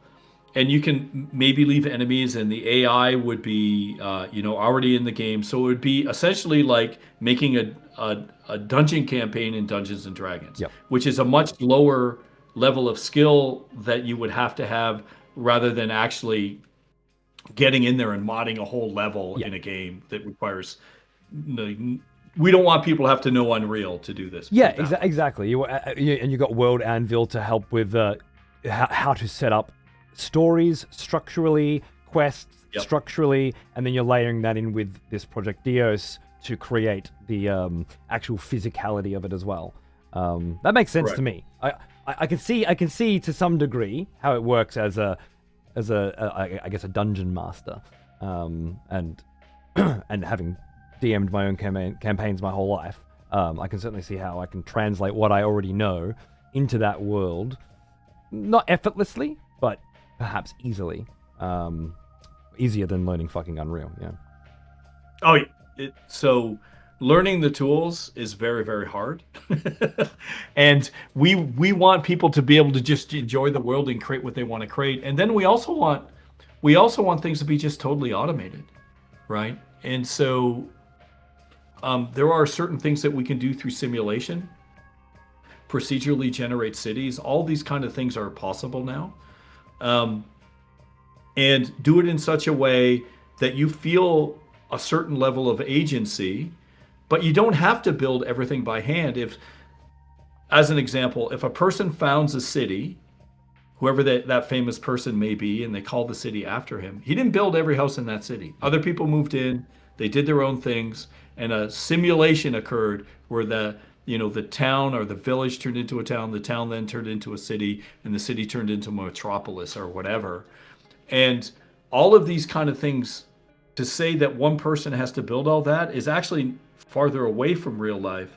So we want to enable people to do simple things that result in very complex results. And that's kind of the theory and the theme. That's bloody awesome. I understand more about how that part of the game is conceptually being implemented now. I'm very interested to see. Obviously, not in 2 weeks will we be seeing user-generated content, but no, we're pretty far away from all that stuff. We need a bigger team, but the idea is these are our dreams. These are where we want to go. So. And launch in early access, generate some revenue, hopefully hire some more staff, and then start building these things and fleshing these things out. It makes sense. Exactly. Deacon says, professional software tester question. How does a small team handle testing? Do you have a dedicated tester? And if not, how do you handle switching mindsets between building and critiquing? It's very hard. I play all the time as an example. I don't know how many hours I have in the build, but it's a lot. And we also have 100 people under NDA from our Discord who are playing the game constantly and giving us feedback. But it's really hard. You sit there and you have an idea to create, and then you're like, oh, I just added a task and we have 100 bugs we need to fix. And it's very, very tough. All I can say is you just prioritize the creative level with the gotta fix bugs level. And you tend as a developer to always lean towards the creative.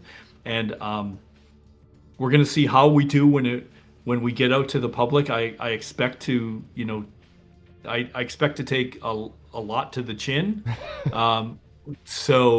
But we're trying. But it is hard. We do not have a dedicated testing team. The team is super small. But in some sense, hopefully we get enough feedback from the community that we were able to sort of thread the needle of, yeah, there's some issues, but overall it's still an enjoyable experience. And if it's not an enjoyable experience, we drop everything as far as creativity goes, and we optimize and we make sure that people are having fun with the experience we're trying to get. Yeah, get back. So it's super hard. Yep, I'm with you. Yeah. That's good. Will you have a way to make the game accessible for those who may tend to get overwhelmed with the systems like the Celestial Clock in the game? I feel like to a degree we already covered that in that front row. There's a gameable system. You don't have to look too deep into the mechanics. Yeah. You can ignore it altogether, quite frankly. Yeah. You can ignore the Celestial Clock altogether, and you don't need to know why the weather's changing. It just changes. That's right. Yeah. It just changes, and you don't know why you're getting the loot that you're getting. It just is. If you want to figure that out and reverse engineer it, then you have that ability because it's deterministic. But you don't have to. You can ignore the whole thing and not give a shit at all. Can you explain what led you back to Unreal Engine? Asks Game Life Crisis. Yeah, for sure. So we tried almost every single engine. We were on, we went from Lumberyard we worked with Amazon on the Open 3D engine for a while. So we sidetracked and worked with them, helped them build the engine, we did like some cinemas, and we helped with sort of the rendering pipeline and stuff like that. We then went to Unity, and we would always be looking at Unreal, and all the guys they didn't really say anything, but we all knew many of the things that we're talking about with the Celestial Clock, all of these things are much more easily done than us rolling our own systems in these engines, because Unreal does a lot of this stuff right out of the box, or if it's not right out of the box, you can get it through the marketplace because the engine is so powerful. And yes, if you don't know how to use it properly, then like any other tool, it's not gonna be a great result. And so, I eventually emailed Mark and Tim, and I said to them, "Hey guys, it's been 10 years, but everyone's loving what you guys are doing with Unreal 5. We would love to use it." And they emailed me back. I didn't know what they were going to say. It's been a while since I talked to them, and they said, "Let's do it, man. Let's do it." And we started working on Unreal, and we haven't looked back since. You know, having built our own engines, having used pretty much, I think we've used almost every single engine in the industry. I think without question, by far, it is the most well-rounded engine that's out there, and it's just a good tool. And then with a good tool, like a good pencil, you've got the people behind it are going to make the game shine, are going to fail. Absolutely. So I think, a lot of examples of that lately. Oh yeah, for sure. Shitty optimization where shit doesn't run, all the way to this is Unreal. It doesn't even fucking feel like Unreal, and then in the middle, I would say a bunch of games that just look Unreal and feel Unreal, and it's kind of like the box checking again. You feel like you're back somewhere you've already been before, people behind it making one of the things that we did is we were super AAA graphics for a while, and we did some hyper realistic stuff, and I started seeing out there that all of these companies were going very hyper realistic.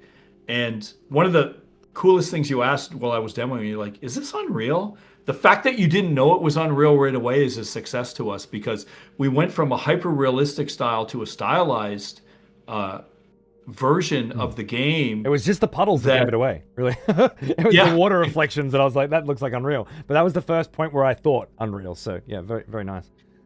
And that's what we wanted, right? And so we have been working on the game for quite a while, but we eventually got to the point where we think hands down this is the best engine, and we started working on it, and we haven't looked back since. It's been amazing.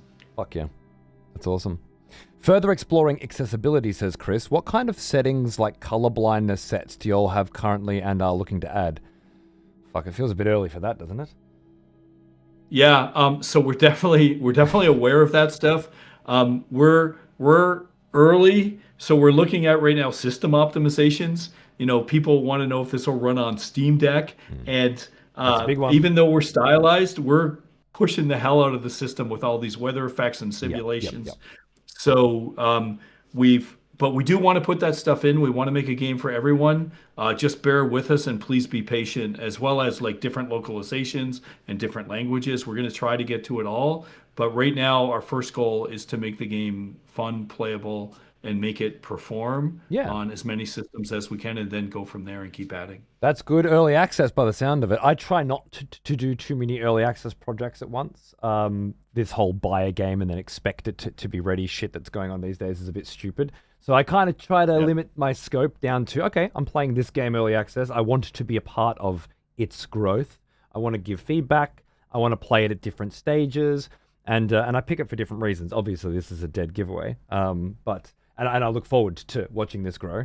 Hopefully, alongside you, I hope you can come and join us for some gameplay sessions when you've got some new stuff to show off. I think that'll be 100%. And that would I'm in. I'm in. Sweet. So. Well, then we'll have plenty more opportunities to have candid chats and ask questions moving forward, which is good.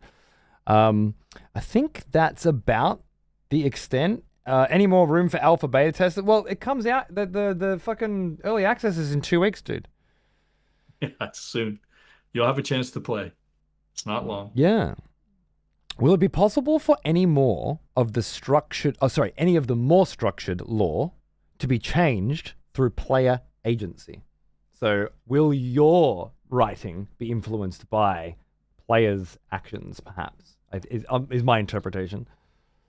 So obviously the stuff that's happened in the past, unless we want to retcon, which I'm not a big fan of, won't change. But the direction of the future of where we go is going to be massively dictated by the community, for sure. For sure. We want to make We want to make what people create in the game canon. And like the radio play is another good example. We've already had 6 or 7 community radio plays already made and voice acted fully. So it's pretty cool. In a tweet, it was mentioned that we would enjoy Dead House if we like Warframe. Is the mission structure what's being compared here? I like that one. Is it the Sojourns that you're drawing Warframe from? So I would say the general structure of the game, not including any of the narrative and stuff, is going to start from Warframe. Obviously we have systems that are massively different, especially with, the Eternity system and where we want to take the narrative. But we actually have people. Digital Extremes is only an hour and a half away. Many of the people who work there are my good friends, and we grew up together. So like our art director, he worked at Digital Extremes and was an art director at DE while they made Warframe. Nice. So there is a lot of overlap there. But what I like about Warframe more than anything was the simplistic nature of the gameplay and the engagement, where you got in, you had fun, and you got out. Now, we want to add more layers to that, but I would say as a structural archetype for a game, that's a good way to think about it for now. Cool. All right.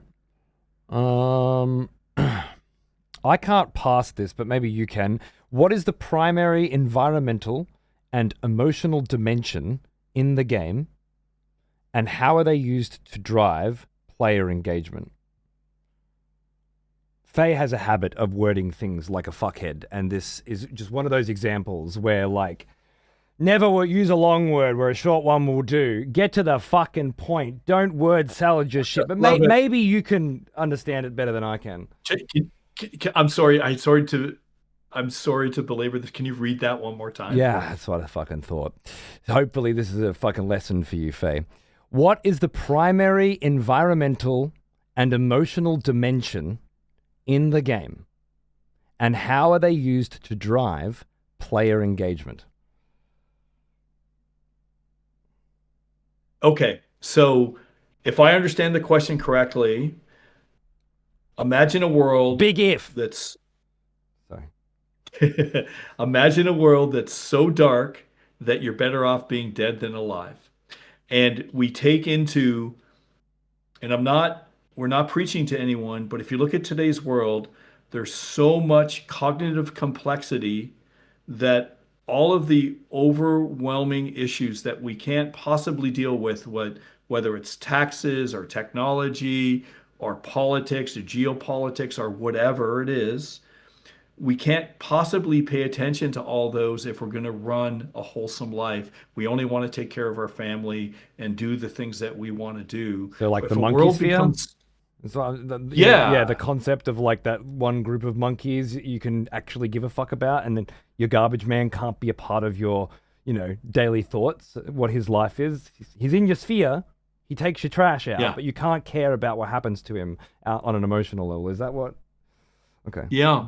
If we live in a world like that, imagine that it's like Malazan.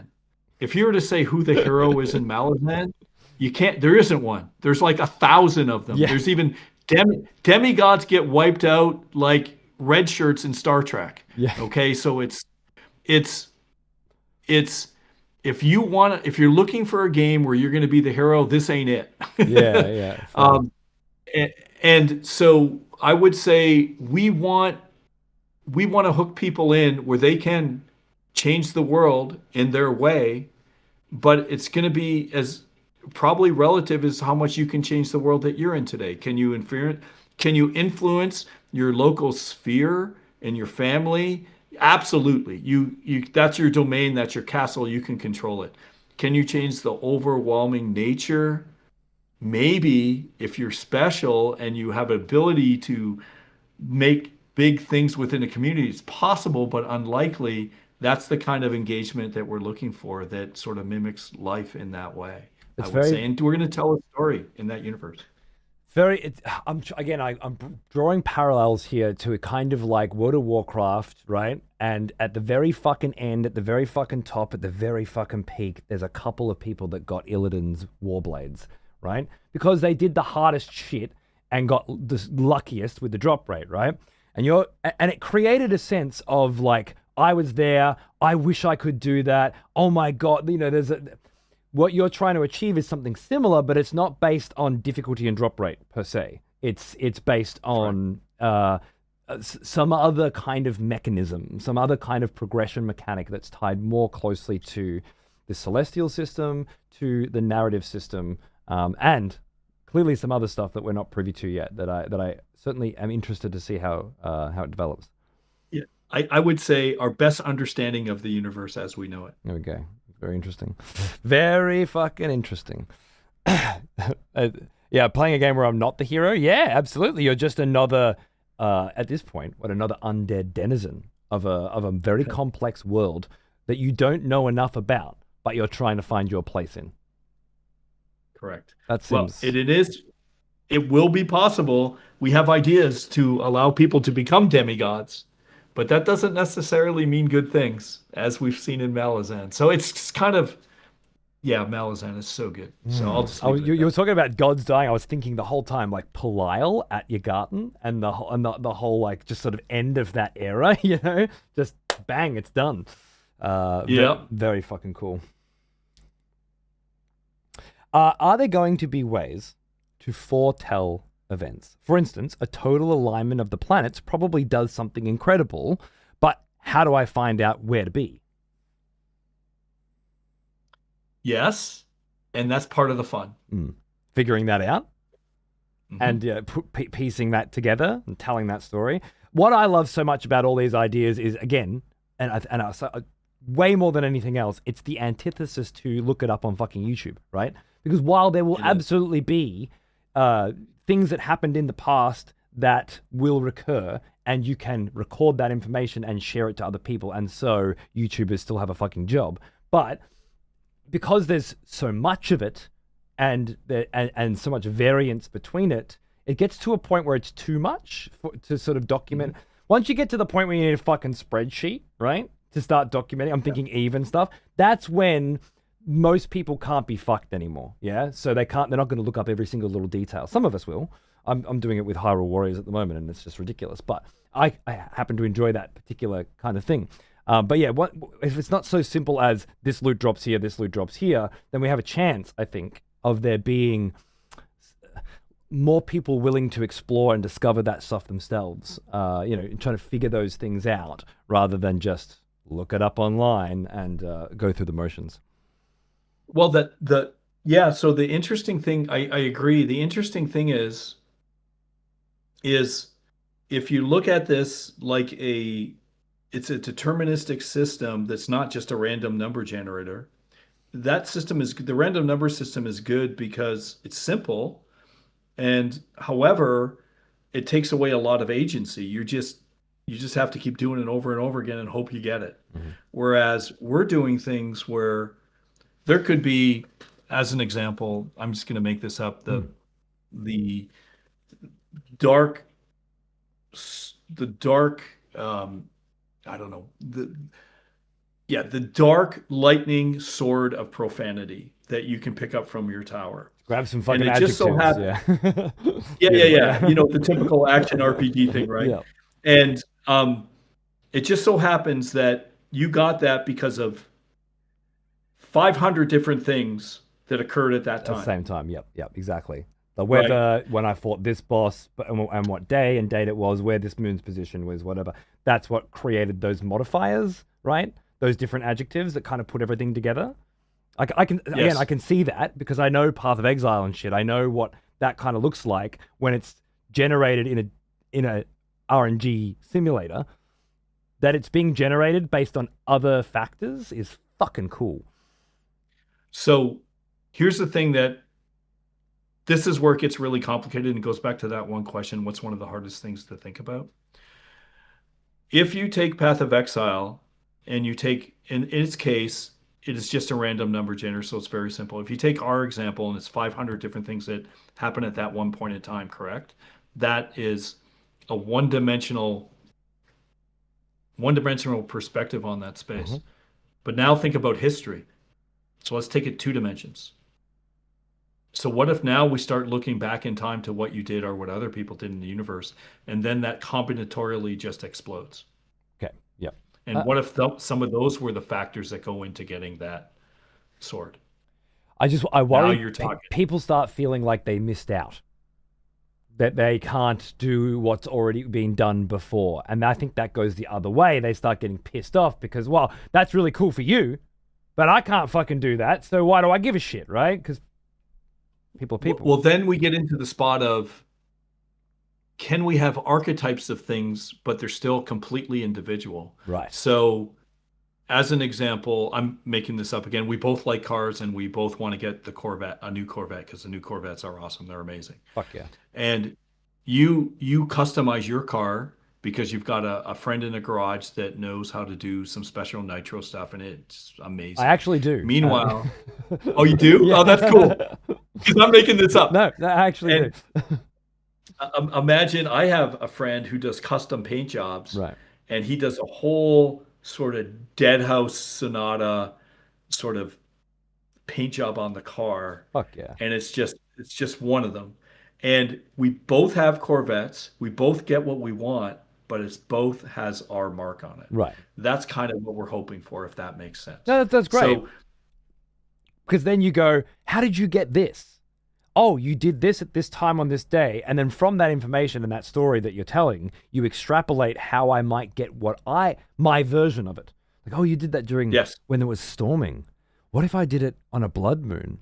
How would that? And then you start, rather than looking online for all the fucking answers, because there's too many, it's too much to process, you instead are forced to start thinking, what is it that I like? And start making connections, right? That's fucking correct. That's fucking clever stuff. That's the idea. Very It's cool. different. It's different. Very cool. But yeah, it's exciting. Hard to build. It's very hard. It's very hard, and I truly mean this. And I know I'm starting to sound like a beggar, but we need more people, and I'm just hope we're successful. Our first goal is self-sufficiency. Our next goal, like if we were to get even 1/10 the size of like the grinding gears guys, we'd be unstoppable. Like all we need is like 20 to 30 people, and we'd be on fire. And so I just hope we can generate enough. Like right now, just getting above the noise is so hard. Yeah. It's so difficult right now. And I'm hopeful that we have enough time to spread the word and, get out there so people will take a look at us. And if there's going to be rough edges. And, maybe we do some things and we really drop the ball at first, but hopefully people understand where we're trying to go, and even though they could say this is impossible, maybe be as critical as shit and try to prove that what we're trying to do is impossible and why it's bad. We've already had a couple people come into our discussion forums and say, you never want to do anything that is time gated. And because he saw the celestial clock, I think it's a he, and he's like, that's really bad. And he gives examples why. I'm like, wait. It's not just about time gating. It's about history. Yeah.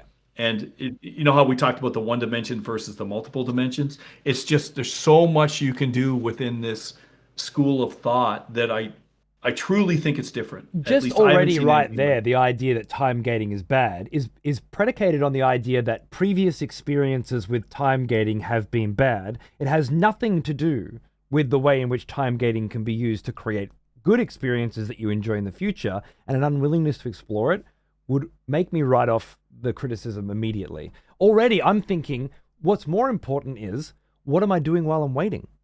Yeah, I'm waiting for a blood moon to come next month so that I can attempt to get this particular weapon in this particular way and a few other things as well. But what am I doing? If you have enough things to be doing right now as well, then you're not worried about waiting. You're in fact creating a list of things to do in your head, and you're prioritizing. And that's a fun thing to do. We all like prioritizing. Something as simple as pick up all your quests in an RPG and then figure out which order to do them in is fun, right? People absolutely enjoy that. You can take this to a much, much deeper level. Anyway, yeah, just the idea that people will come up and say, this can't be done, this is bad. You seem to have the right mentality for rebuffing those opinions, let's call them. Yeah, well, I think like I said, being critical and questioning is very healthy, and when someone says they truly want to do something new in the industry, I'm skeptical of that. I've been fooled so many times that this game is gonna be so different, and it's just a rerun of everything else with some fucking great marketing. And we're starting to get some good marketing with Rick on board, but we've had some pretty shitty marketing in the past, and we're just trying to get this idea out, and we just hope that people like it. So, but yeah, be skeptical. Be skeptical. 100% be skeptical. It's gonna be a tough road for you guys, I'm sure, just like any other early access product where depending on whether you get noticed on Steam, for example, and then of course once you do, how do you maintain that interest in a world where every day there's a new early access coming out, right? That's I don't know how to solve that fucking problem. But I don't think anyone does. Yeah, but what's the alternative? You either get funding from a big publisher that's more often than not going to fundamentally try to change the project so that it's more reasonable and more within scope, or you wing it and keep plugging away. I think the one thing you really do have going for you is experience and pedigree. The two things I should have said. Experience and pedigree being the same kind. You have a name, you have a brand, you have a track record of really high quality shit. You have a fan base out there, a growing one, which I'm proof of. And hopefully that'll be enough to continue to spread the word. Obviously, so. I'll do my part. I hope others will as well. Oh, thank you. You've sold me. That's it, right? I'm a skeptic, and I'll continue to be one, and I'll reserve the right to change my opinion on anything at any moment. But right now, I feel very convinced, and from what I've seen with the celestial clock already in place and working with the way that it affects the weather, I can understand and make the leap. How does that influence the types of weapons that are happening? And I understand what you mean when you say I don't want RNG to decide what kind of weapon you get. I want this system to determine that. I can see it all, so I'm on board. Yeah. I guess now it's up to your team to make it a reality, and I really hope you guys get the funding. Awesome. And the support you need to do that. I appreciate it so much. So first of all, thank you for having me. It's been such a amazing. I've had so much fun. I hope. Good, me too. 5 hours, mate. 5 hours gone past like 5 minutes. I had no idea we do. Actually, once you mentioned Malazan, I'm like, oh, this could go on for a while. So, but I really, really appreciate it. It's seeing your breakdown of Legacy of Kain, Blood Omen. That was pretty inspiring for me to see, because very few people do that at a level, and you're breaking it down and you're doing what I would say is a very level analysis of things that are very close to what happened, which is amazing to me. Thank you very much. And then, oh yeah, no, for sure. And then excessive profanity. Like I said, I'm well versed in Tourette's, and my wife thought this would be the perfect stream. This brand has always filtered out the kinds of people that I can't get along with, and welcomed the kinds of people that I can. And today is just a fantastic example of that. Like, you know what you're going to get with this brand, so it's all on the table straight away, and then we can just be people making connections and talking about shit, right? So I am literally, soon as we get off, I'm going to run upstairs and tell my wife Joanne that we talked about Malazan Book of the Fallen. And she's going to be like, oh, you have no idea how much I talk about that. I recommend that book series to everyone. It is literally my favorite book series of all time. Ask my chat. I don't shut the fuck up about it. I've been reading it for over a year now, and it's just constant. Amazing stuff. Amazing, and it's so detailed, and there's limitless depths in those books, and they're very dense. But so, and then on top of all that, you've given me the time to just speak out loud, and there's just no better forum. So thank you. I really appreciate it. If you ever want me back, I'm in. Oh, it really is our pleasure. Absolutely. And now that I know you a bit better, I think, as I said, I think us just hanging out and having a game and a chat is going to be a format that works quite well. particularly on Twitch, because that's what they're used to as well. So, So this is a record for me. I've never gone 5 hours, so it only seems like an hour, quite frankly. So it's amazing. The so good it's stuff really always good. does. I'm really glad we did this. Thank you so much, man. Yeah, that's amazing. Thank you. Did you have anything you wanted to say to chat before we wrap it up for now, and come back to this hopefully soon? Yep. 2 requests. The first one is give us time. We're small. And the second one is spread the word, and please wish list us on Steam. That helps us a lot for many reasons. If someone can chuck that link down for me again, Vosh did before. Maybe you've got it on hand. But yeah, wish lists obviously in this industry are a kind of currency before a game comes out, and it seems to be a very valuable one. So if you don't mind a click, absolutely is. No, I'm gonna go on Steam and get it right now. Give me a second. Chat's got it for you. Don't worry, it's all good. These guys know. Oh, they got it. Yeah, these guys are professionals. Okay, amazing, amazing. Thank you. Yes, please wish list it and spread the word. We're gonna try. We're gonna do everything we can, and you've got my ear. And you can call me up anytime, even if we're not streaming, and say, Dennis, what the fuck did you do this for? Stop. Tell me. You know what I mean? I'll try not to be too fucking overego with my bullshit, but I also won't hold back. If you're interested in genuine criticism from somebody who's never made a fucking video game, but has devoted a lifetime to playing them, and for a time there, trying to pull them apart and see what makes them tick. Hopefully my kids will be game designers. They seem to have the right fucking, head for it. We'll see how it goes. For me, it's always been about, I guess, an appreciation and an understanding. So if that's useful to you, it's great. Elsewise, if we just want to hang out and fucking talk some Malazan, I am very in.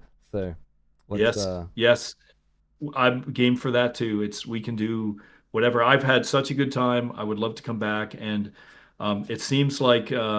It seems like very simpatical with your community. Yeah, I love absolutely. It. I can't believe it, actually.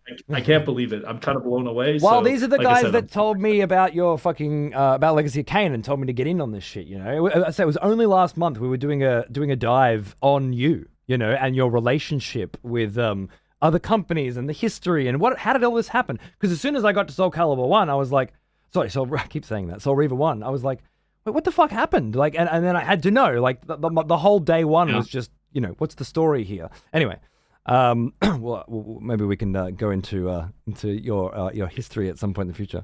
Yeah, there is lots of stories there too. So it depends. Like, it's 35 years in the industry. That's one thing I have is stories. I have lots of stories. And again, happy to talk about that's centered around telling them by the sound of it. So that's very exciting. Beautiful. Exactly. Give my love and my best to the team as well that are working to put this together. It seems like a time-consuming and ambitious task, but one that I think a lot of people will be very, very excited to get their hands on in a couple of weeks when the first iteration is available to the public. Yes, correct. Mid-February. Correct. Steam Fest I think starts on February 23rd to March 2nd, and it means there will be a demo that you just go to the page, download it, and play it. Okay, cool. So we'll be doing that on one of these Monday, Friday shows for sure. And I'll get in touch with you to see if you want to jump on again, and we can and walk us through, the decisions you've made and the future there. While I'm controlling a character. I am all in if you will have me. Fuck yeah. Love it, mate. All right. Well, then I'll talk to you in a couple of weeks. Thank you so much. And thank you. Until next time. Sounds good. Cheers. All right. Take care. Thank you. Bye-bye. All right, chat. What a bloody legend, huh? How good's that? Well, it's nice when people who make awesome shit turn out to just be fucking sick cunts as well. It doesn't always go that way, but it's very nice. It's very nice when it does. A little bit of music on the background. Hey, Nemo. I wanted to pop this bad boy earlier, but no, my subs aren't fucking working anyway. The first thing I'm going to do when I get off is shut down this computer and see if I can fix it. Thank you very much. Cheers, mate. If it's something you think you're interested in, yeah, I'm glad. That's fucking cool. How did this come about? A few things, really.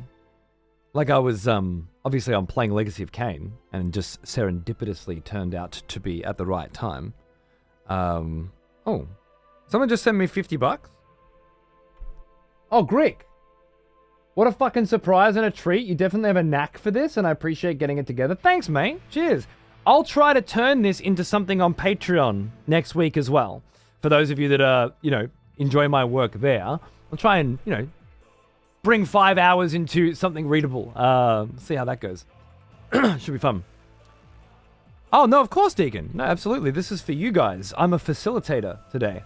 A connective tissue between an ancient creator and the next generation of gaming, I hope. Certainly, again, it's hard not to be skeptical when so much is ambitious, but what I've seen so far already, I think, is just super fucking cool. Can't wait to play around with that celestial system. And the idea that my weapon's stats, its name, its aesthetics, could be determined by the celestial clock. Just that in and of itself. Pretty fucking awesome. Like, I'll buy a ticket for that. $20. It is. It's an easy buy-in if it doesn't pan out. It's not fucking some $350 MMORPG early access Kickstarter fucking, with all the promises and none of the delivery. I think Dennis was very humble, about it as well. Very skeptical. Obviously, he plays fucking video games too. Like, not only has he met, Nintendo's CEO and worked with them on Eternal Darkness, Miyamoto, but he's also, a respectful fan of Miyazaki's work through, Dark Souls and Elden Ring and Bloodborne and whatnot. So you got to believe in people every now and then, don't you? And that's the kind I believe in. So I'm very interested to see what they can do and to follow along with it. How fucking cool! The map and the system. Yeah, the map looked fucking sick too. I didn't get much time to talk about the map layout on the table and everything. Gave me a pretty heavy V-Rising element to it, but with a lot more than just run around, grind, and kill the bosses. So yeah, that's fucking cool. Ancient creator, Ve Victus to you too. A lot of concepts that would be great just by themselves. Yeah, how they all fit together. New and interesting. I mean, it's kind of a mantra around here, isn't it? Me whinging about how I've played this fucking shit before and it's the same fucking shit over and over again. This is... How it came to be, though, Chaos was talking about it too on Twitter. It was like, they must be watching a stream or something because... And then the next thing I get was they're following me and then I'm getting... Mr. Dyack came in here and hung out with us and chatted with us, and then, yeah. This led to that.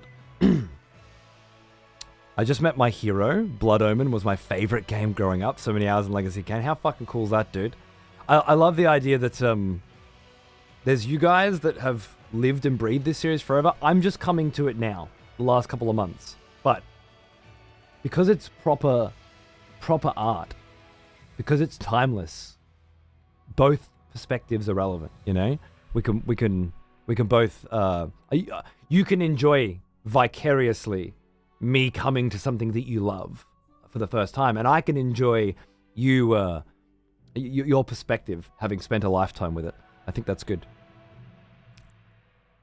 Typically, I feel like I'm on the other side. I'm the one who's been playing this forever. It's not too often that something as profound as this is something that I missed, and then this kind of thing happens out of it. So it's pretty fucking cool.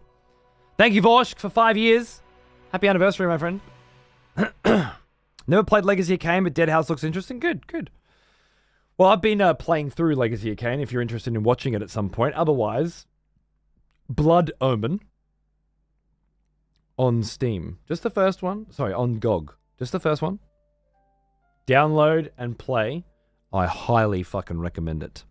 It's, from the first minute, it's an interesting and engaging video game, and it only gets better. Highly fucking recommend it. Even today. Right, now I said there would be some Soul Reaver 2 after this interview, and that was a fucking lie. Because because I was supposed to wrap up an hour ago, and my wife is definitely going to want me to look after that baby for a bit, I think. I think Xana will be home from school as well. It's first day back at school, first day of the year. How's that? I hope it was worth it. I will see you guys Sunday for Neo, Monday for Soul Reaver 2. If you're in, and in a couple of weeks, we're going to check out the early access demo for Dead House Sonata. Hopefully I can get Old Mate in for another hang. Thanks for everything. First day on a Friday? Yeah, first day on a Friday. Yesterday I had to go in for an assessment for 20 minutes, and today's first day back. I know, right? It's so fucking weird. But in a way, it's pretty cool. It let me use this week to get his sleep schedule back, ready for school. And then now he's got a weekend and then back in. Honestly, I think it's pretty clever. The whole like first day back's a Monday, and after 6.5 weeks or whatever of holidays, it's brutal. Love you, Zeus, dude. It was great popping into your show for 5 seconds this morning. Thanks for the raid. I'd love to chat more with you about how you think this isn't work when I have an entire fucking family to support with the income, and I don't have the luxury of walking the fuck away for 8 months whenever I feel like it and generating no revenue. Very interested in that fucking topic, but I was in a rush today. I had someone waiting. We'll have to have some good convos soon. Either in here or in your stream or in one of those sweet ass fucking podcasts you're fucking talking about, or in a like little hangout, play some fucking Night Rain sesh, you know, and talk some shit. Because I know you're a big Night Rain fan, so you get to, right? So semantics, the bastion of intellect, right? I love it. We'll talk soon. And, well, to all of you, we'll talk soon. I can't wait. Sunday, Neo 3. Monday, Soul Reaver 2. I'll see you then. Thanks for watching.